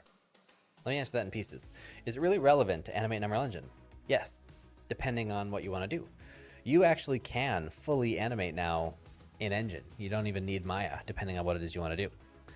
For some workflows, this is awesome and saves you so much time. For some workflows, Maya is still a great tool and you might still want to use it. I'm also now waiting for Maya to reload the file. I'm going to go ahead and relaunch Maya in case it crashes. Just thinking ahead here, because it's not pulling itself back up. Yeah, it's still thinking. We'll give it a minute. But yeah, you can animate in Unreal, and it's really powerful. It's really awesome. Some studios are actively trying to get their productions fully moved into Unreal.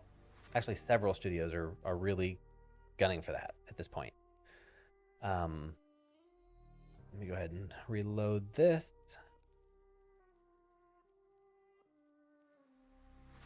I'm going to try and...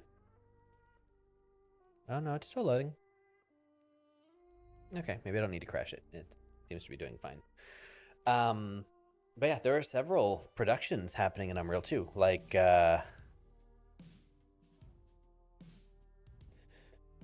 Spice Frontier by Steamroller, which looks awesome, by the way. Spice Frontier is a production that is being made really intentionally in Unreal Engine. They have a really custom pipeline though. Not all of the animation is being done in Unreal, but not all the animation is being done in Maya either. A lot of it's being done in Maya because they're sort of pioneering a new technology. But there are some sequences or some shots that have been done fully in Unreal, in Engine. Anyway, looks really good. I'm really excited to see what they do. and I've been watching the progress of it over time. It looks really great. Comes out very soon, actually, like later this week, I think. Anyway, but yeah, more and more studios are trying to actually get their artists fully working in Unreal, and that includes animation. So, is it today? Is it today? Oh, awesome! Yeah, it's coming out. I'm really excited about it. Also, hey AJ. Let me turn on. What is up with the lighting? What happened to my lights? There we go. I don't know what's up with this blend shape stuff. Anyway, yeah, so like you don't have to learn Unreal now, but in the same way that people always ask, like, do I need to know Maya or can I know Blender? Da da da da. I think eventually Unreal is gonna be up there in terms of like, oh yeah, well this studio uses Maya, and then this studio uses Blender, and then this studio uses Unreal, and this studio uses its own custom thing. Like Unreal is it's a major player. It's just really early in the game, and so there are a lot of jobs for Unreal artists going around, in the sense that like there's not a lot of jobs in general right now. The job market's kind of awful, but give yourself every advantage. There's a fair amount of jobs in the Unreal space because there's a lot of money in Unreal at the moment. I would recommend learning it. If you want any help with it, I got you. Fill out the form. Pretty please. Filling out the form doesn't make you have to do anything. It just tells me what you're interested in. So please fill it out. It's pinned in the chat.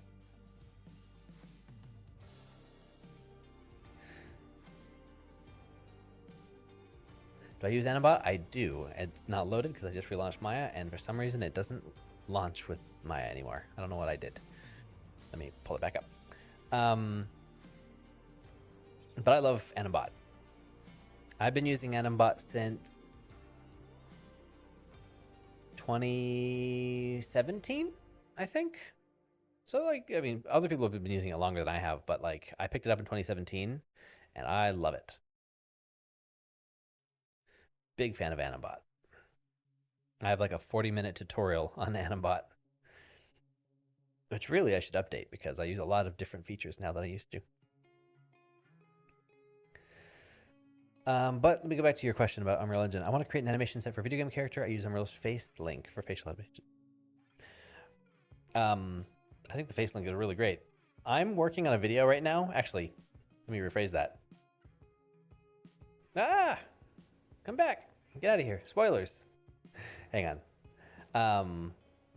I'm working on a video right now. It's almost done. It just needs some last touches. But, here.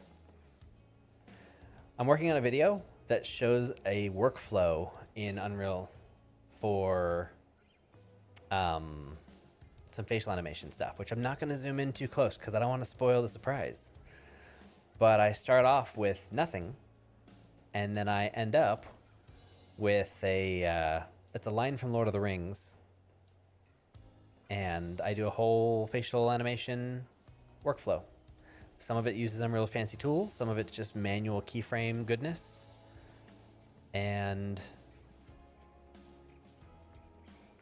just show you the screenshot at the end. I won't actually play it for you because you gotta wait till the video comes out. But if you follow me on Instagram, you will have seen some behind the scenes clips. Actually, if you follow me on Instagram, you would have voted on this because I put the original like lines of dialogue I was considering on Instagram, and people got to vote, and that's what determined what I worked on. So make sure you're following me on all the things and filling out the form. I keep saying it, but I keep not seeing this number go up, so I'm gonna keep saying it. Anyway.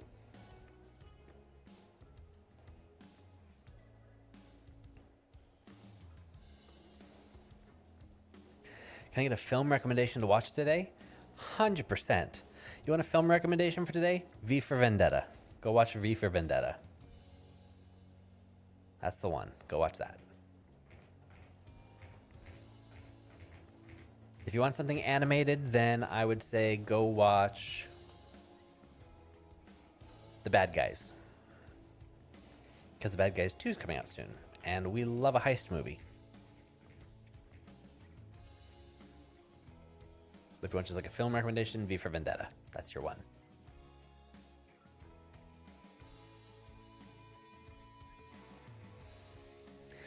Could you make a video about how to use tween? Tween? Like the tween machine tool? Like just the tweener down here? You mean just like a base form or like all these like extended versions of it? Because there's all these yellow ones. And then there's all these green ones and there's all a bunch of cool stuff. I never really considered making a video on it. I always thought it was kind of self-explanatory, but that's because I've been using it for so long that I've forgotten what it's like not to know it. So maybe I should consider that. I've honestly never thought about it. Okay, what am I doing? I'm gonna put away the tween machine, the shape editor, because it's not working. And I'm changing the song. Lots more energy. Can I push this myself? Let's see how far I can push this. Boom. I went straight to blend shapes. I should have probably tried to do something here.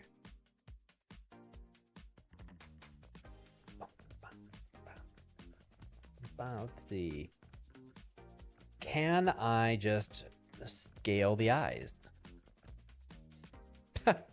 Why was I doing all this extra work? All right, let's just see if I can do something here. So up.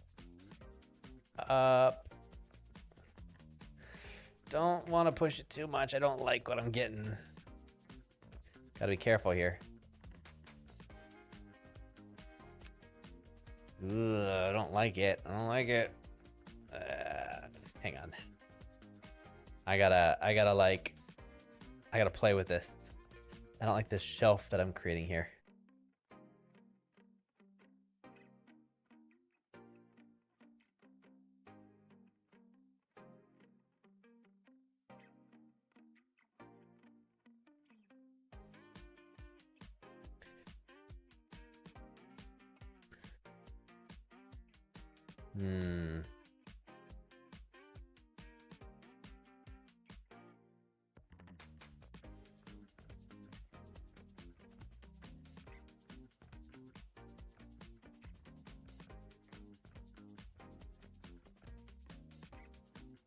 All right, I got this. I'm gonna smooth some of that out.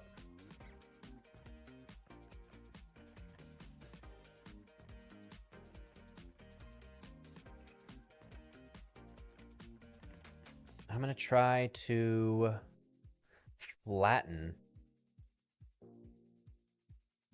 this a little bit.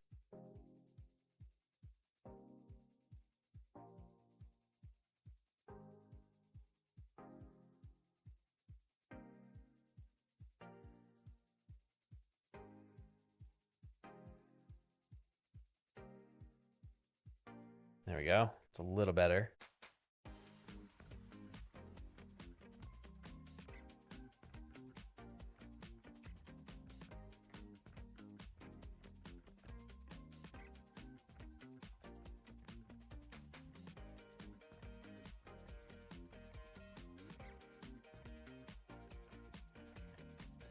All right, there's that, there's that.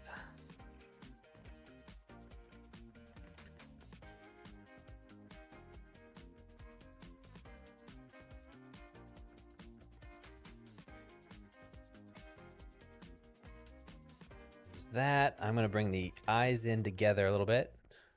Oop, too much. Just gonna converge them a little bit.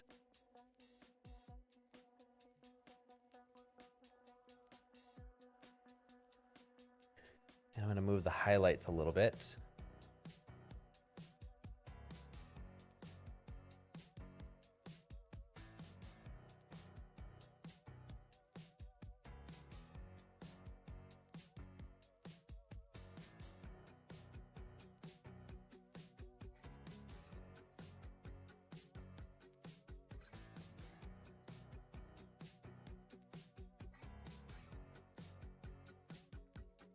go.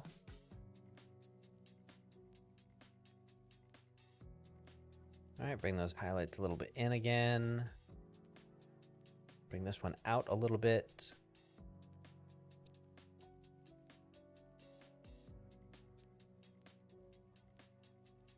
Dang it, these are inverted from each other. Yeah, that's dumb. That's okay. Sorry, I'm not reading the chat yet. I'm very in the zone right now. Apparently. Give me just a second.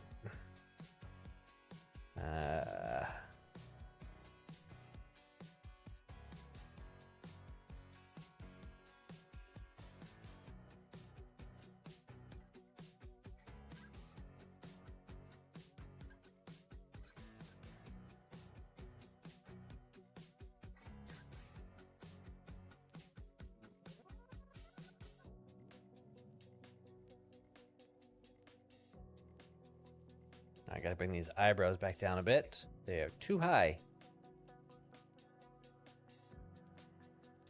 I don't like how much these eye sockets look like eye sockets. They look like holes in his head. I gotta try and like blend those out a little bit.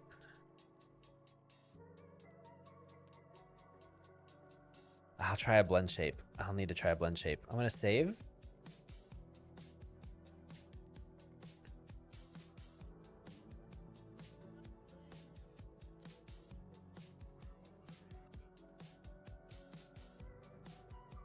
Ah, frustrating.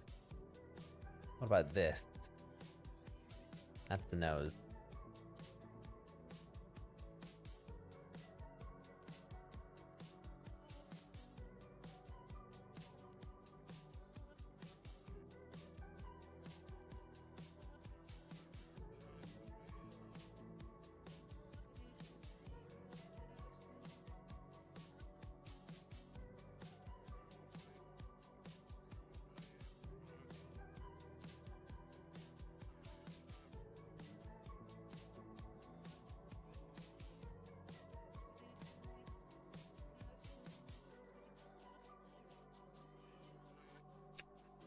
Hmm.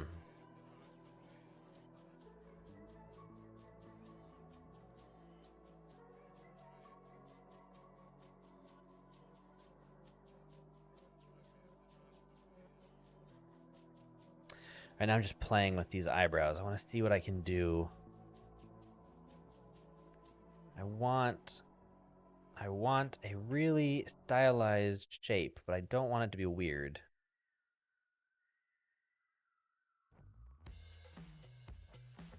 And right now it's getting weird.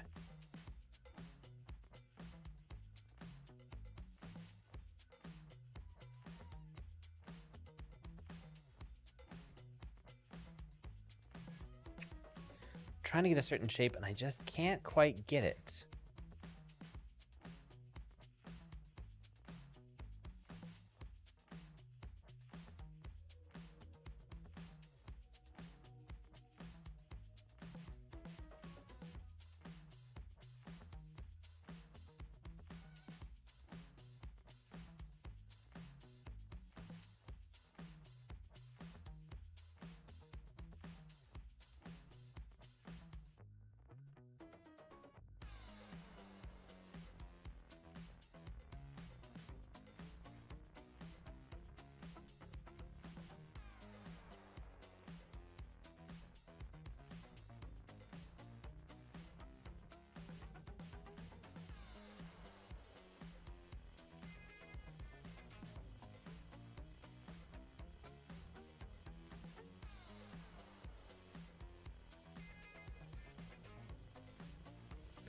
Let's see.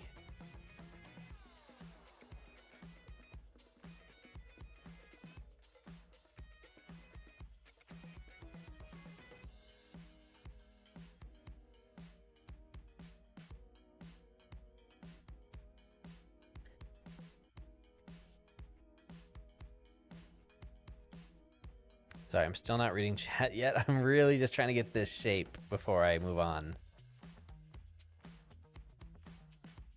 I'm just like breaking the face, trying to force it into the shape that I want.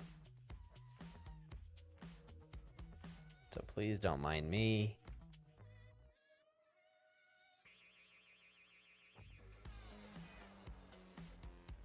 If I have to use a blend shape, I will, but I'm trying to see if I can get there without it.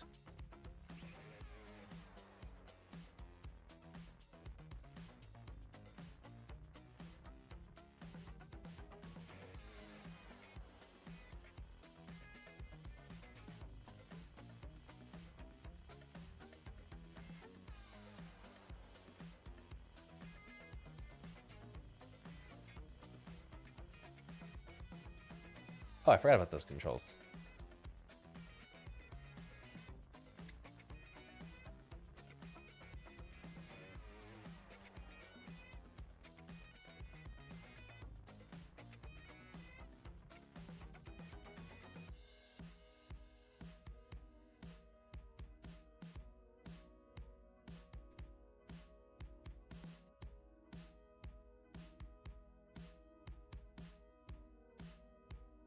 Almost there.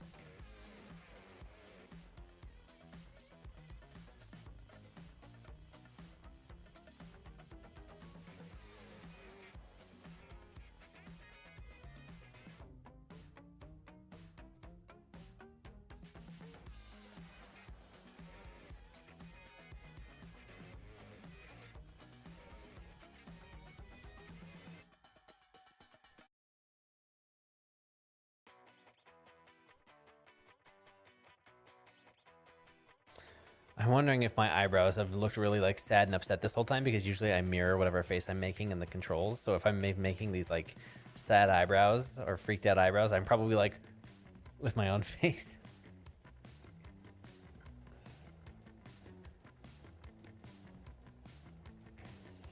I don't love what I'm doing here. Let me just see what it looks like if I take these and push them up. No, I don't like the way the eyes look. It's horrible. Don't like it.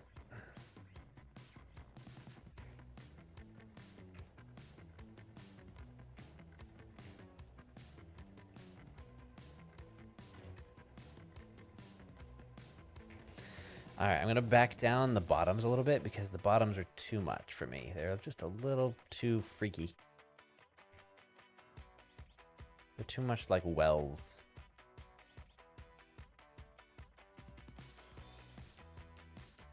I guess I could still try the blend shape. I'm still gonna try the blend shape. Let me try the blend shape. I can't get the shape I want. All right, let me try this. I have two objectives. Let me go ahead and set this to normal.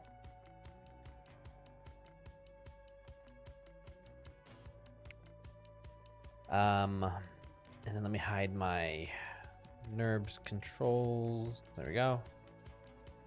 I have two objectives with the blend shape. One is I want to get rid of all these rings around the bottom of the eye. And the second is I want to fix some of that upper eye nonsense that's going on. So first thing is, can I fix some of these like wrinkles at the bottom of his eye? I'm going to try a smooth brush.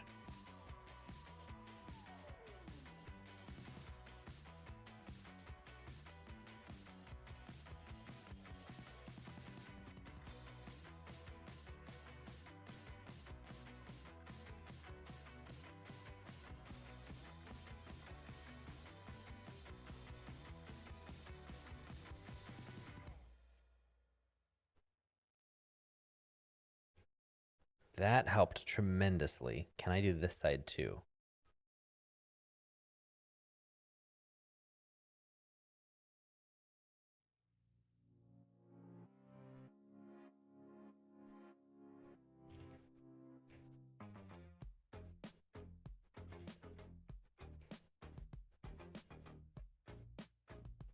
Come on. That's so hard to get the shape I want. Oh no, it's pinching.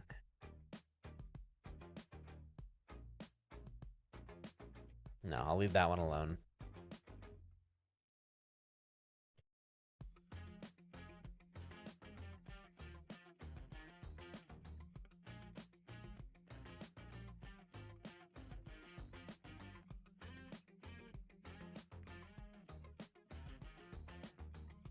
Okay. No, no, no, no, no. What did I just do? Okay, well, it did work, but why am I back in weight painting mode? Or not in weight painting mode? Why does the texture go away when I do that?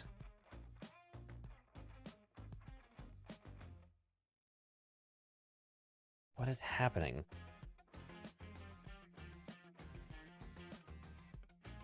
What happened to his material? Something happened to the texture.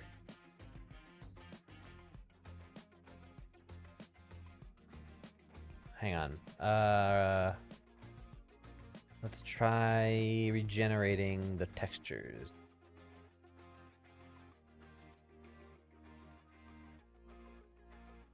Huh. Something that I did broke his face. Why?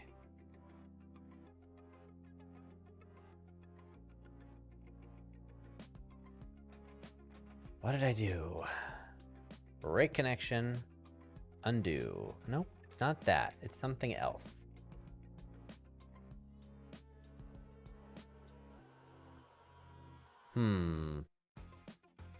What did I break? Why did his skin change color? He has a texture.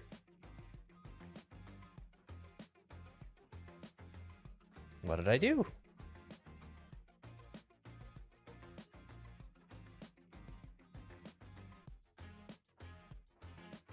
Well, now I've just really broken him. Okay, hold on. I've disconnected him from his texture. Great. Undo. Let's see. All right, Hypershade. My old nemesis. Oh, I don't even know what texture this is. Ugh. Ugh. Oh my god. This is why no one likes Maya. Come on. Delete vertex paint? Well, now I've ruined it though. Hold on, I gotta fix him. What did I do? Can I undo, undo, undo? Nope, it won't undo.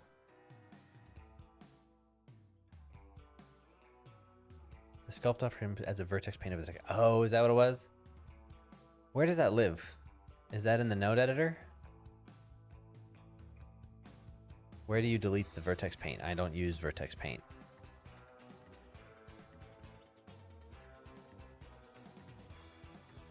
Jeez, I don't even know where to look for it.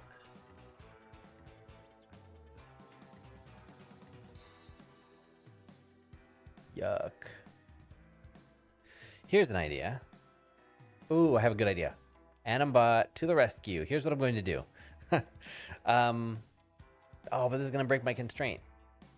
Oh, well, maybe not. Maybe not. I'm going to save this as a new version so that I don't save over my old copy. I'm going to take my character. I'm going to reload with Lucas. File. Reload reference.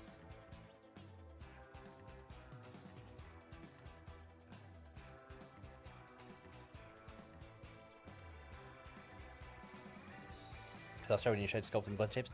Sort of. It worked until I switched to the selection tool, but apparently I switched into the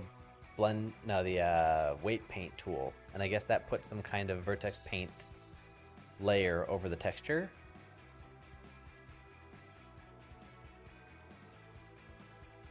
Man, this is taking forever.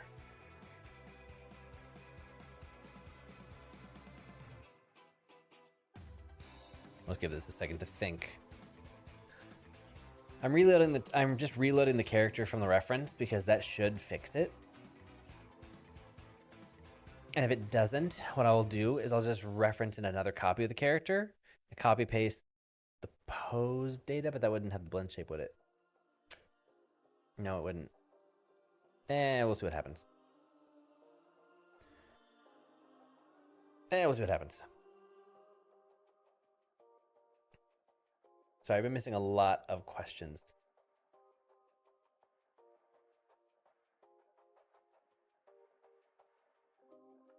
Let's see. I don't know how far. Oh, whoa, something's going on. It's reevaluating blend shapes. Oh, hold on. No, it didn't fix it. Oh. All right. Well, how do I get rid of the? How do I get rid of the blend? What do you call it? How do I get rid of the paint skin weight layer on top?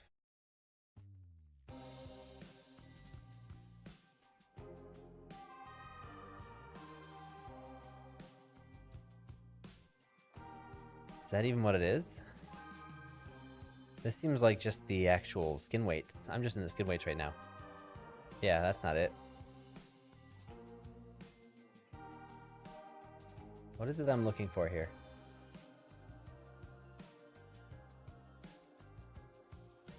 Mesh display. Oh, here we go. Thank you. Let me see.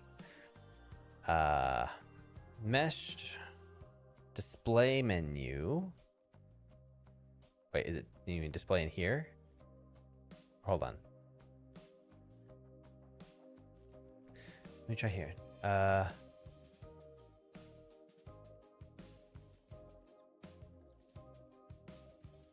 Object display? No. Polygons. Reset display. Not this, I don't think. Okay, maybe not. Mesh display menu delete consent. Oh, hold on. There's a Maya has a control F. Delete current set. That did not do it. Let me do it again. Delete the current set. Haha! Thank you. MVP. If I could give you a badge or something, I would. Thank you. Save.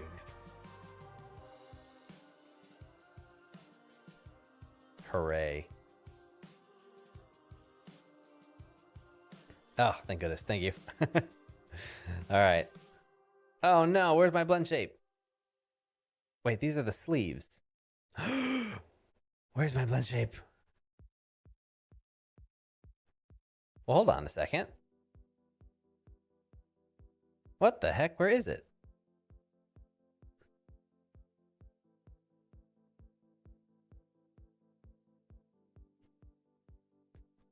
Oh, here they are. Whew. Head. This one. There it is. I was worried. Yeah, I think that's much better. Examine. Look under here. Look before and after. Before, after. Before, after. Before all those lines, after. Much cleaner.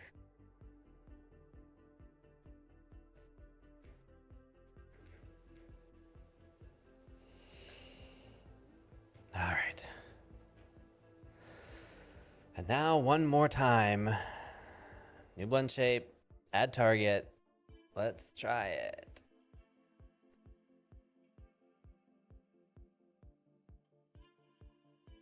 We will try once again the smooth tool.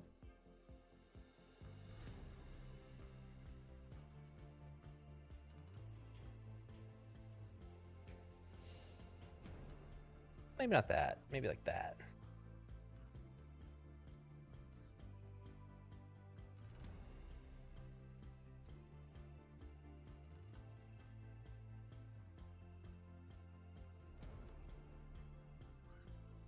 There it goes, like that. And then let me try this again.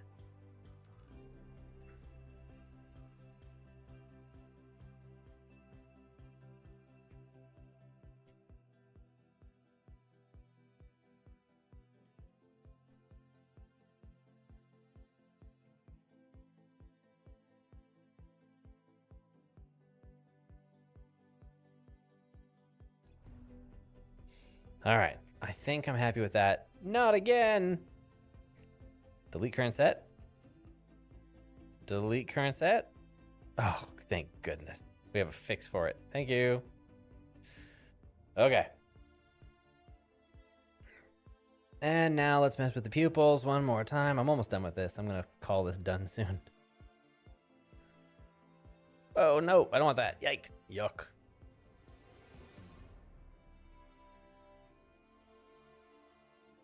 Oh, yeah. I'm kind of breaking the pupils a little bit. This shape that I'm getting with the pupils, with these little lines, is actually because I'm taking the pupil dilation and pushing it past the iris, and it's giving me this cool little effect. It's like intersecting, and I really liked it, so I'm leaving it.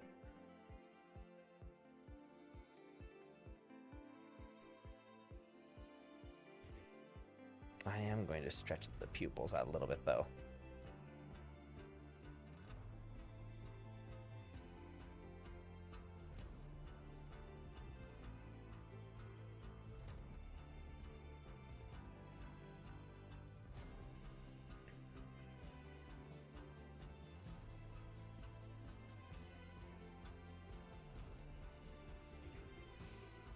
There we go.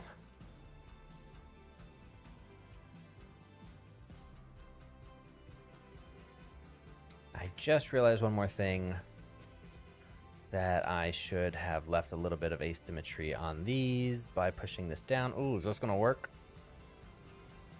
with my blend shape? I think so. And push this up a little bit. Not that much, just a little bit.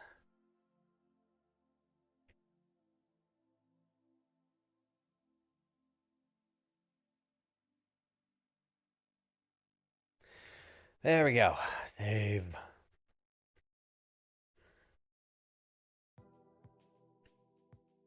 Oh, it looks like too much. I've pushed it too much. She looks really grounded and cool, and he looks like so cartoony. I didn't look at the two of them together for so long. I became numb to it. He looks ridiculous now that I look at him. I broke him. He's like off model. He's like too cartoony. I don't know. Unless you guys really like it, but I think it's off. I think it's too bad. Shoot. Maybe if I just unpush the brows a little bit and just make the eyes a little bit smaller.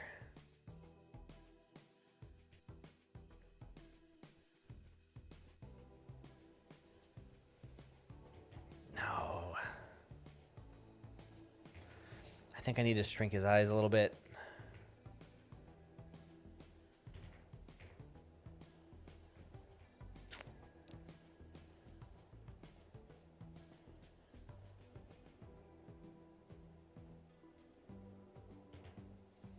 Just a bit, just a bit. What happens with skew? Oh, I didn't even realize these were here. Skew would have been really helpful, actually.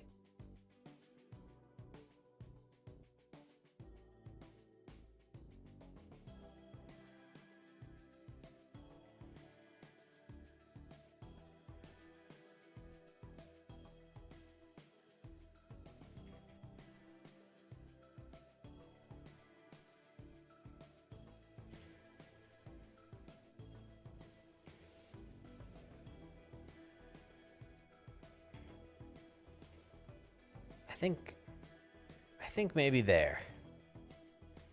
That's like a little bit better. It's still kind of aggressive. It's still kind of much.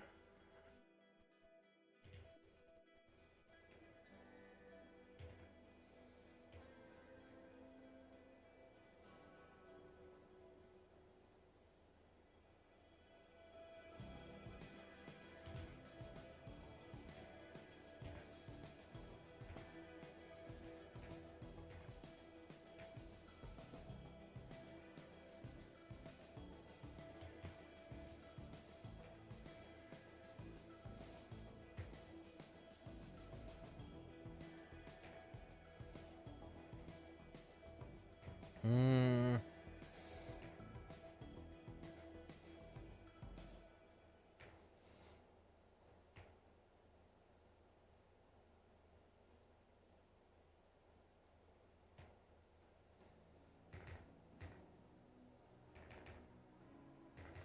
I'm leaving him pushed. Not all the way pushed to where he was, but I'm leaving him pushed like this. It's a little bit more fun. It's a little bit more cartoony. He doesn't fit super well next to her, but I kind of like it. And that's all that matters. So it is what it is. I'm going to leave it be. I wonder if I should open his mouth a little bit. Where's the jaw? That's the jaw.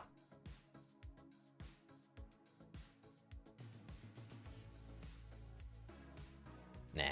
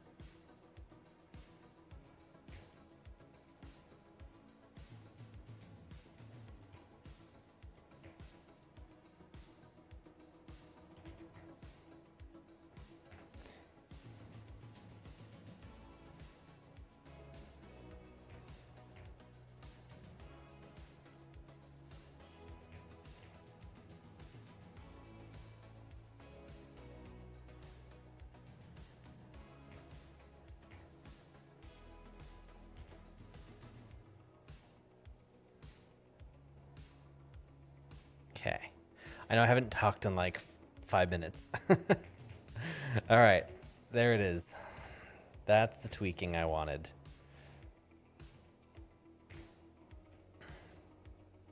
And I'm just going to adjust his foot placement a tiny bit. Just to break the silhouette. Actually, what I'll do instead is I'll just take this base controller and twist it to try it different ways. No. Just gonna take this foot and shift it this way a little bit.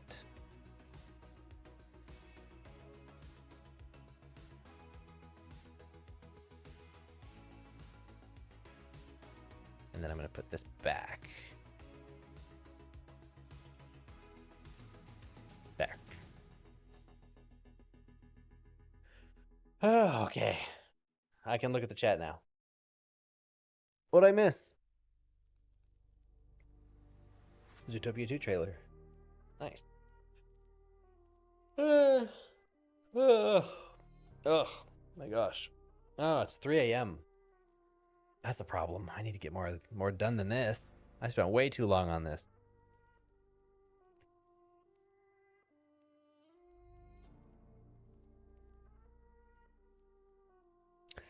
Well, shall we see where we came from? I'm going to go ahead and take the other Maya session that I have open. And I'm going to open the original file.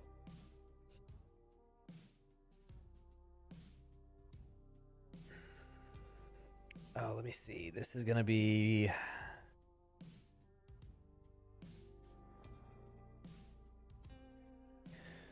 Open scene. This is a constraints file. This is... this one. Let's do a before and after. That's a good way to end this posed challenge that I've been working on.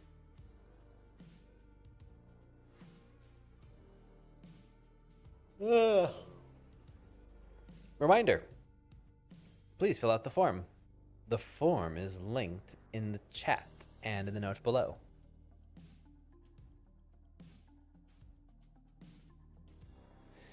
Maya, it takes forever to open these. I don't know how many people are here. I do not have any kind of like statistic thing on right now. Actually, I should probably check. I have no idea how many people are here. But I was gonna say, in case anybody is enjoying this, I'm thinking about doing more regular live streams on YouTube, just for fun, just as like a fun community thing for us to all hang out, get together, chat.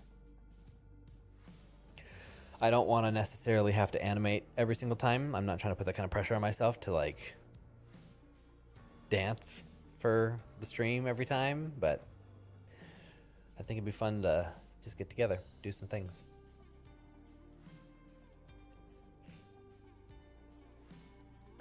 What do you guys think?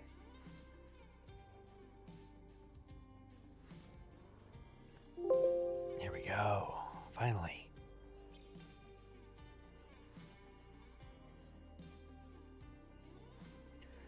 All right, still loading the file. Bum, bum, all right, so let's look at the before and afters.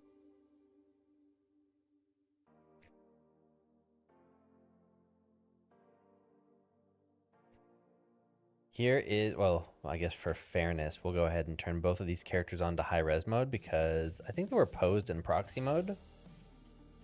So let's go ahead and turn them on fully. So we get some nice quality. There's before.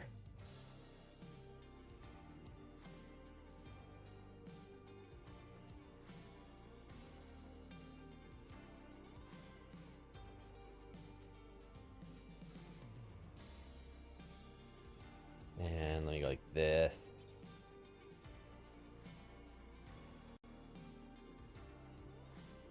Hang on, I have different camera settings. I need to switch this to 120 millimeter camera.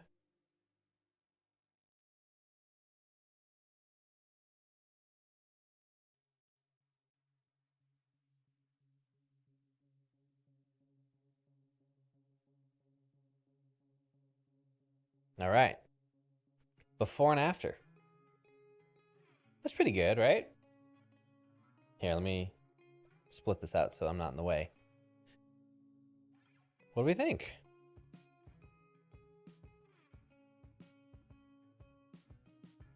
And I can turn the same lighting on if we want to like do apples to apples here, but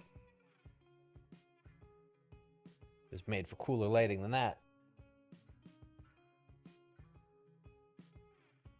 Yeah, I like that a lot better. Much more interesting. The eyes are way more focused. The brows have a much better flow. The mouth and the nose are more asymmetrical and kind of fun. Yeah, way more intensity. I'm kind of curious what would happen if I shrunk her pupils a little bit. Because if you make them bigger,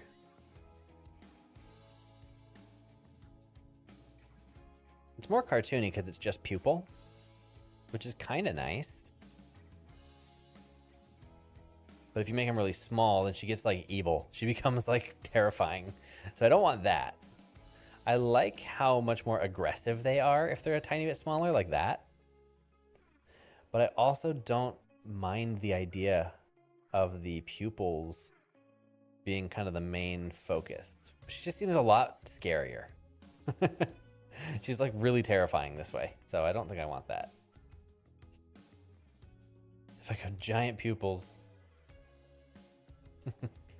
No. Whoops. What did I do?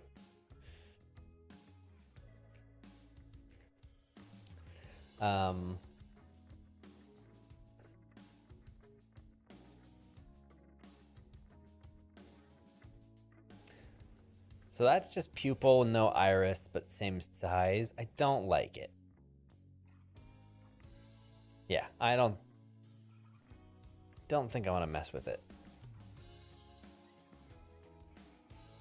Yeah, I'm gonna leave it alone. I don't like the result.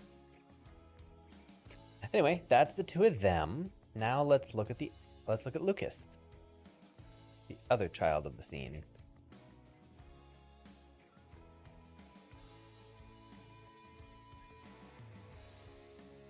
This is gonna be a big difference. I can already tell.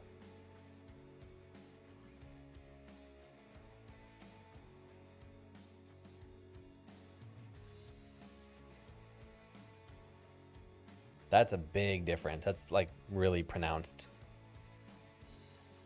Here on the left, I don't know why, but he looks like a frog.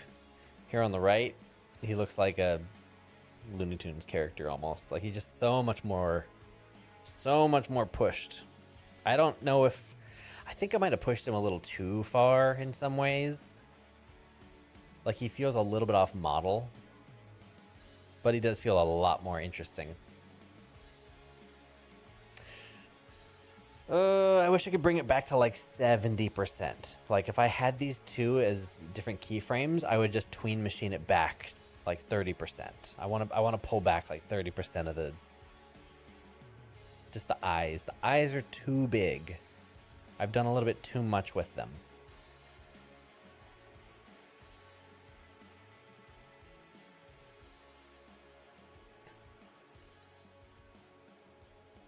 Even just that, actually, I feel like does quite a bit to help.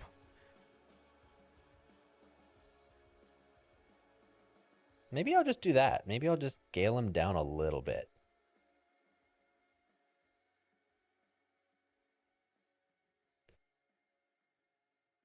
That actually, I feel like that did a lot.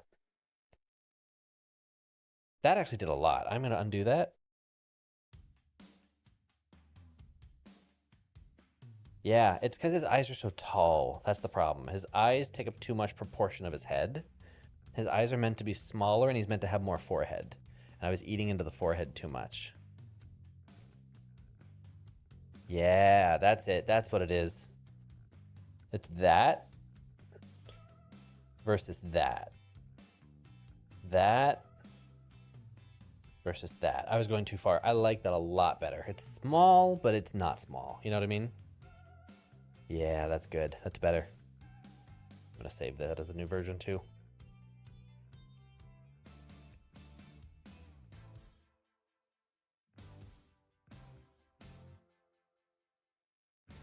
What if you turn... turn the head to give a more confused look? I don't really want him confused. It's not really what I'm going for, but you mean just like give him like a little bit of a head tilt? It's not really what I'm going for. I'm going for more like defensive, like he's like, ah, a robot. So I don't really want that. Plus his expression is not one of confusion. Like he doesn't have like, if one of his brows were more like the DreamWorks face, you know what I mean? Like up here and then like arch. But he's more like worried and freaked out.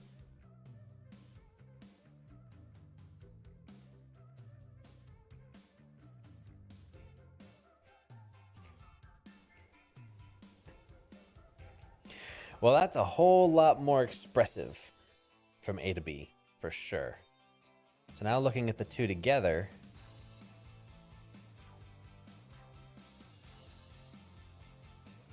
his eyes still feel tall.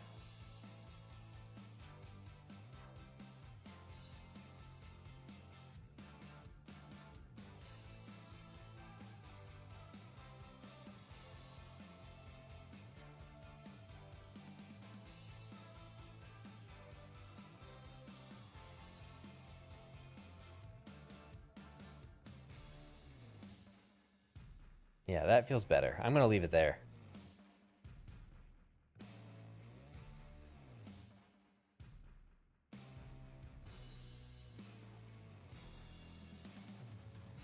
It's definitely a different eyebrow shape. Like his eyebrows were up above, like he was like, oh, this is freaky. Now he's like actually worried. And I'm wondering what it would look like to compare the two.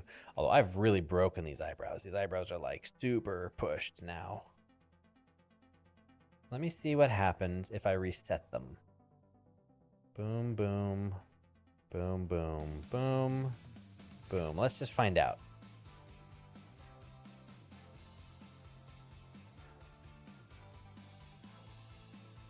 Look at how what they're supposed to look like by default.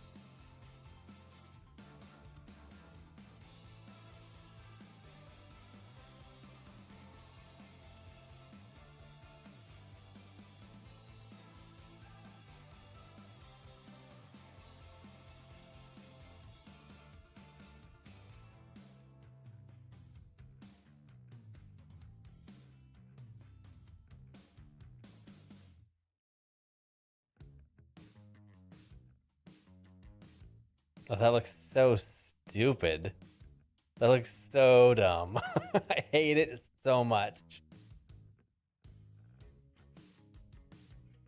That's the one-to-one. That's if I had left it alone. That's yuck. Yuck compared to this. Oh, that's so much better, I think. That's if I had stayed with my original direction. Well, we could just see this. We could see like A to B before and after of like this expression. Definitely this is already stronger. But changing the emotion to be instead of like shock, to be more like worry, I like this so much better. It fits more what I was actually going for. Yeah. So now, looking at the two characters together,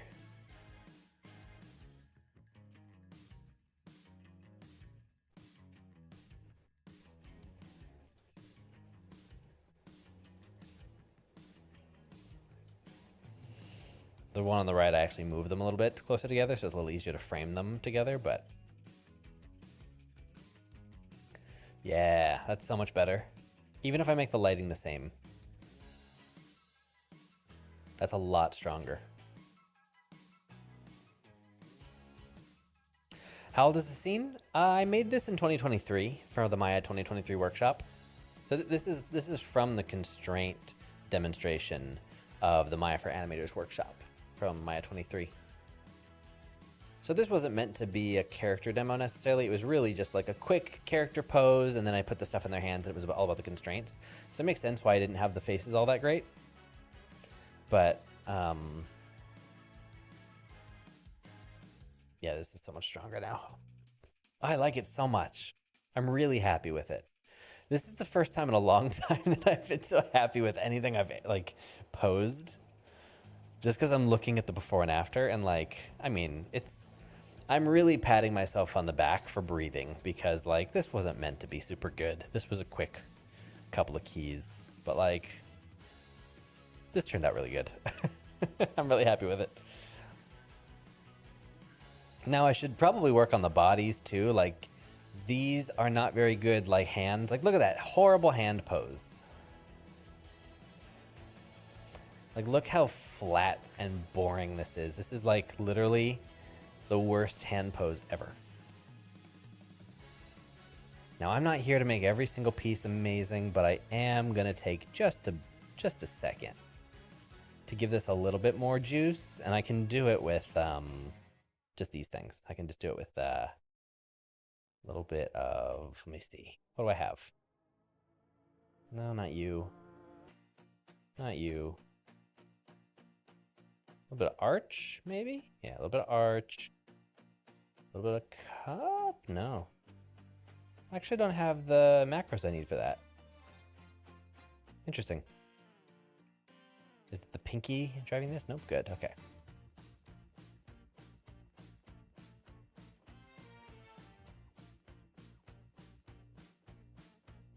I'm gonna tighten the hand up a little bit.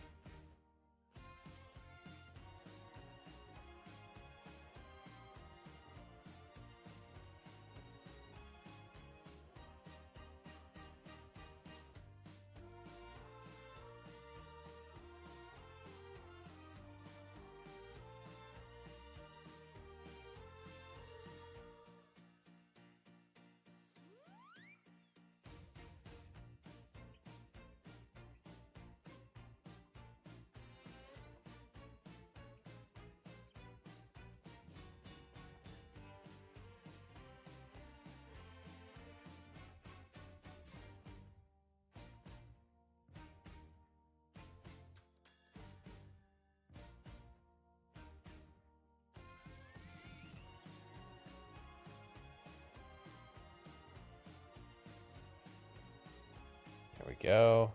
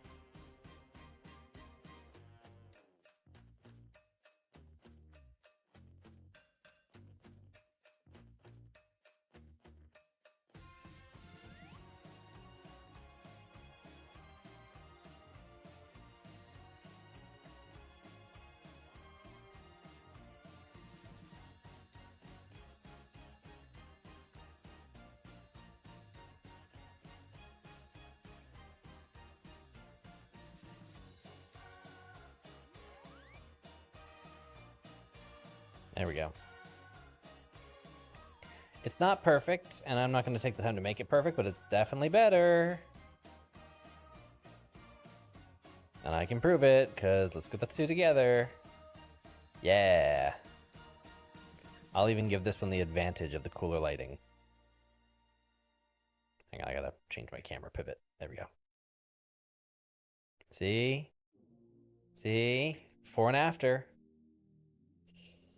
Makes a difference. So now this character in general will look a lot better. The remastered version. There we go. It feels good to fix old things. All right.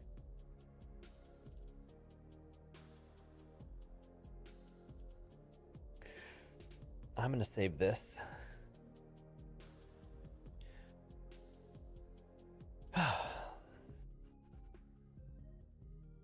What are your thoughts on Gnomon? I'm considering applying for the BFA. I don't really have an opinion on Gnomon. I know everybody knows about them and everybody talks about them. I've never taken a class there, so I can't speak to the instruction or the quality of the instruction. I feel like they're expensive classes from what I remember, but I also don't really remember the actual prices. I have no idea. I think if the material you want to learn from them is stuff that, if the stuff that's in the, if whatever it is you're looking at from them, it's true for everybody, but if it's whatever you're looking at from them, if the stuff that you want to learn is stuff that you feel you need, and the price to you seems fair for what you're getting compared to what else is out there, who else teaches it, what other people are the instructors, what resources do you get, how long will you be in the class, what homework are you expected to do, and what will you come away with.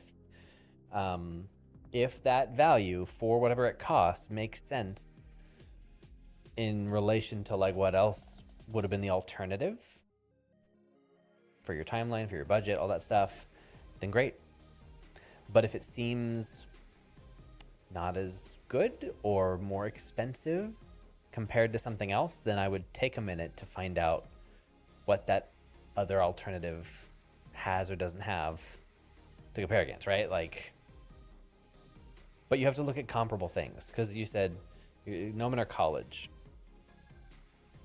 I mean, most colleges do not have, not all, most colleges don't have great like programs because they're not as industry connected. Gnomon's for sure more industry connected, but I feel like they're kind of college-y in like their pricing, if I remember right. I don't remember. Let me look it up. Gnomon class prices. Tuition. Oh.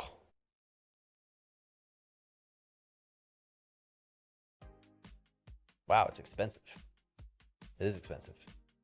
I guess it depends. If I don't know. I mean, you do what you want. I don't really have like a strong opinion because like I haven't taken their classes and I can't vouch for them. I will say it's a lot of money. I would say this. There's a lot of programs out there. you can always go to the expensive ones. It's like you can't unspend the money. I would always recommend trying something lower cost first and seeing how far that gets you, because it'll give you a sense of like what you get for that price. And if you take something more expensive, if you can kind of like, you know, incrementally go up in price, you can sort of, you'll be able to find those diminishing returns. If you hit a point where you're like, wow, I'm spending a lot more money and I'm not getting all that much more, you'll know that easier than if you just like jump for the highest thing. Then you don't necessarily know like, oh, okay, this is just what it costs. And then maybe eventually you'll take something lower price and be like, oh my God, for so much less money, I'm getting something this good. Whew, I made a mistake. Not saying that you would, but like more money doesn't necessarily mean more better. I always recommend try the more affordable options first, at least for a bit, so you can kind of get some data points, because you can always go to the more expensive thing later. Can't unspend the money.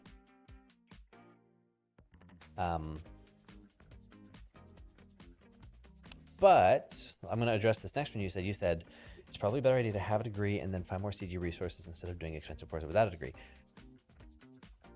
Do you mind me asking either how old you are or like what, like, are you like graduating high school? Are you in like college level, like in the US or Canada?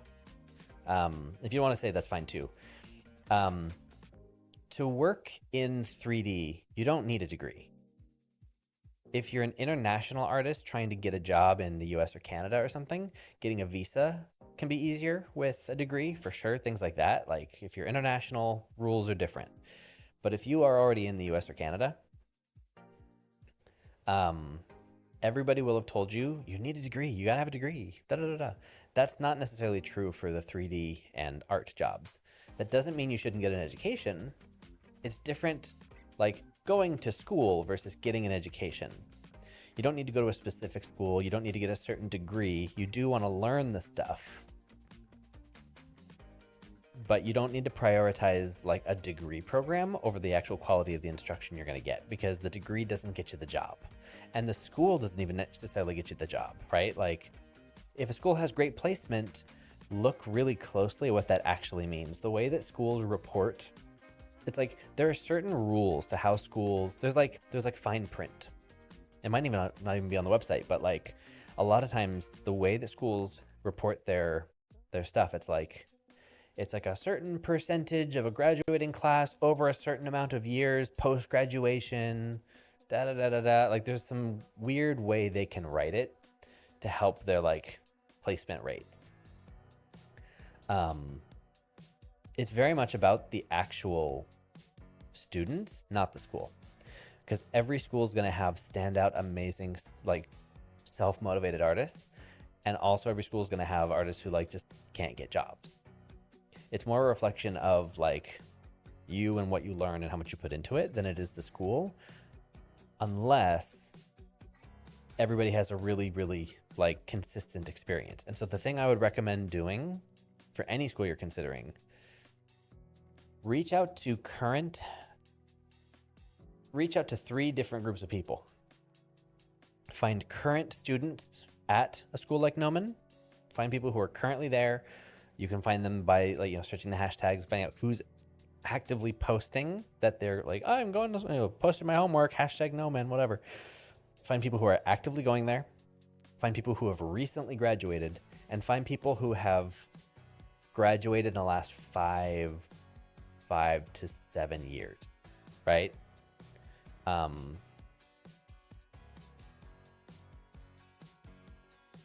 That's what I would say for any school, is like find current students, recent grads, and sub 10-year graduates, and ask them what their experience was like and if they'd recommend it. Because if they're in it now and they're like, yes, it's great, that's a great data point. What about the people who just finished? Can they get jobs? How's their placement going? They just finished it. They're going to be freshest out of it. They're either going to be really frustrated because they just left and they're unhappy, or they're going to be really happy because they just finished. Now they're, you know, off into the races. And then ask the people who have been out for a couple of years and they've seen more of the industry, and they can look back at it with a little bit more perspective and go, oh yeah, that was a really good move, or I shouldn't have done that. That would be my Like, I know that's a lot of work. Nobody wants to do that. I give that advice and everyone goes, oh, researching people and reaching out cold. Like, I don't know if I want to do all that. It's a lot of money. It's a lot of time. You're going to set yourself into this whole path. You may as well take the like week it's going to take you. You could knock it out in a week. Ask all these people, send a bunch of emails, post on LinkedIn, even just like post something like, hey, I'm graduating soon and I want some opinions. Like, what did other people think? What do people recommend? I want good stories. I want bad stories. I want the whole spectrum. Like, what did everyone think? Give me some reviews. And because it's different if you like reach out to the school or you see their marketing or something and the school's like, we can connect you with some alumni. Like, yeah, sure, of course. They're going to want to give you people who are really happy with it. But you want everybody's perspective. So anyway, I know that was a lot. I don't know if that even answers your question, but that's how I would approach looking at any program.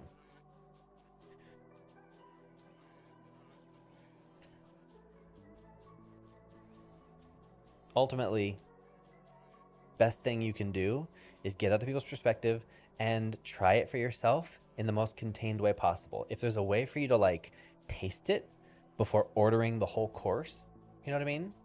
If you can try a class, try a workshop, go to a thing, like get a taste of it before fully committing yourself to it. Because there are a lot of great options. And one of the biggest things is, especially if you're just leaving high school, I think it's great that you're even looking at options besides, not that you shouldn't look at college, but it's great that you're considering additional options as well. But right now, it's probably most important is that you're like trying different parts of the industry. If you're interested in VFX and games, to get a different tasting course of like, ooh, let me try animation, let me try effects, let me try crowds, let me try surfacing, let me try modeling, let me try like previs, like virtual production. Like if you can try all these different things, any program that's going to let you do a tasting course and then make a final decision on like spending the next couple of years or a ton of money, that's your best bet to like, you know, give yourself the best chance of heading in the right direction. So you don't end up like fully committing to some program that's going to take a lot of time and a lot of money. You go, oh, that kind of didn't map to what I want to do. I got to sort of start over, which isn't a bad thing either. It's just, you know, you might really enjoy it and then want to do something else also. And it's not a bad thing, but that's my advice. Long-winded advice, but that's my advice.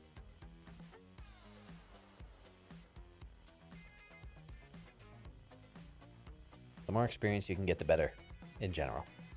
Fun experience that you'll enjoy. I'm procrastinating on my MFA animated thesis film right now. Any advice on how to keep working on my animation, even though we're going through burnout, having no motivation? Oh my God, do I feel you on that. Let me think. I've got like little goofy pieces of advice. Like if you happen to have a standing desk or access to a standing desk, that's actually very helpful, I find, because it's not fun to stand. Like eventually you get tired of it.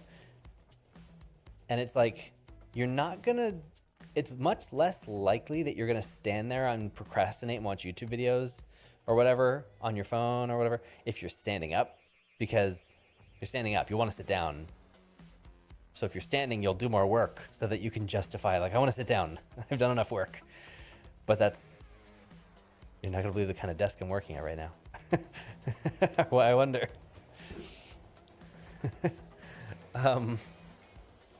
I'm someone who has a standing desk, but rarely stands and has a hard time staying focused on my task. And then when I stand up, I'm like, wow, I'm so productive.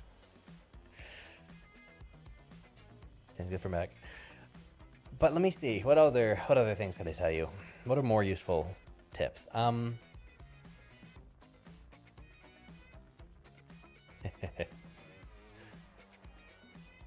That's the question. How many of us who have standing desks are actually standing right now? Now, I have an excuse. I have a kitty cat on my lap. She is taking just the sweetest nap. She has been here. How long have I been streaming? 4 hours and 8 minutes? She's been here for 4 hours and 9 minutes. Hello. You're giving me a big yawn. Any advice on how to keep working on an animation even when going through burnout? I mean, Your best case scenario is always that you pick some animation that you're not going to get sick of, but that's very difficult, right? If you're working on a project and you've got to get it done and you're getting burned out and you're getting sick of working on it,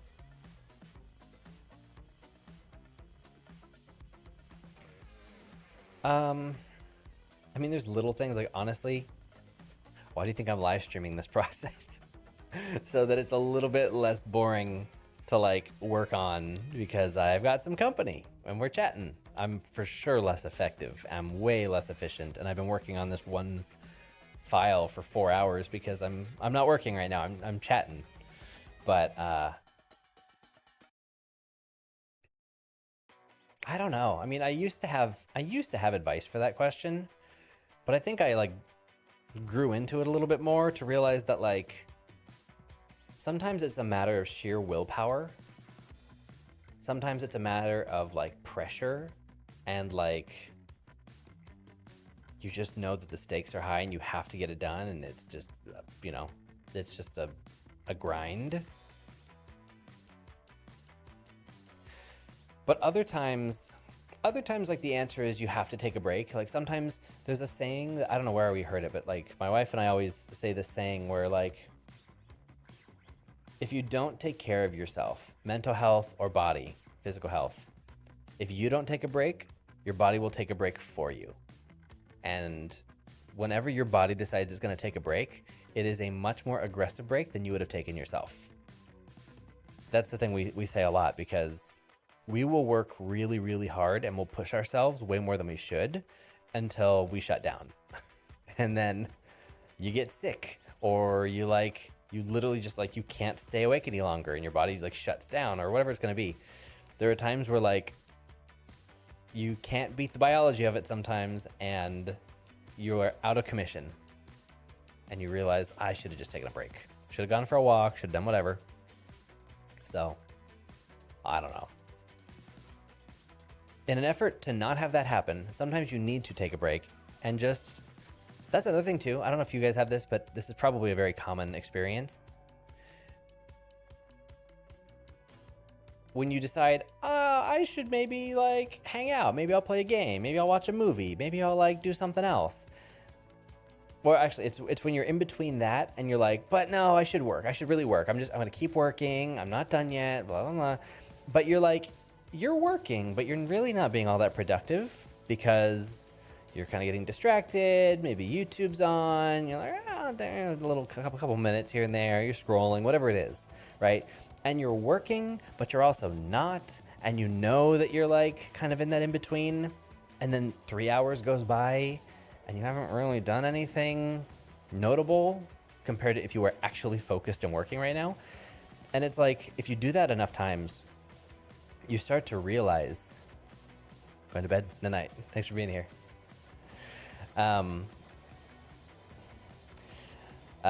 You start to realize that like, if you had just committed to taking a proper break when you stopped being productive, just for 2 hours, just be actually unproductive and commit and allow yourself to like take a break for 2 straight hours and do whatever you want. When you come back after that 2 hours, you'll actually work a lot harder than if you sit there for like 4 hours kind of working. And then you go to sleep and then you're like, Like that's a super normal thing.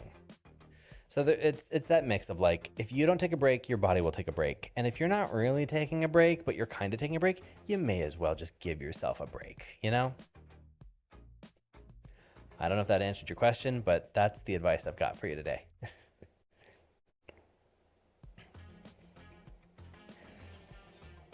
Also, good luck on the thesis. Hope it's going well. I know you're talking about the school doesn't matter as much as becoming... Wait. I know you were talking about how the school doesn't matter as much as when becoming a good animator. But just out of curiosity, have you met people who have gone to Cal State Fullerton or heard about it? I know you're based in LA and Cal State Fullerton. Yeah, I am familiar with Cal State Fullerton. I went and spoke at the Pencil Mileage Club a couple years ago. Pre-COVID, I guess it was. Must have been 2019. Yeah, I know a couple people who went to CSU Fullerton.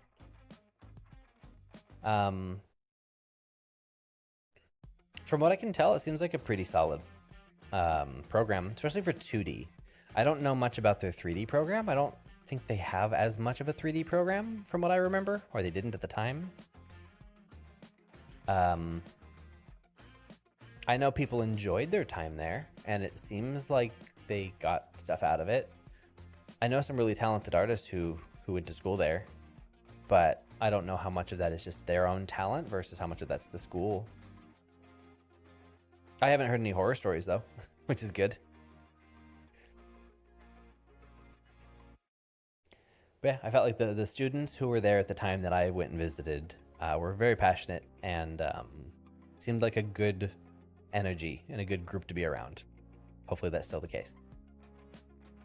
Hopefully that helps answer your question. It's due Friday. Oh man. Good luck. You can do it. You got it.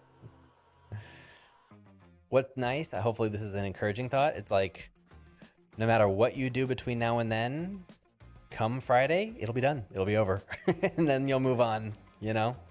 And I know that could be a stressful thing. I know, that's why I'm trying to get it done. But it's also like, doesn't matter what you do or don't do. Saturday morning, you'll be in that next stage. I feel like that could be an encouraging thought. Like, time's gonna pass either way. I find that comforting. Is there... So looking forward to Saturday. I'm looking forward to Saturday for you. Is there any better... Wait.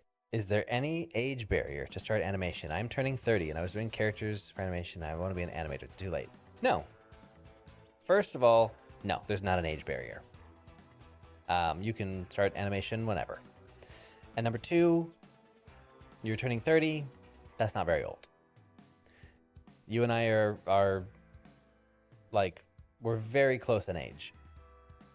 And like, if I'll tell you a fun little, I'll tell you a secret. How many people are here to hear my secret? 80 people? All right, it's not much of a secret. I like animation, obviously, right? I like to think I've gotten pretty ingrained in it, you know? It's the thing that I do. It's the thing that most people know me for. Sometimes I don't enjoy it. And not just like I get frustrated with a shot and I get burnt out and I'm just like, oh, I need a break. Sometimes I just don't like animating anymore. Not all the time. Sometimes I really like it still. And I'm like, yeah, this is great.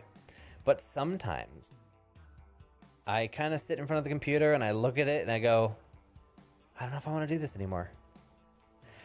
Because over here, sort of this heartbeat, boom, boom, boom, calls to me. I'm like Elsa in Frozen 2 and I hear the da-da, like the little, I hear it. I go, what is that? Who is that calling to me? And it's Houdini and effects and simulations and the allure of being an effects artist. It calls to me. Because when I first discovered character animation, I also discovered effects. And I looked at both and I went, I don't know which one to choose. And I didn't know how to do either one. And then I found a pathway to do animation and character animation. And so I followed the path. And that's how I got to where I am. But I've always loved effects. And later on my journey, did I find out how to become an effects artist. And ever since, it's been like, not like, did I choose wrong? But like, can I do that too? And so I'm trying to make time to learn Houdini and to learn effects. And I feel like if I had the same amount of experience in effects as I do in animation for characters, I mean, I feel like I would probably enjoy effects more. I think it satisfies a part of my brain that animation, it just can't scratch that itch. But I don't know. I don't know for sure. I mean, maybe I'd feel differently if I, grass is greener on the other side kind of thing. My point is, we're not all that different in age. And I'm basically beginning the journey of like learning effects. And I fully believe that if I committed myself to learning effects and like diving into it, which I wish I had time to do, I fully believe that within a reasonable period of time, I have a time in mind, but I don't want to say it in case it's like crazy or gives weird expectations to other people. But like I feel like I could be an effects artist for sure. Certain things I don't think I'll ever be able to fully do like some people can, like just wizards, but like I could learn effects. I could do effects. Like I could absolutely like start that path and get there and get hired somewhere if I wanted to. I don't know if that's where I'll end up or anything, but like I know that that's true, and I'm a little bit older than you. So if you're turning 30, you want to start doing like characters and animation, like you're chilling. There's no race, and there's no like limit. So for sure, don't stress about it. Don't even worry.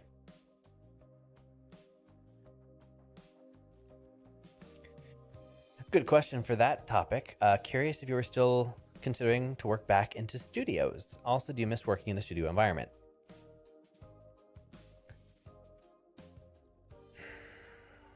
You know, I really was planning on going back to the studios a couple years ago when I moved back to LA. So during COVID, I moved to Austin, Texas for a little bit. Wasn't really a fit. Moved back to LA 2022, I think. And when I got back, I thought, all right, time to get back into the studio stuff. And I had made that decision. Then there was that brief stint for about a year where I ran a small indie animation studio, and that was an interesting experiment that didn't pan out. Learned a lot. And in that time, I really missed like what I was doing on YouTube, so I went back to YouTube. So then it's 2023 at this point. And then I thought, you know, for the rest of 2023, I was like all about it. I was like, yes, I want to go back. I want to join a studio. I don't want to run a studio. I don't want to be in charge of a studio. I want to join a studio that's already working. I want to be I want to be just an addition to the team and serve the group. And I just want to work towards a common goal with other creative people.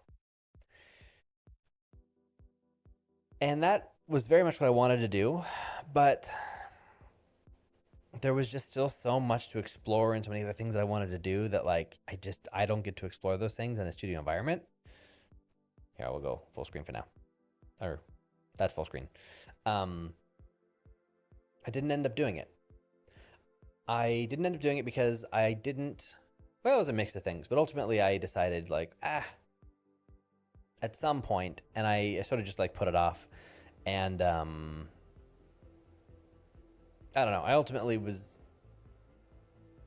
I was lured back into the independent freelance stuff just based on like, not freelance, but I like what I'm doing. I like what I'm doing quite a bit, basically.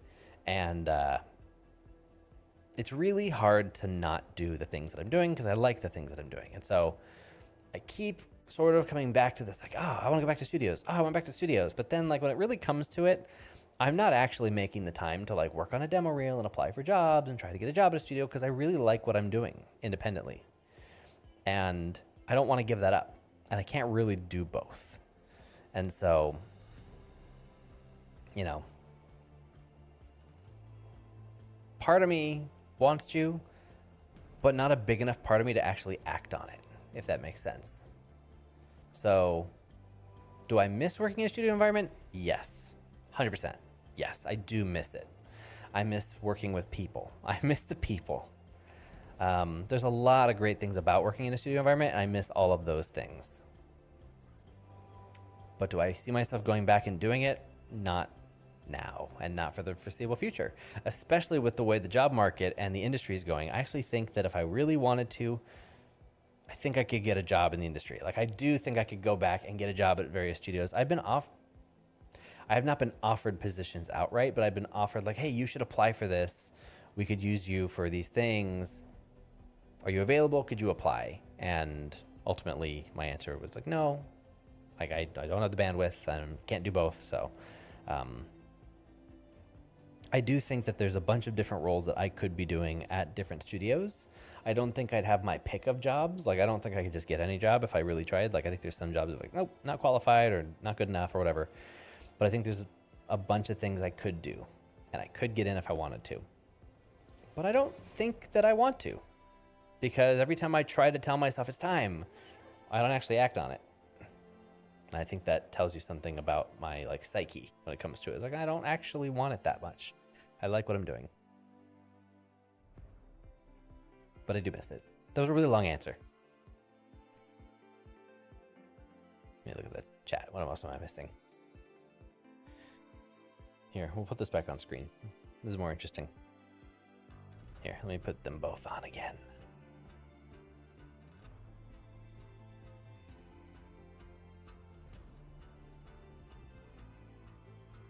So much better. Ah, my arms. I need to stretch more. I feel like it's totally reasonable to enjoy multiple parts in the film and animation industry, like loving effects and animation or loving sound design and story writing. I agree. I don't think you necessarily need to always pick one, especially at smaller studios. You can do multiple things. Like, it's only the major studios that, like the big studios where you have to specialize. A lot of studios you can do multiple things, which would be a great way to learn and great way to keep both of those things going, honestly.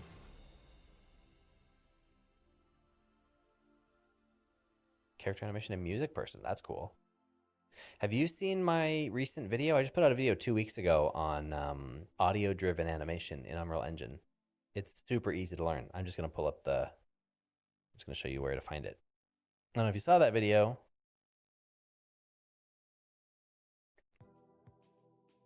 This one.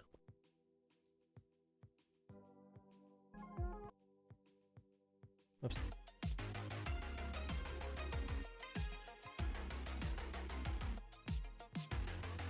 Yeah, you can use audio to drive stuff.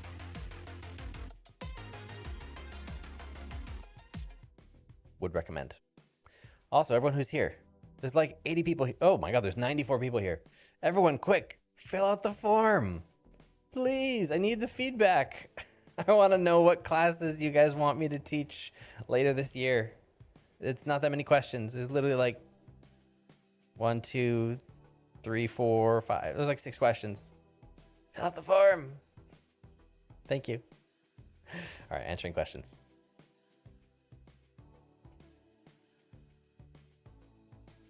Where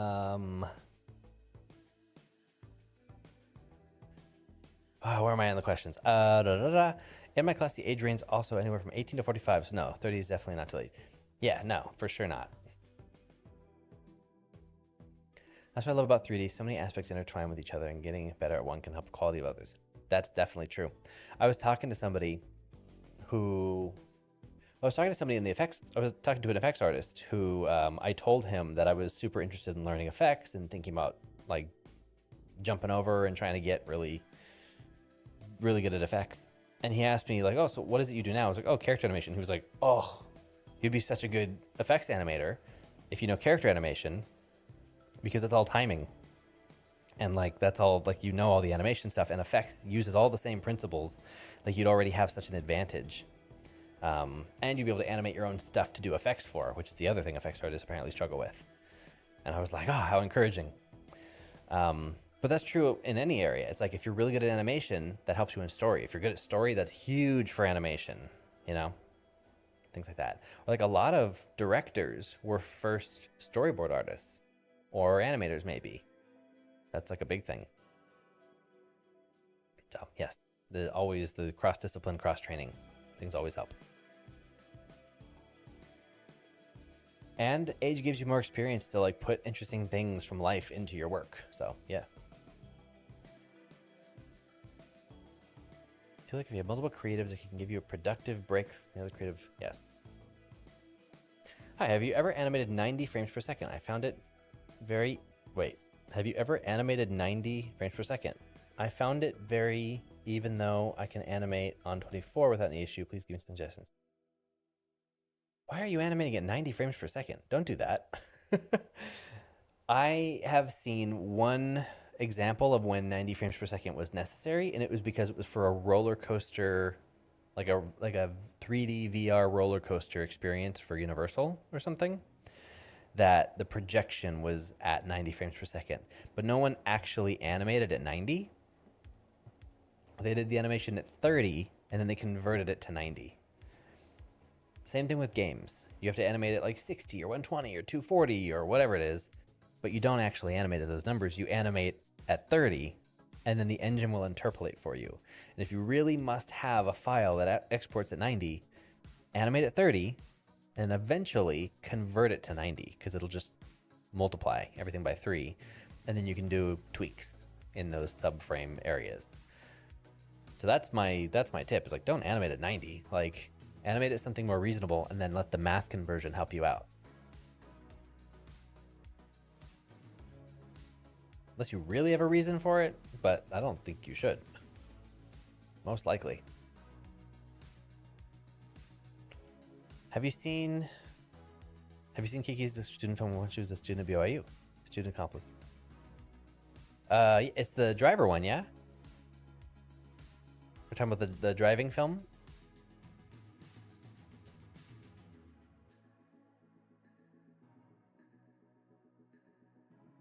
I'll look it up to make sure it's the right one that I'm thinking of. But we're talking about the one that won the, it won like a student Oscar or something, didn't it? Yeah, I know it won a SIGGRAPH award. Yeah, no, yeah, I saw that. That was awesome. Yeah, she and her team, everyone did such an amazing job. She is so talented.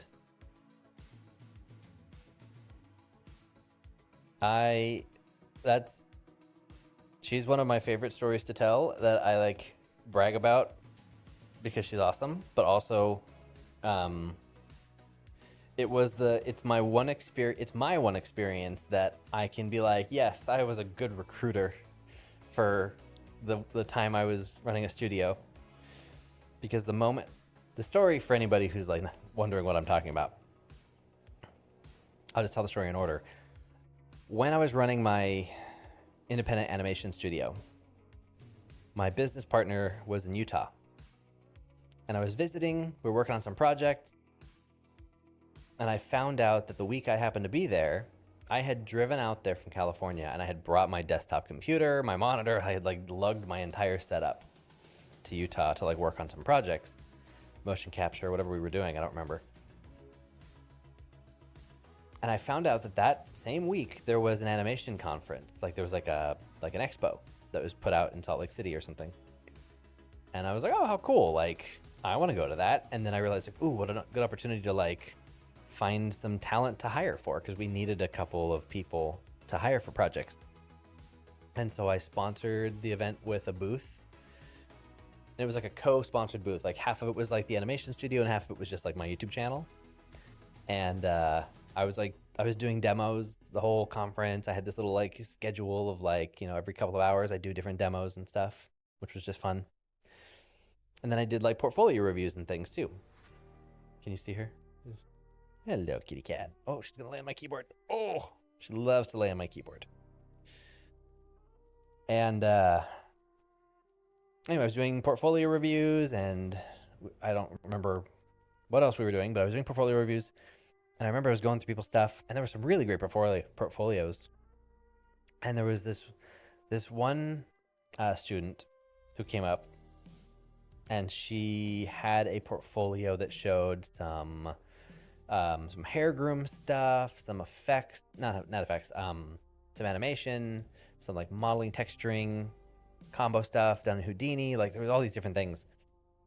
And I looked at her demo reel, and I was like immediately, like I was looking at all the stuff. I looked at her demo reel, and immediately I was like,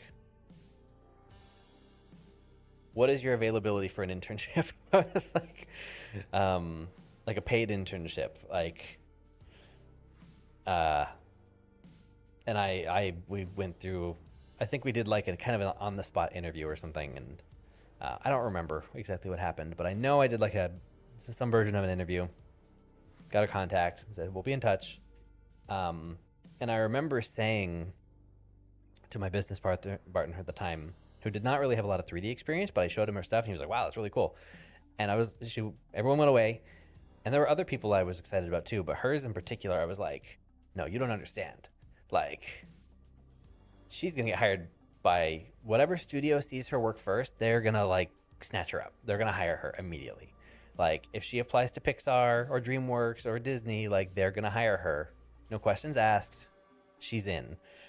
We have to hire her first because they haven't seen her work yet.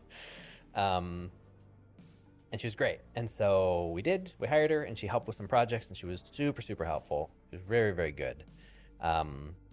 She did several things that I couldn't have done, which was really, really nice. And she was great to work with. I don't remember if I There's other pieces of the story that aren't as relevant for like public telling, but she was great. I don't remember if she. I don't even think I needed to write like a letter of recommendation or anything. I don't think she asked for one. If she had, I would have, but I don't think it was necessary. I don't remember. Maybe I did. I don't think she needed it. Either way, she finished school, or no, she didn't even finish school yet. Well, either way, she applied for an internship at Pixar. She got it, which of course she did, and now she's at DreamWorks. I think is that right? I think she's at DreamWorks. Did she join? She's a trainee program? I forget. See, now I forget. She went to DreamWorks for something. Is she at Disney? I can't remember. I'd have to look it up. I forget the timeline. I'd have to look it up. But she's at DreamWorks or Disney, and she's worked at one or both. So she's worked at least two of those three major companies, and she'll do great. I think she's at DreamWorks. Anyway, that was my I was very proud. I am very proud. Disney. She's at Disney now. Okay. So she did Disney. She did DreamWorks too, though, didn't she? She went to Pixar, then DreamWorks. Now she's at Disney. If I remember. Yeah, she's great. But that was my moment of pride as the recruiter, because I'm not a recruiter, but that was my yes. I saw the talent, and it was true because she's doing great. Yeah, she's fantastic. And I am not gonna share any other details of her identity just because when I did my video on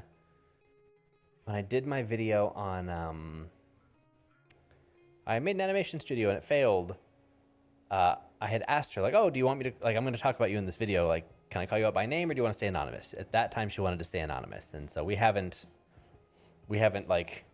asked since then if she minds if I tell people to go find her stuff. So you can do your own snooping if you want, but I'm not gonna out her in case she does want to stay anonymous or more anonymous. But she posts her own stuff. I'm sure actually, you can find her short film. Anyway, if you really wanted to find her, you can. But I'm not going to do the legwork for you. She's great. She's fantastic.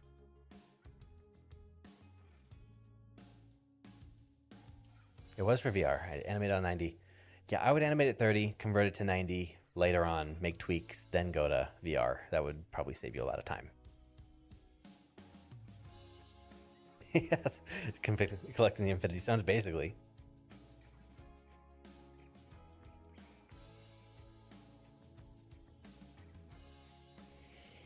All right, well, it is almost 4 a.m. and I've gotten one file nicely posed, but I have no images to speak of. So I'm thinking I should end the stream pretty soon and work offline so I can be a little bit more effective.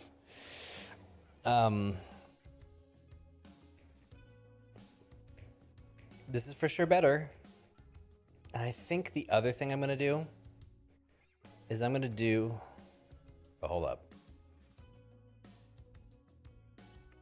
I just realized there's an eyebrow keyframe in here. Yeah, gotta fix that. Hang on. Bip, bip, bip, bip, bip.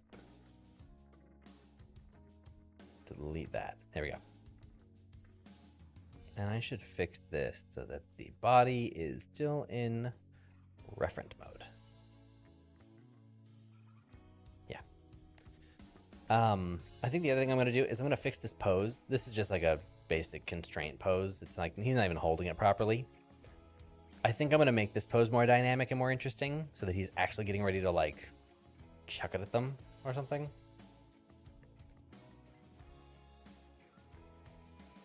And yeah, anyway.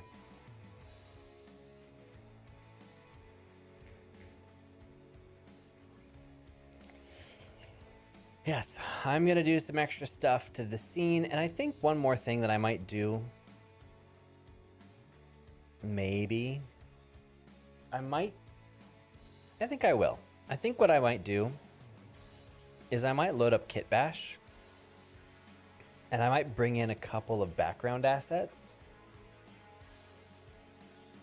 and like blur them out and use them as background elements so that they're not in this like vacuum, but they're actually in like a set. And this feels a little bit more real. I'll think about it. And then I'm gonna do all the Unreal stuff.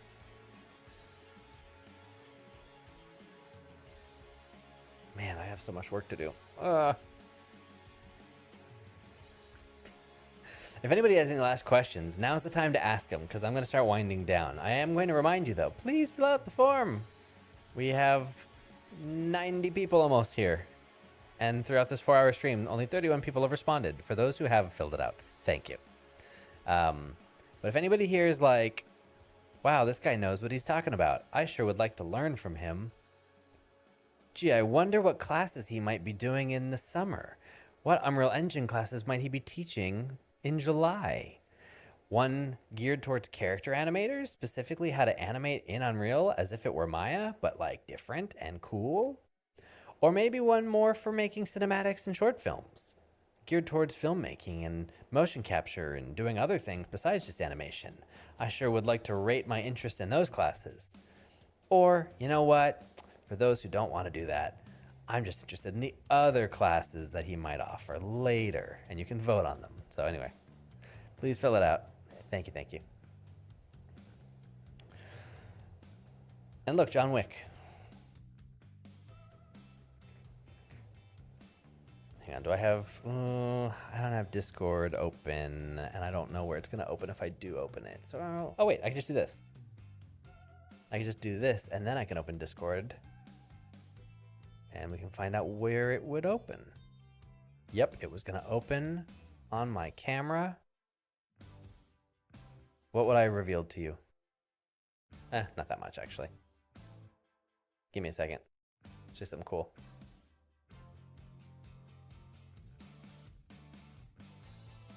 Here we go. Yeah.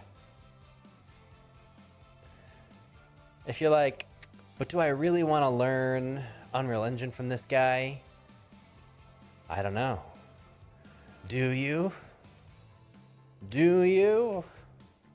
Do you? I've been getting all these characters.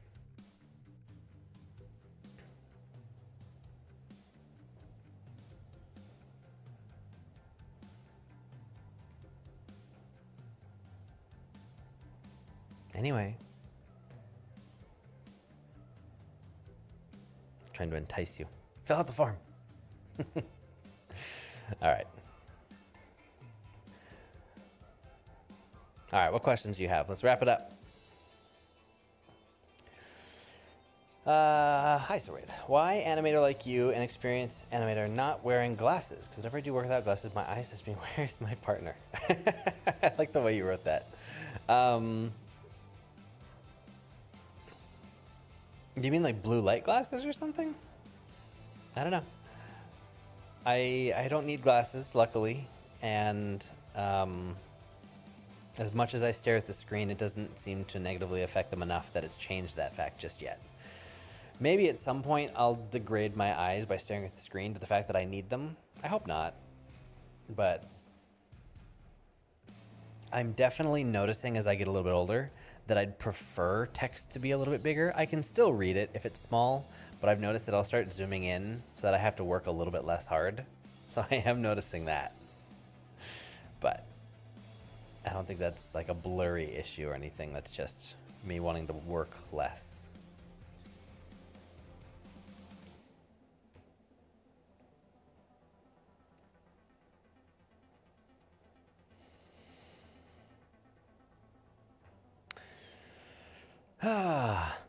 Yo.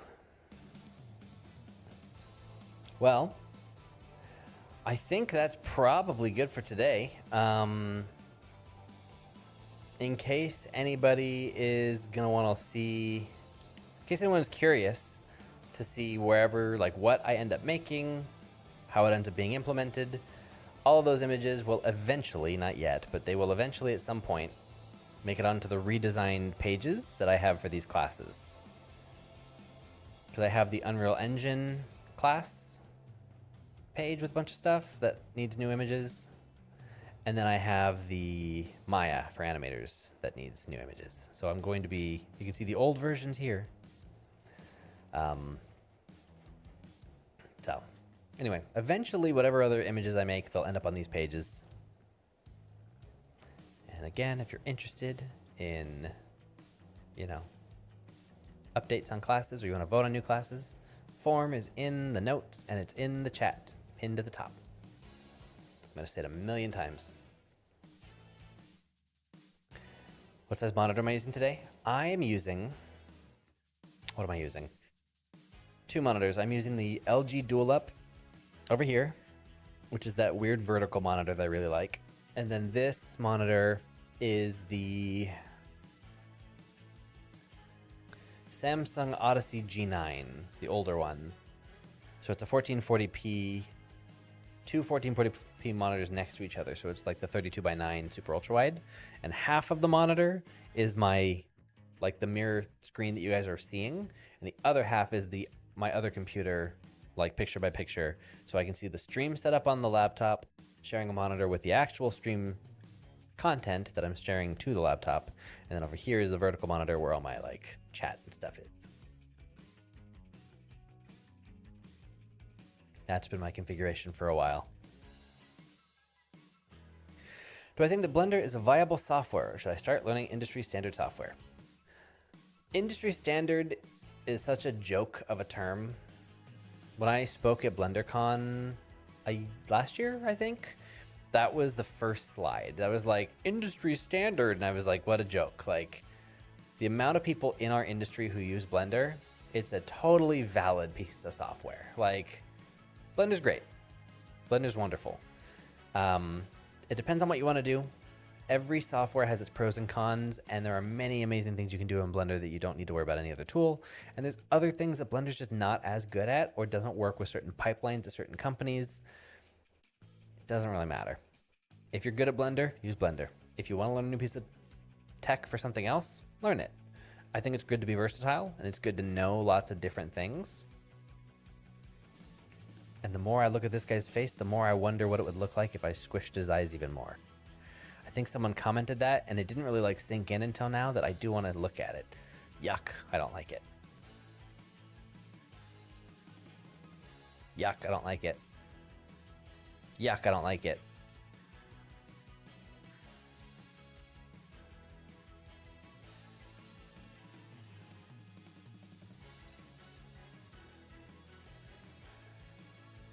Nope, I don't like it.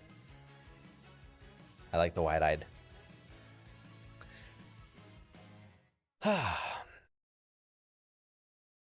Hi, Red. Came here late. What's up, Stevie? 10 a.m. here. 10 a.m. Where are you? Europe? Thought it was better to animate in Maya and import my animation to Unreal because Maya has Animbot, but has become decent to animate in Maya. Great question. Depends on your character rigs and what it is you're trying to animate.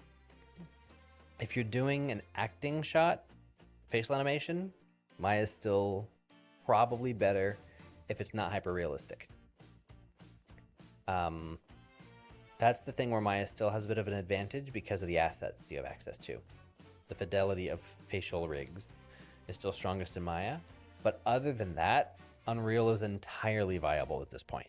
It's actually really impressive, the things you can do in Unreal. I'll say this, Unreal can almost do everything that Maya can do.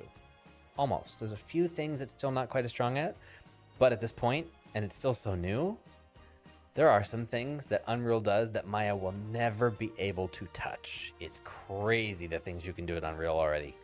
And it's just like, we're only like a couple years into this even having the ability to animate.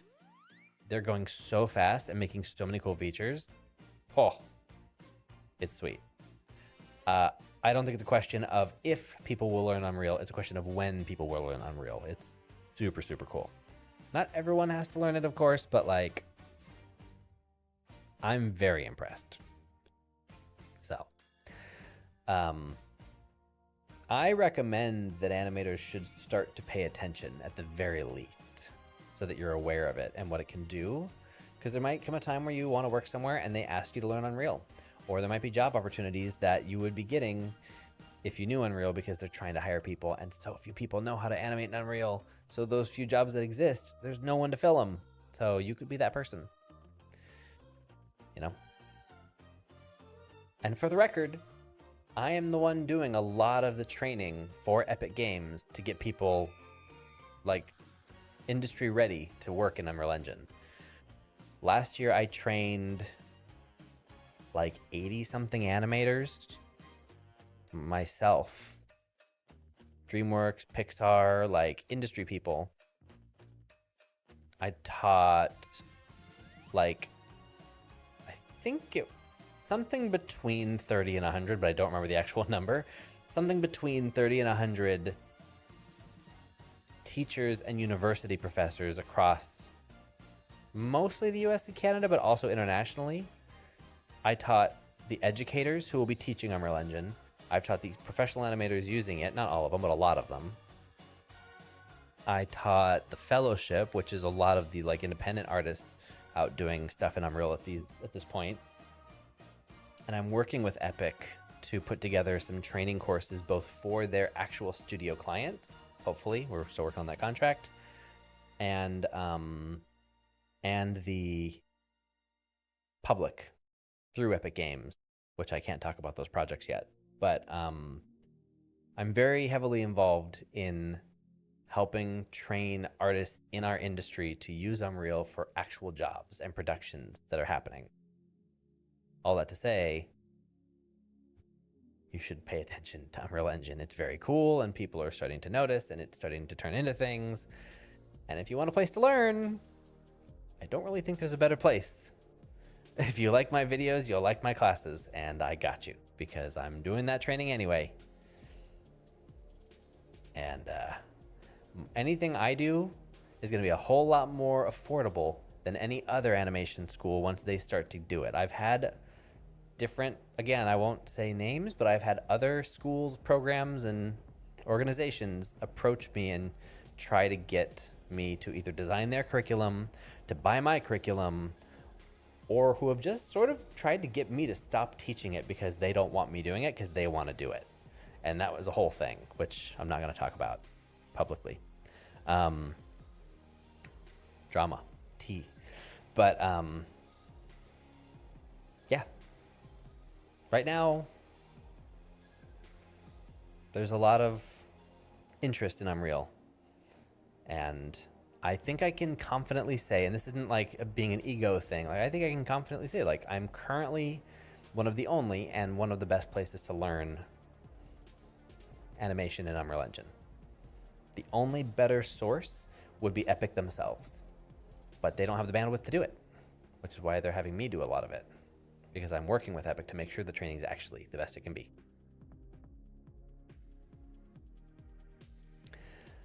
Yes, I can say that. Robin Powell was in my last workshop. Why do you ask? How do you know? I think she actually posted about it on LinkedIn. Robin's great. She's wonderful. Do you have a good resource for rigging in Unreal? Yes. Ask a Dev on YouTube. Let me pull it up.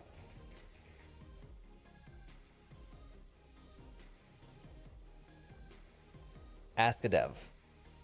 This is the best place to learn rigging in Unreal Engine. I think he has an entire... Where is it? Yeah, he's got different stuff on control rigging here. This is currently, even if you ask Epic, they will point you to this location. This is the best place to learn on rigging in Unreal.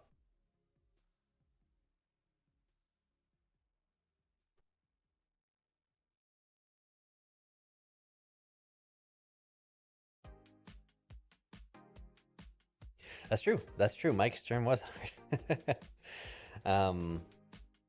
Yeah, AJ was in my 5.4 animation one, which it's gotten even better now, which is good. Mike Stern's a Pixar, he was a Pixar animator. Actually, there were a bunch of Pixar animators in that class. It was crazy how many Pixar animators there were.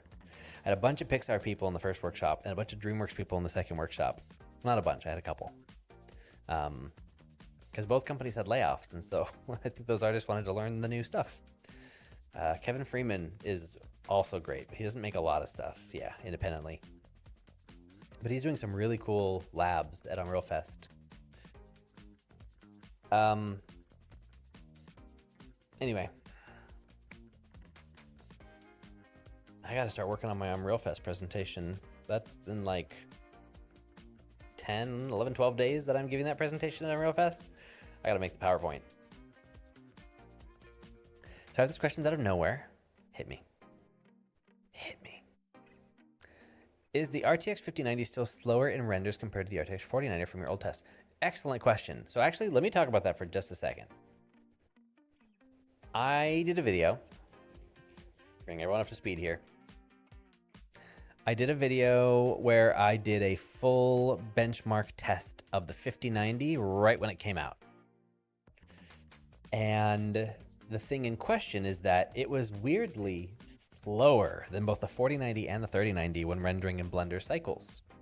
It was the only test where it was slower. And what we found, NVIDIA actually asked for my project file to see if they could figure out the problem. They found the problem, and it turns out there was actually a bug in the Blender code. It was, I don't know, it was like a mixture of the drivers and Blender's code. It was both things fighting each other, I guess. My project file ended up going to NVIDIA for stuff, and then it went to the Blender, where it was discovered that there was some bug where the GPU denoiser was happening on the CPU, despite the checkbox saying otherwise. And that fix was pushed in Blender 4.4. So my video is actually, and this isn't me saying this, this was told to me, like, my video and my test and that discovery is the reason that so quickly Blender 4.4 has the bug fix that allows now proper rendering to happen on the 50 series GPUs. So you're welcome. So that's been fixed. That has now been patched. That was a 4.3 bug that maybe you still experience if you rendered it there. Maybe they fixed it in like a hot fix or something. I don't know. But Blender 4.4 does not have that problem anymore. It is now faster, which is very cool. And I have now since done a crazy amount of testing of the full 50 series lineup. I have the 5080, 5090, and 5070 Ti. And I've done crazy amounts of testing in tons of different softwares, finally including Houdini and other stuff. I've done a lot of work. The results make no sense at all. I'm wondering if one of my cards is faulty. I don't know what the deal is. Some tests make sense. Some tests are the opposite of what I expect. Some tests are even way better than they should be. I don't know what's going on. I told NVIDIA that I'd like to present them with my spreadsheet of data so we can go over it together and we can try to figure out what's going on before I make the video, because I don't know how to explain it. But things are really busy right now, and I've got Unreal Fest coming up, and so we're going to talk about it in June. So that video is coming up. I have all the testing done. I might have to do some other testing again, but the follow-up to this video is going to be crazy. But to answer your question, the Blender fix has happened. It was as a result of my video, which is really, really cool. And there's a lot of other questions to answer because this is a weird one. So anyway, yeah, there's that. So look forward to that video.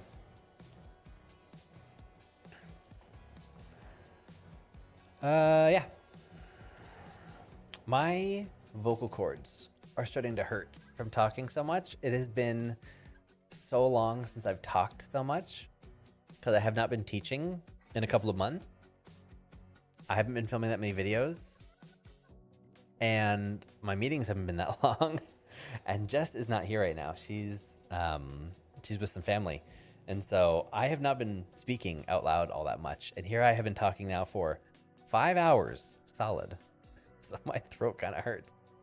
It's been years since I've had this problem, since I worked at DreamWorks, and I would talk for like literally 10 hours a day straight. I would teach back to back to back. Burn out my vocal cords every other day.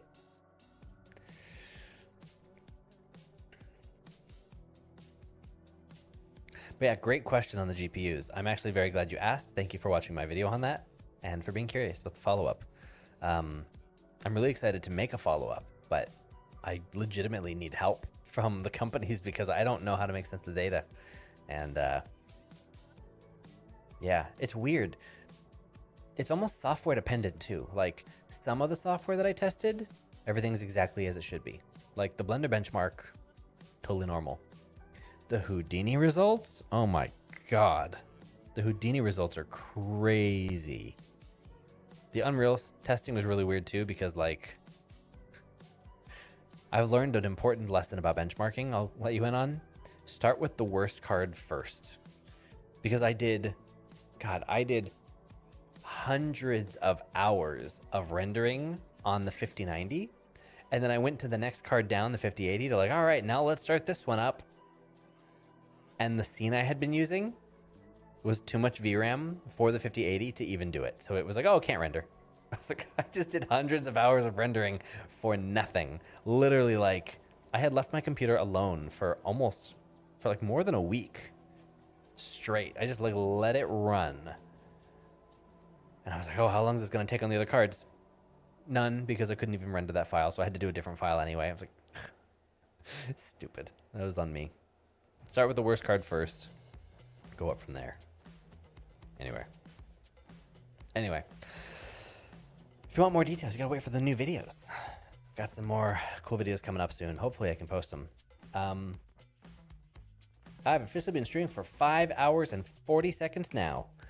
Let's wrap it up. Thanks everybody for being here. Thank you for hanging out. Thank you for the wonderful questions. It was fun hanging out. I'd like to do more live streams in general. So if that sounds interesting, the only other thing I'd be curious about before you leave is like, does anybody have a preference of like what day? I'm thinking about doing weekly live streams just for fun on YouTube. If I were to do it, I don't know if anyone has like, oh, do this day for some reason. I'll just pick a day at some point, but just curious. When you learn that you can run Blender and Linux headless, so the GPU has nothing else running in the test with less variables. Oh, that's cool. Yeah. Some of my tests are really scientific, and some of them it was like, honestly, like, I don't have it in me. It took me so long to do all the testing that I did. I had so many issues. I'm really proud of the Houdini testing, though. Huge thank you to Double Jump Academy, Houdini Effects School. They really helped out. My Houdini test is the craziest thing I have ever rendered. I had to take the side panel off my computer and blow the air conditioning for 2 weeks straight, just to make sure. And I had a whole thing monitoring my CPU temperatures. I had to make sure my CPU didn't become a bottleneck in Houdini. I was monitoring temperatures and all this other stuff. I put in some work for this next RTX testing video. So, but shout out to Double Jump Academy, because without their file, I would not have been able to push the computer as hard as I did. Because I don't know Houdini that well, but they gave me the craziest file to render and set it up all. All right. Hi from France. Just woke up. Gonna start the stream from the beginning. Just wanted to say hi. Hey, that's cool. Well, enjoy, Noah. I hope you enjoy the stream in its entirety. There was some cool stuff in there. Thanks everyone for being here. I'll see you in the next stream, whenever that is. Honestly, like maybe we'll get another one in before Unreal Fest, but I don't know for sure. Final reminder, please fill out the form. It'll take you no time at all. It's like 6 questions. And it's just like, what are you interested in? Do you like this? Do you like that? Which ones do you like? Cool, done, thanks. So, please fill it out. If everyone filled it out right now, I would go from 32 to like 100 responses, and that would be awesome. So please fill it out. Thank you. I'll even drop the link one more time, just in case. Just in case you want it. Just in case you're like, oh, I have to find it. It's right there. It's right there for you. All right, I rented the shop into a cellular resolution some couple weeks ago. Oh my God, from a Google Map kind of website. I have not seen it. That's crazy. But the artist did put in a ton of detail. I did a 16K render of it for the 4090 video, I think. 40, one of the videos. I did a 16K render. I was zooming in. There's so much detail in that file. It's really awesome. Does your Maya for Animators course teach all we need for animating things as characters, etc., or would you need to enroll with a school like Animation Mentor and school to go further? In terms of Maya knowledge, my Maya for Animators course would teach you... My Maya for Animators course teaches you way more than both of those schools combined for Maya specifically. It's not an animation course, so of course there's still... Like, you'd still probably take their classes for animation. You know, like weight and timing and...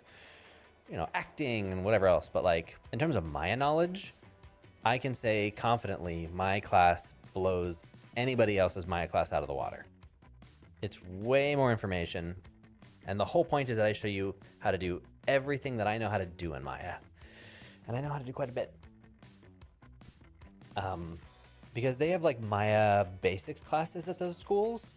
They give you like the bare minimum just to get you started into animation. And then the animation classes don't really get all that technical.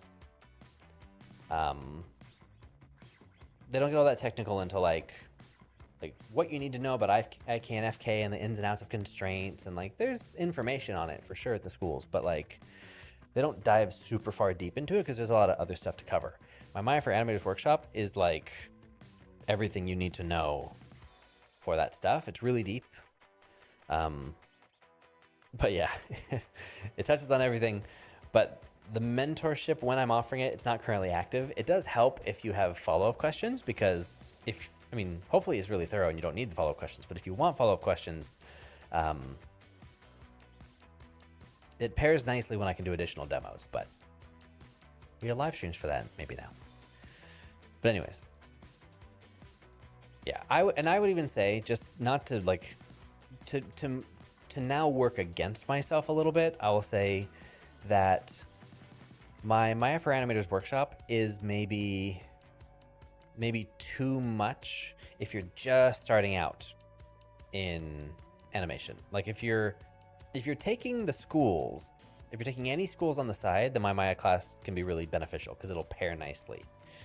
But if you are really new to animation, my course will show you everything, but it's more going to be a resource that you'll come back to over time, because you won't be ready for all of it at first. Like, I wouldn't recommend that, like, if you're just beginning your journey into animation and you haven't really used Maya all that much and you're just starting to animate bouncing balls and stuff, my Maya for Animator class, it'll overwhelm you to the point that you'll be like, okay, well, I'm going to come back and watch this later, which is the right thing to do. It's more designed for when you kind of know what you're doing and you're starting to struggle and you're starting to like, I know what I need to do. I just can't get Maya to do what I need. I'm having a hard time because Maya's getting in the way.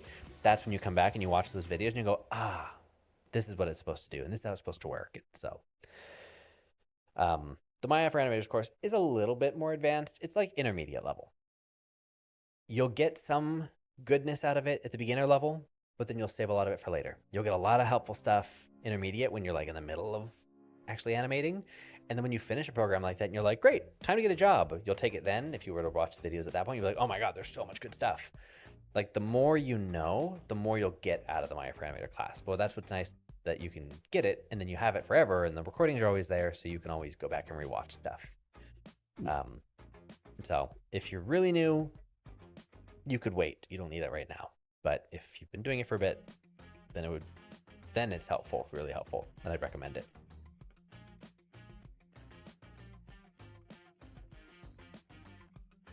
They do? They have a fundamentals course on free? That's cool. I didn't know that.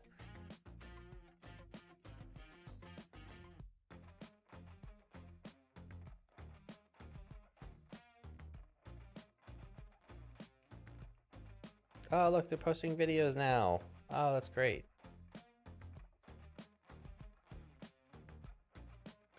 That's cool.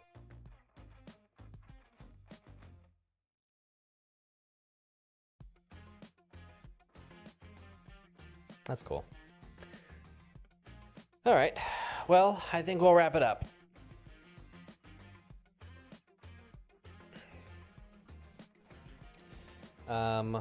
What resolution is better, render 1080 or 4K? Whatever you need. 1080 is probably fine, but if you need it 4K for something, then you could. Just depends on what you're doing. Did I make 2D animation before? Not really. I'm not much of a 2D animator. I dabbled for fun, but never anything real. All right, I'm tired. It's 4:30 in the morning. I'm gonna go because I still gotta work. So I'm not getting to go to bed, but I'm just gonna work and stop talking because my throat is killing me from speaking so much. Thanks everyone for being here. Hope you enjoyed. See you in the next stream. Might see you at Unreal Fest in a couple weeks. Keep an eye out for new videos, and I'll catch you next time. Oh, you want to say bye? What? You want to come up?